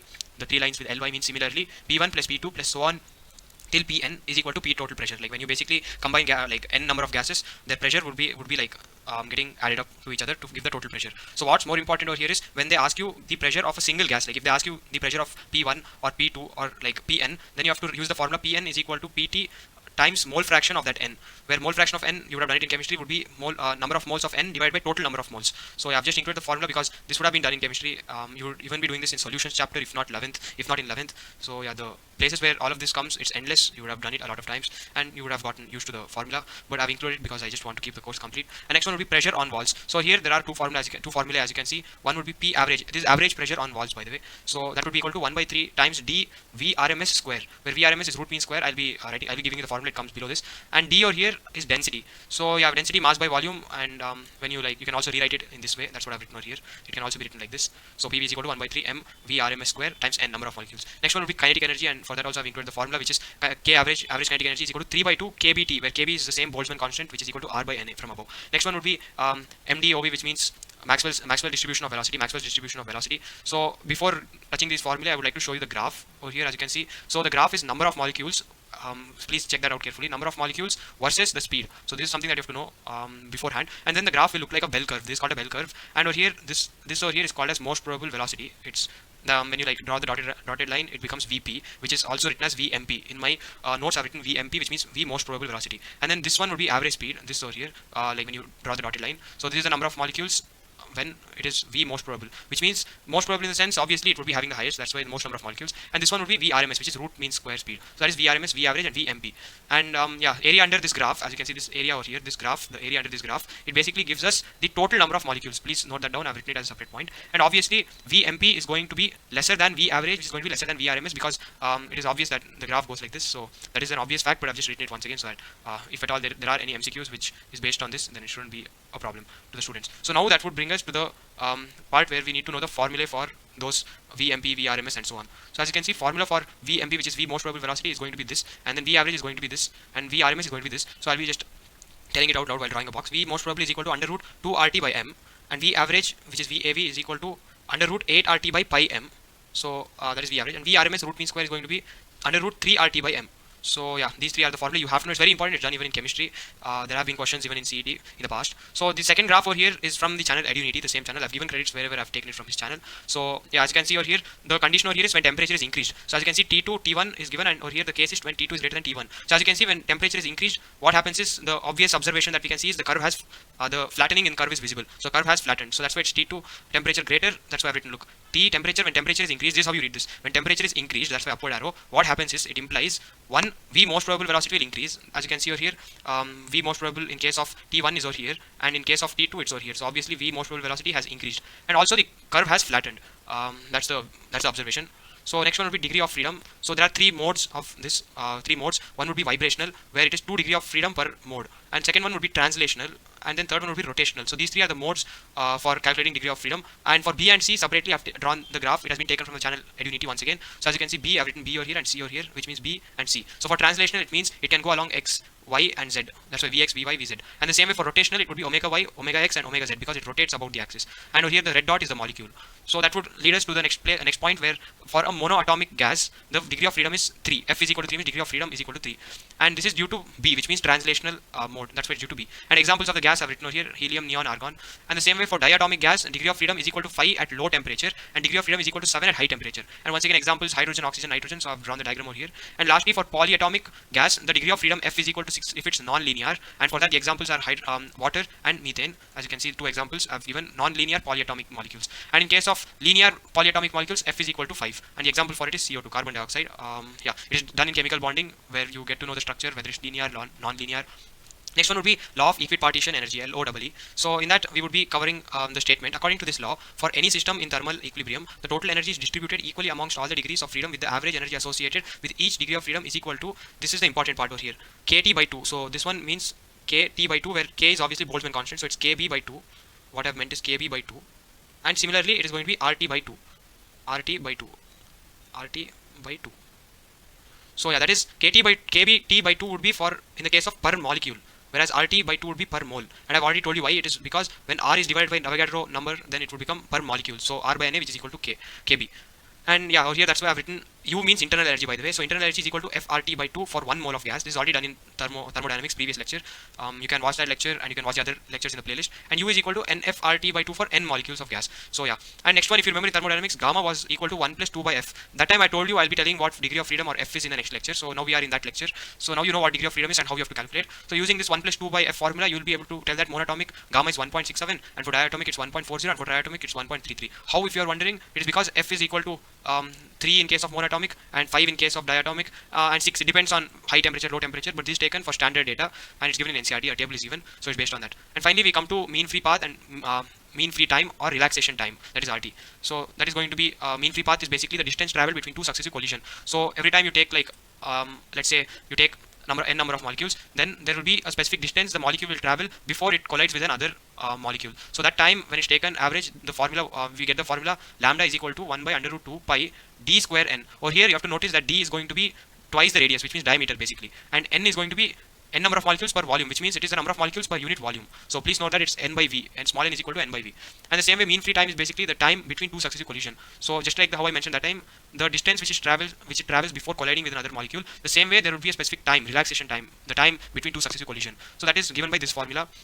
which is equal to lambda, which is mean free path, divided by v average, which is velocity average. And also you need to know that it is directly proportional to under root of temperature and inversely proportional to pressure. So when you write it together, it becomes this, and yeah, I've just written that data. It might not be there in NCERT, but yeah, please do consider learning it. So with this, I think I've completed the chapter. Please do consider sharing it with your friends, liking the video and subscribing to my channel. It would help a lot. I'll be uploading a lot of videos from now consistently, because yeah, I'll be uploading more videos. You can also join the Telegram group to ask questions, and yeah, please do consider liking, sharing, and subscribing. It would help the community as a whole. So with this, I'll be seeing you in the next session. All the best. See you. Hello guys, welcome to session number 14 of our KCET 2023 revision series. Today's topic will be oscillations, and as you can see in the brackets, it's 0.86, which means approximately one question has come every year, and there have been years where there have been no questions from this chapter. So if you check it in the NCERT, it seems to be quite a lengthy chapter, but I have only use those points from the book where I've seen questions in the past. So yeah, you can just watch the orientation session on how to deal with these lectures. You can just check the playlist link and stuff. So I'll be continuing with the topic. As you can see, the first one would be basic term. The first topic would be basic terms. So I expect you to know these terms, and if you don't, you can just check the NCERT. These are most of these have been done in your class 10th or 9th. So yeah, that's why I'm going to be just highlighting them. One would be periodic motion, and the next one would be oscillation, like the definition basically, the periodic motion, oscillation, vibrations, and then what a period is, or what frequency, what's the meaning of frequency, and then displacement of a particle and the terms related to it. And the same way we got forced oscillations. I've written it over here. It's quite small, but I'm pretty sure you can still read it. So forced oscillation, and the same way resonance. So you need to know all of these terms. It's there even in the NCERT. You can just read it once. And there are a few basic formulae in the same way. Like for example, you have already done this maybe even in, let's say, class 8, or I'm not sure, this one, where over here this symbol is equal to 1 by t, where this is going to be frequency. Like this is going to be frequency. I'll just write f once again, but typically frequency denoted with this symbol. So yeah, that's why I've just written it over here. Frequency is equal to 1 by time period. So that's the formula. That's how you have to say it. Frequency is equal to 1 by time period. So the same way there are other formulae over here, as you can see, where over here w is basically omega over here. Omega is equal to 2 pi frequency. Or you can also write it as omega is equal to 2 pi by t, where t is the time period. I've used this formula. This is going to be quite useful. You'll be seeing it, so keep it in your mind. Yeah. So next one will be SHM, simple harmonic motion. So let's take this example of a pendulum. As you can see, there is this pendulum from, like, if you just give it some force, it will move from this position. This is called as the mean position. It will move to this position, and then from there again it will come back to the mean position, and then again it will go to this extremity, and then it will come back to the mean position. You would have done a lot of like a part of this at least in your grade 10 or grade 9. Yeah. So what's more important is, as you can see, there is this small picture of the positions. So at t is equal to 0, the bob is over here, and then at t is equal to t by 4, the bob would have already moved from here. Yeah, I think what it means is basically, as you can see, the time period is t by 4, t by 2, and then 3t by 4, and then t, and 5t by 4. So till, like, from this to this is the only thing that you have to see for one to and fro motion. This diagram represents only from here to here. So yeah, what you have to know is when the bob is at this position, like as you can see at O, right, that time v is maximum. So you have to keep a note of that. V is equal to maximum and A is equal to 0, which means acceleration is equal to 0 and V is equal to maximum at position O. The same way when it reaches position minus A, or when it reaches plus A, this position basically minus A or plus A, that time A is going to be maximum, which means acceleration is going to be maximum, but velocity is going to be 0. You have to keep this in mind, because there is this topic called energy, under which you'll be like all of this will be done, which this will be used actually. So that's about the motion, where it shows from here to here and then it moves till here. It's basically the representation of this over here in terms of the position, and I've just written what maximum, at what point acceleration is maximum and at what point acceleration is 0. It's the same way with velocity. And there are a lot of formulae where you have to, like, I've just written it in SHM. You can obviously learn them. I've written all of them. So as you can see, this is the differential equation, which is given in the NCERT also, I think. So d square x by dt square plus k by m times x is equal to 0. So this is the differential equation. And over here f is equal to minus kx, as f is directly proportional to x. And the same way we got x is equal to a sine omega t plus phi. And this is like going to be one formula. And the same way we got the formula for t, which is time period, which is equal to 2 pi under root m by k. So if you're wondering how, as you can see, I've written omega square is equal to k by m. This is the formula that you have to know. Like, this is one formula that you have to know. Omega square is equal to k by m, which means when you use, like, when you can also write this as omega is equal to under root k by m. So I already mentioned that the formula omega is equal to, I think I've written it over here also, right over here. Omega is equal to 2 pi by time period. So here when you replace this t, when you write it in terms of t, it will become time period is equal to 2 pi by omega, and over here omega is equal to k under root k by m. So when you substitute it, you'll be getting this formula. This formula is very important, 2 pi times under root m by k. And yeah, I've also put this, like, taken this table from NCERT where it talks about all the terms. So please do note it down. I'll just put a tick. What x bracket t means, what a means, what omega means, what omega t plus phi means, what phi means, all of the terms. And as you can see, phi is basically like a phase constant. And let's say this is going to be the typical path. If it has been displaced by a certain, yeah, sorry, yeah. So if it has been displaced by a certain phase, the phase over here is written as minus pi by 4. That's the phase in which it has been displaced by. This displacement versus time. So I've just put the graph from taken the graph from NCRT. So obviously, and there's another formula over here, by the way. I'll be talking about this formula once I do this part. So as you can see over here, it says velocity bracket time is equal to a omega, which means velocity in terms of like with the as a function of time, velocity as a function of time is equal to a omega cos omega t. So if you're wondering where this formula came from, you can differentiate displacement to get velocity from kinematics. So when you differentiate this and keeping phi as 0, it will become a sine omega t. So when you differentiate it, it will become a omega cos omega t. So when you differentiate velocity, you'll get acceleration. So when you differentiate it again, you'll be getting a as a function of time, which is minus a omega square sine omega t. Now velocity as a function of x, if you want the formula, then this is the formula. It is going to be omega under root a square minus x square. And acceleration as a function of x, if you want, then it will become minus omega square x. And when is it maximum? It's maximum when x is equal to a, which means it is at the amplitude, like the last point, the extremity, one of the extremity. And when is it minimum? When it's x is equal to 0, which means when it's in the mean position. So this is obviously something that you would have already known. And the same way here, F is equal to m bracket minus omega square x. So if you're wondering where this came from, we know force is equal to mass times acceleration. We have just put acceleration over here. So that will become force as a function of x formula. Now we can come to this formula, a is equal to minus k by mx. So if you're wondering how this formula came into existence, then I already mentioned a is equal to minus omega square x. We already know omega square is equal to k by m. So when we put it, we'll be getting this formula. Now let's go to a type of problem. So we have in NCRT where it's written SHM as circular motion. It's an approach to circular motion, by the way. It's not like a separate topic, it's an approach. So based on it, they've given a question. I would recommend you to solve it. It's there in the NCRT example 14.4. This is the example. So you can just check the solution. It's fairly simple once you have done the above, like once you just listen to the above part of the lecture. Next one would be energy. So kinetic energy formula, as you can see, would be half m omega square bracket a square minus x square. And potential energy formula would be half m omega square x square. And we know total energy is equal to kinetic energy plus potential energy. So when you add them up, you'll be getting this. What's more important is the graph of energy versus x. So here, as you can see, I've already mentioned that at the mean position, acceleration, like if you remember at the top, I written that at the mean position, acceleration is equal to 0. So that means, or here the like you will, it means kinetic, like if you see here in the graph, this is k as a function of x. So I've already told you that at the extremity, like at one either of minus a or plus a, v will be equal to 0. So what does v equal to 0 mean? It means kinetic energy is equal to 0. So at plus a and minus a, as v is equal to 0, kinetic energy is also equal to 0, which means u will be maximum to conserve the total energy. If k is 0, then potential energy. So this line over here is called total energy. That's why it's written k as a function of x plus u as a function of x. We have already written over here total energy. So this is going to be the total energy. The line over here is going to be total energy.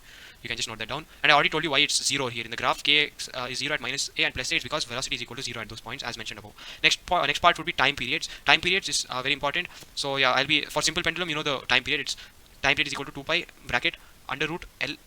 Why is it converting to shape? It's t is equal to 2 pi under root L by g, where L is the length of the string and g is acceleration due to gravity. So that was for case A. Case B, it will be spring pendulum, under which first case is when a spring pendulum is like this, where spring constant is equal to k and mass is m. In this case, it will be time period is equal to 2 pi under root m by k. It's just like how I mentioned above. It's a similar formula. So for the next part, where it is under spring pendulum, case number 2, we'll be going into cases where it's like either the springs are in parallel. This is called parallel, by the way. If the springs are connected like this, it's called parallel. Basically, when the springs are not touching each other. Whereas this is called as series. As you can see, this is spring number 1 and this is spring number 2. They're touching each other, like they are connected. And let's say that the spring constant of spring number 1 is k1 and spring constant of spring number 2 is k2 and mass is m. In this case, we have to write time period is equal to 2 pi under root m by k effective. It's just like the above formula, but over here k is replaced by k effective. And what is k effective? If it is connected in this fashion, which like I mentioned above is series, then this will be the formula for k effective. It's like the resistance formula for parallel. If you have done it, you would have done it even in 10th, I think so.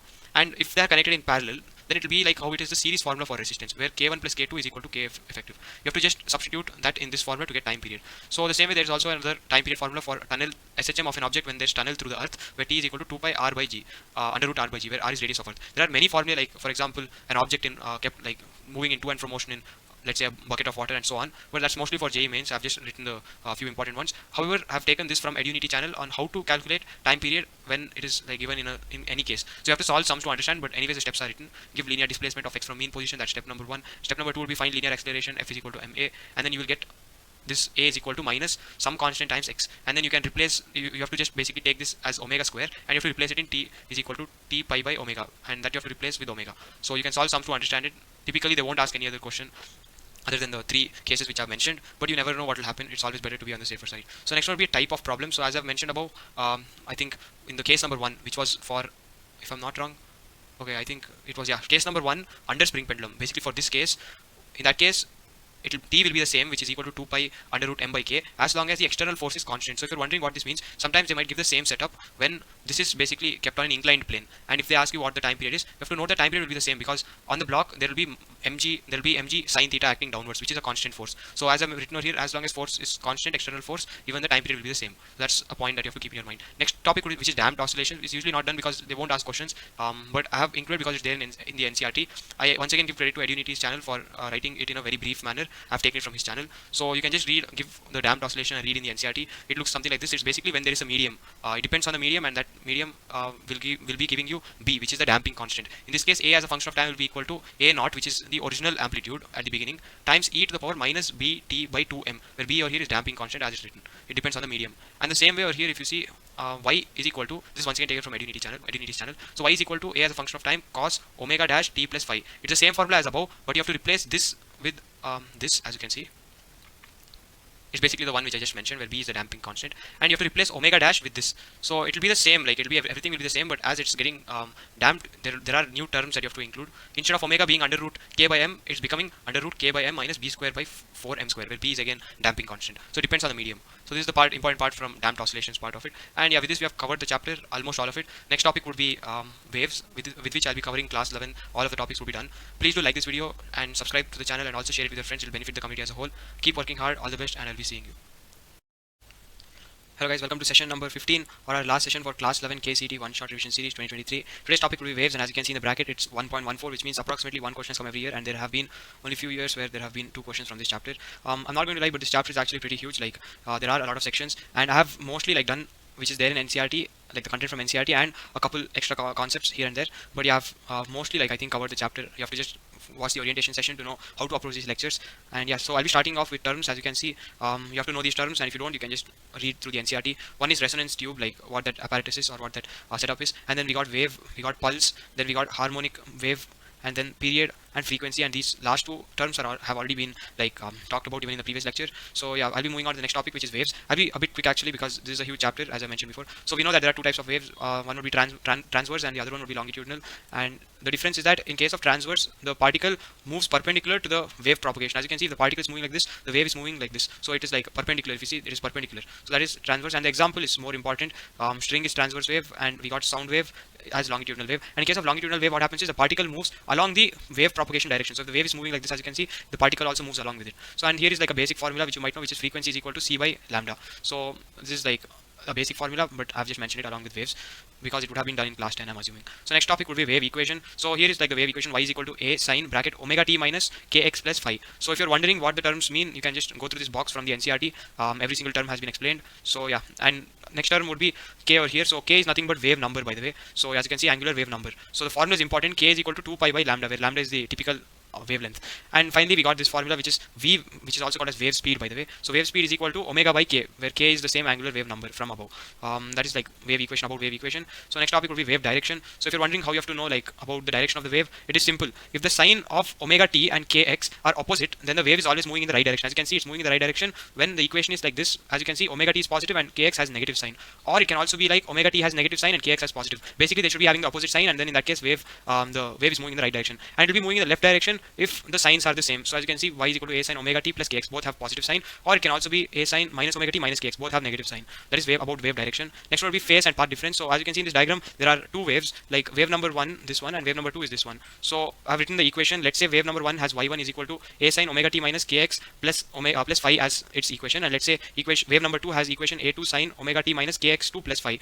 In this case, if you want to know what the phase difference is, then it is delta phi. As you can see, delta phi is phase difference, which is phi 1 minus phi 2. You have to know that the entire term over here is actually going to be phase, like this entire term is going to be the phase. So this is phase 1, and then this one is going to be phase 2. So please do keep it in your mind. So when you subtract that to get the phase difference, you'll be getting basically k times x2 minus x1. So I'll be just writing it. So as you can see, x2 minus x1 is nothing but path difference. So what is phase difference? Phase difference is the entire this term subtracted by this term, which will make you get this. So I'll be writing one formula is delta phi is equal to k x2 minus x1. And what is x2 minus x1? x2 minus x1 is nothing but path difference. As you can see, I've written path d, which means path difference. And I've already mentioned k is angular wave number, which is 2 pi by lambda. So that is like, so this is like the second equation, where as you can see, k is nothing but this, and this entire term x2 minus x1 is this, and this is obviously the multiplication symbol, because over here I put bracket, over here multiplication symbol, and this is the diagram. You can just go through the diagram. And the next part would be velocity and acceleration of a particle in a wave. So let's say I've taken this particle A. If you want to know what its velocity is, then obviously in a wave, like in this wave, every particle follows SHM. And from my previous lecture, simple harmonic motion, you can watch it.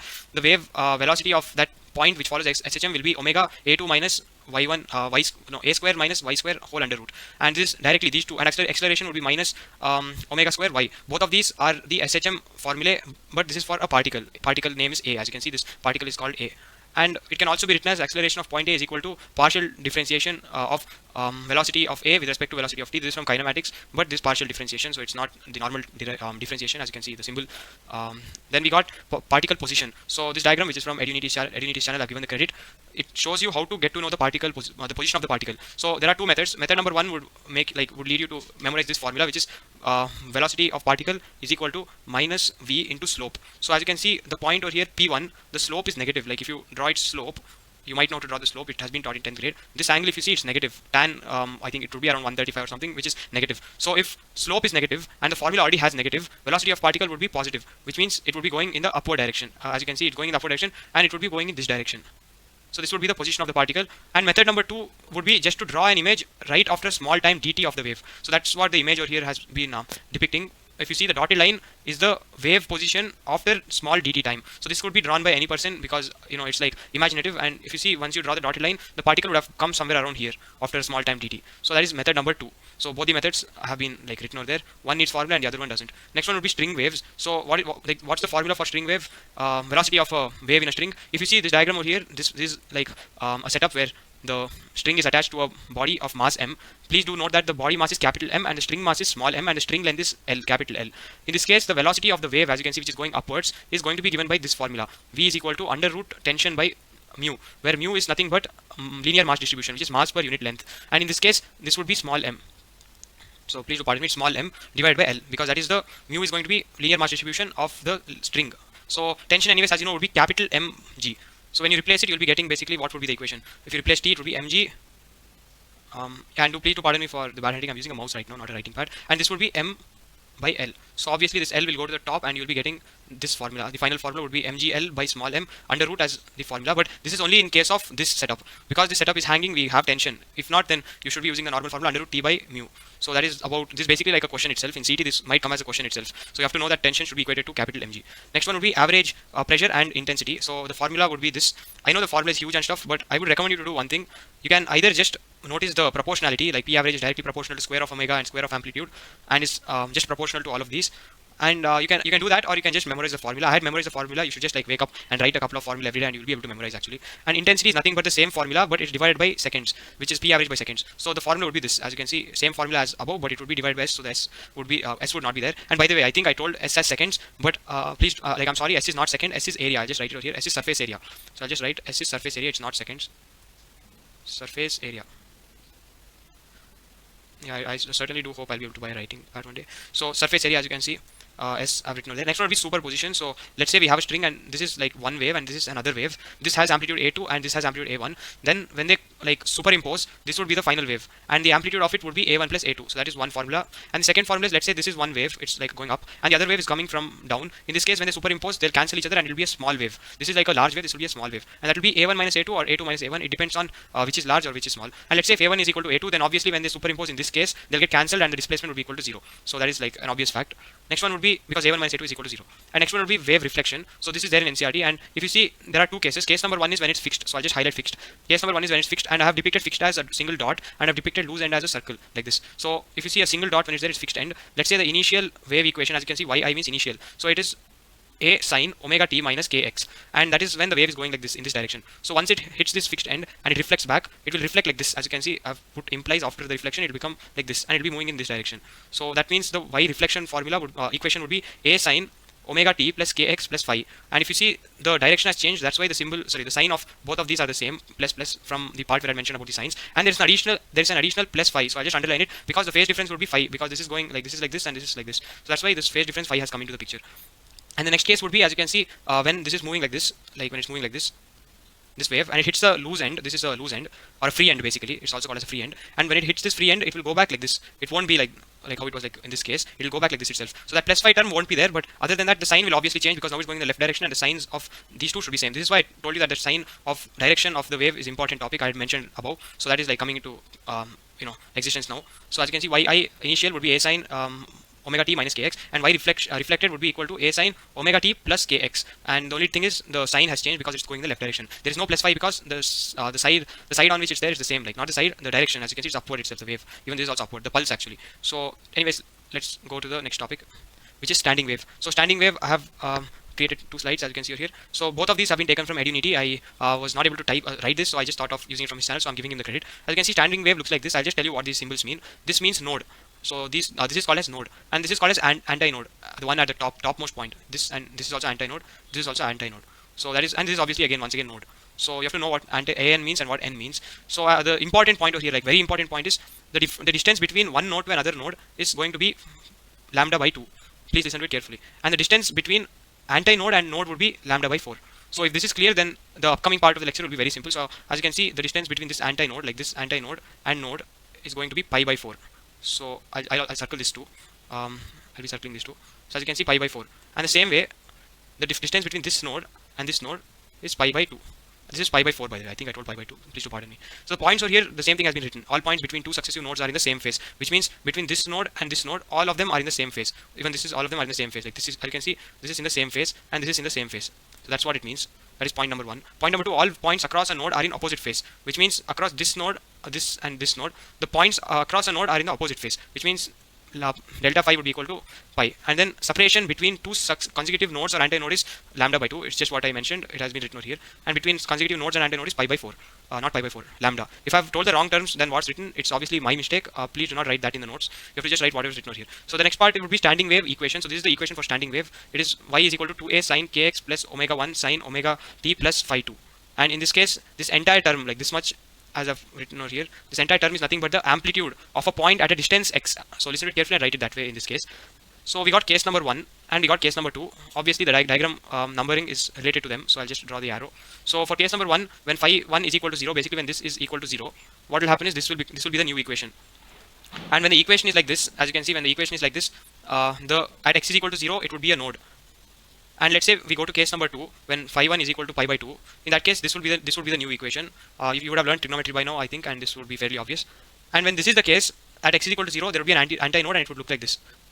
The wave would look like this. The dotted line means the other possibility, by the way. So yeah, that's, I think you already know what the dotted line means and stuff. So next part of the chapter is very important, and I have written it in the most creative way. Like I haven't seen anybody write it in this way. So I've written it in this way. It might even seem confusing to students, but I think this personally, I personally think this would actually help a lot, because you have to read the title carefully. From now, whatever I'm saying, please listen to it carefully, and you'll be able to understand. So SW means standing wave, and in BE, which means both ends, you have to note that BE means both ends, and bracket C means closed, and bracket O means open. So standing waves in both end closed string or both ends open pipe. So both of these have a very similar formula. That's the only reason why I have written these two in under one case. Usually what people do is they write the string case and then they write the pipe case. But if you look closely, the formula is the same. So let me go slowly over here. Nth harmonic or n minus 1th overtone. As you can see, I'll be this is the main formula, by the way. I've written one formula which would be easily enough for everything actually. In case of SW, which means standing wave in both end string. Note that I'm doing both end closed string. Right now I'm doing both end closed string. Please listen to me carefully. So in that case, it would be FBE bracket N, which means frequency of both end closed string, and N, because obviously this is only for N general. This is general, right? This could be a general formula. Is equal to N by 2L under root T by U. This is basically nothing but velocity in string. I'll write it as STR.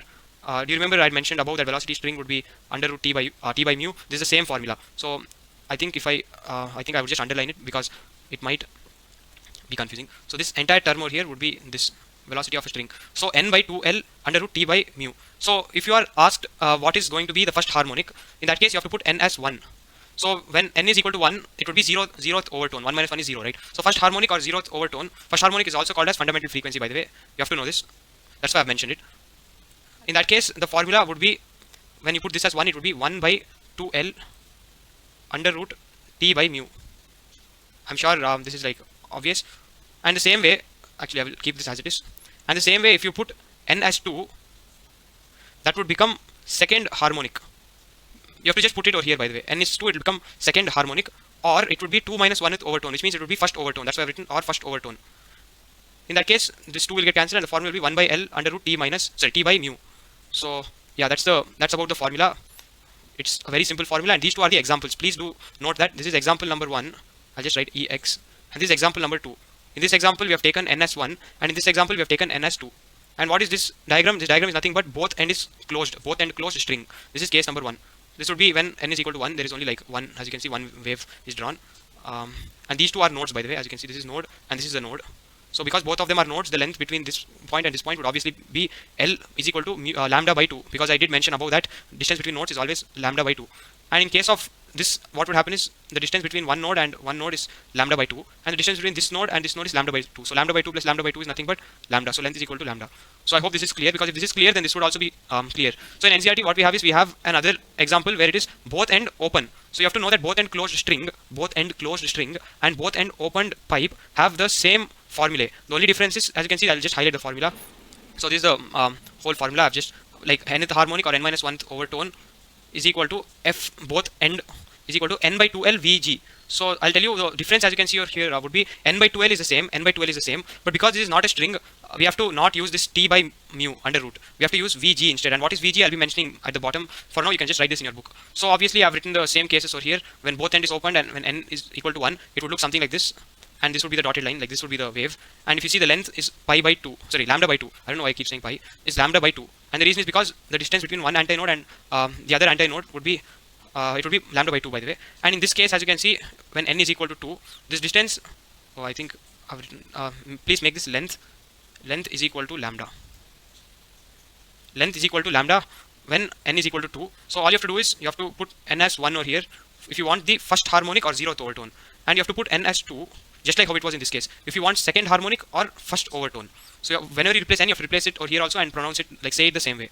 So I hope that was clear. As I mentioned, this chapter is pretty huge, but I've like put it in a very good manner, I think. Next one would be, next heading, read it, like please listen to it carefully. It is SW, which means standing wave in open end bracket closed string, where this is one end.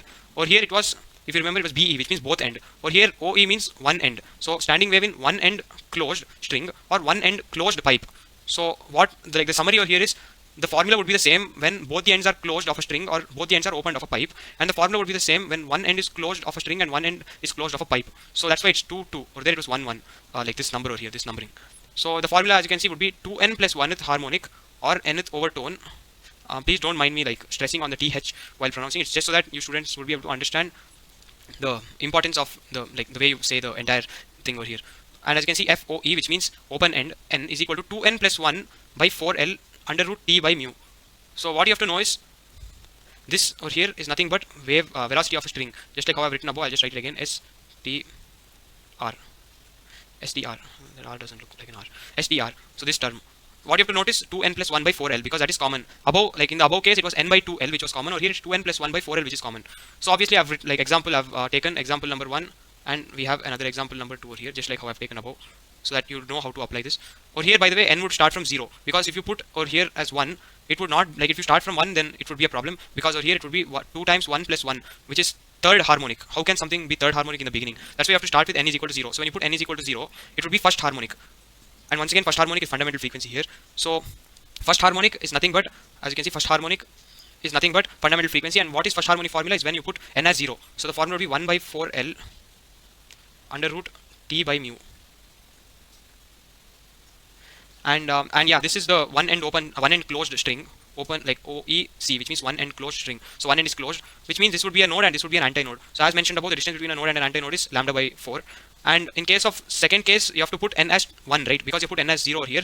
Second case, let's take n as 1. So when you take n as 1, it would be 2 times 1 plus 1, which is third harmonic, or nth overtone, which means second, or n as 1. Like if you put n is equal to 1 over here, then it would be third harmonic or first overtone. So that's what I've written for example number 2, when you put n as 1, third harmonic or first overtone. So for that, the formula would be, instead of 1 over here, what will happen is, when you put n as 1, it will become 3. So the formula would be 3 by 4l under root t by mu. And that formula is for third harmonic or first overtone, when basically n is equal to 1. So I hope that was clear, because if that is clear, then the next part would be very simple. So yeah, over here I've taken, I've drawn the diagram. This would be node, this would be node, and this would be an antinode. So length of this entire thing, length would be obviously 3 lambda by 4, and this is for n is equal to 1, by the way, example number 2. So the same way, one end closed pipe, like this is a pipe, and when one end is closed, it would be the same thing like how it was over here, in terms of formula, that is, as you can see, 2n plus 1th harmonic or nth overtone is equal to FOE, one end, is equal to 2n plus 1 by 4l Vg. So it's the same thing, like 2n plus 1 by 4l, that much is the same. But here, because this is a pipe, it's not a string, instead of using velocity of string under root t by mu, we'll be using Vg, and I'll be telling what Vg is in the bottom in just like about a couple more minutes. So the length, obviously, over here I've written lambda by 4. It is because this is a node and this is an antinode. So the distance is lambda by 4 between node and an antinode. And the same way over here, node, antinode. So lambda by 2 plus lambda by 4, which is 3 lambda by 4. So case number 1 is when you put n is equal to 0. So that would be first harmonic or 0th overtone. Formula would be 1 by 4l Vg. And when you put n is equal to 1, you'll be getting third harmonic or first overtone, which is equal to 3 by 4l Vg. If you have listened to that carefully and if you have like made note of those two, you'll be able to understand. Yeah, with that we have covered the most important part of the chapter. Next one would be displacement and pressure waves. So these are the formulae. This is pressure wave, by the way. You can just copy it down. P is equal to P naught cos omega t minus x by v, and P naught over here is nothing but bulk modulus omega by v s naught. And what is s naught? S naught is from this equation. S is equal to, which is displacement wave, by the way. This is displacement wave. S is equal to s naught sine omega t minus x by v. So those are the formulae. Not very important, but yeah, included. Next one would be sound waves. Over here, I'll be first, like the very first thing that I'll be doing is highlighting the formula for Vg. So the reason why I didn't like write this under root gamma p by rho is because it is a huge term, and it can also be written in another fashion. So instead of writing that this entire thing over there, I just wrote as Vg. But for string, it is just one formula under root t by mu, so it's easy. So instead of writing VSTR, I just wrote the entire VSTR formula itself. So what you have to do above is you have to note that Vg is equal to under root gamma. Gamma is the same constant, by the way, where it is Cp by Cv. P by rho. Rho is density, which can also be written as gamma RT by m. M again is mass. So yeah, another formula for sound wave is going to be when it's S means V solid, by the way. V in solid is equal to Young's modulus rho under root. This y over here is Young's modulus, has been done in elasticity. VL is nothing but bulk modulus by omega. So that's why capital B by, not omega, by rho, where rho is density. And what is beat frequency? FB means beat frequency, which is equal to modulus of F1 minus F2, which means no matter what you do, it should be a positive. Like it could be F2 minus F1 or it could be F1 minus F2, but it should be a positive frequency, because frequency can't be negative in that case. Next one would be Doppler's effect. Very important once again. I have written this Doppler's effect over here in the most simple fashion ever, like the easiest way to remember Doppler's effect. All you have to do is you have to remember this formula, which is F apparent is equal to F naught bracket V plus or minus VO and V plus divided by V plus or minus VS. Or here you have to just keep it in your mind that O is observer and S is sound. Please do not get confused. You have to know this abbreviation because here is a sign convention. The sign convention is very important, and this is the part where I made it easy for students. That's why I'll put it in a box, like something like this, in this kind of a box, because this sign convention is not used by like anybody else, I think so, or they have their own ways. But this was my way of keeping myself, know about the sign convention. So as you can see over here, this is O observer. If the observer is moving towards the sound, like the object which is making the sound, then the sign should be positive. So which sign are we talking about? We are talking about this sign, obviously, because O is moving. So when O is moving, we are talking about the sign of this part, and when S is moving, we are talking about the sign of this part. So let's take case number 1 when O is moving, which is when observer is moving. So when observer is moving, we have to take it as positive here, which would be V plus VO. But if observer is moving away from S, like in this case, observer is moving towards S, but if observer is moving away from S, then it should be negative, which means V minus VO. Don't worry, I've taken examples if you are not able to understand. You have to watch this part many times to understand what I'm saying. Second case over here would be when observer is like stationary, but when S, which is sound, is moving towards the observer, then the sign would be negative, which means V minus Vs. But if sound is moving away from observer, then it would be positive sign, which means V plus Vs. So that's the sign convention. Now let's apply it on two problems, which is from EduNity's channel once again. So over here, let's say that there is a source, which is obviously going to be stationary. Usually source will be stationary. So because this is at, like source will be stationary, but the sound direction is like this. So please do listen to me carefully. I'll be using this rainbow color. So Vs is going like this. As you can see, he has also put an arrow.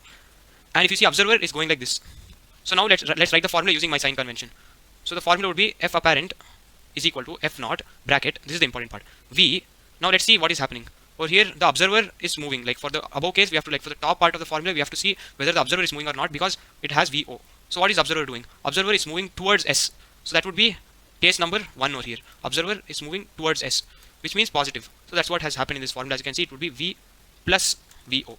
Now for the bottom part, we have to check what is happening with the sound. So what is happening with the sound? The sound is moving towards observer. It's moving towards observer. As you can see, it's moving towards the observer. So let's go back to my sign convention. When the sound is moving towards the observer, it will always be negative. So V minus Vs. So this would be the formula, and I will be just putting a box like this because you have to apply it for these two cases to get a basic understanding of how to like apply the formula. So I hope you understand. And by the way, why is this not working? Okay. Just give me a second.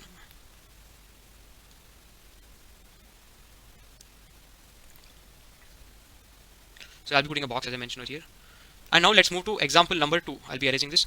Example number 2, the same way, let's do it for example number 2 together. So as you can see, the source, this is the source. Let's put a box. So the source is going like this now. Or actually, what am I doing? I really apologize for such stupidity of mine. So over here, this will be case number 2, right? Case number 1 is already done. So let's move on to case number 2. So let's put a box around the source. Now the sound is moving like this. As you can see, VS is now in this direction, which means the speaker is like set to the other direction, to the other side. So VS is like this. And over here, if you see, observer is moving like this.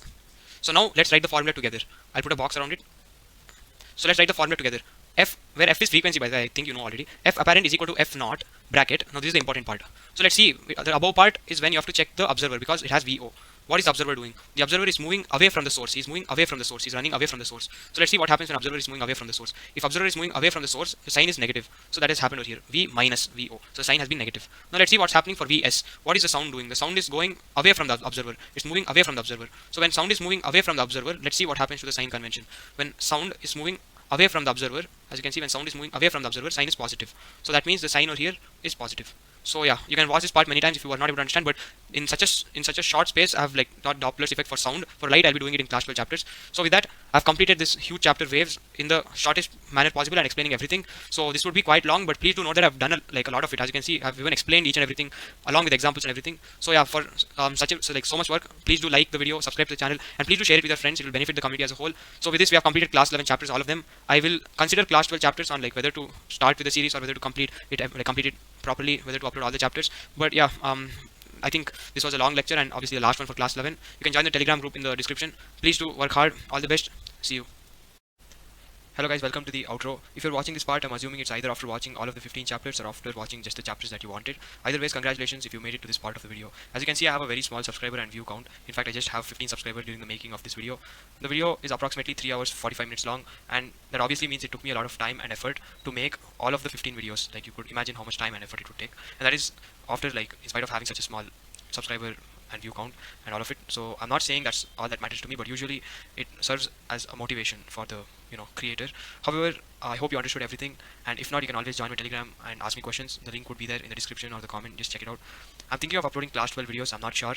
Like I mentioned before, it's all about the motivation, and considering that considering the fact that people are barely watching the video, I'm not very much sure, so I'm not going to make false promises, but I'll try my best to upload class 12 chapters too. So before I wrap this session up, I just want to remind you of all the chapters that you have completed. Physical world, units and measurement, motion in a straight line, motion in a plane, laws of motion, work energy and power, system of particles and rigid body, gravitation, along with mechanical properties of solids, mechanical properties of fluids, thermal properties of matter, thermodynamics, kinetic theory, oscillations and waves. All these 15 chapters of class 11 or first PU was available in this video and done in great depth. So yeah, work hard, all the best, see you.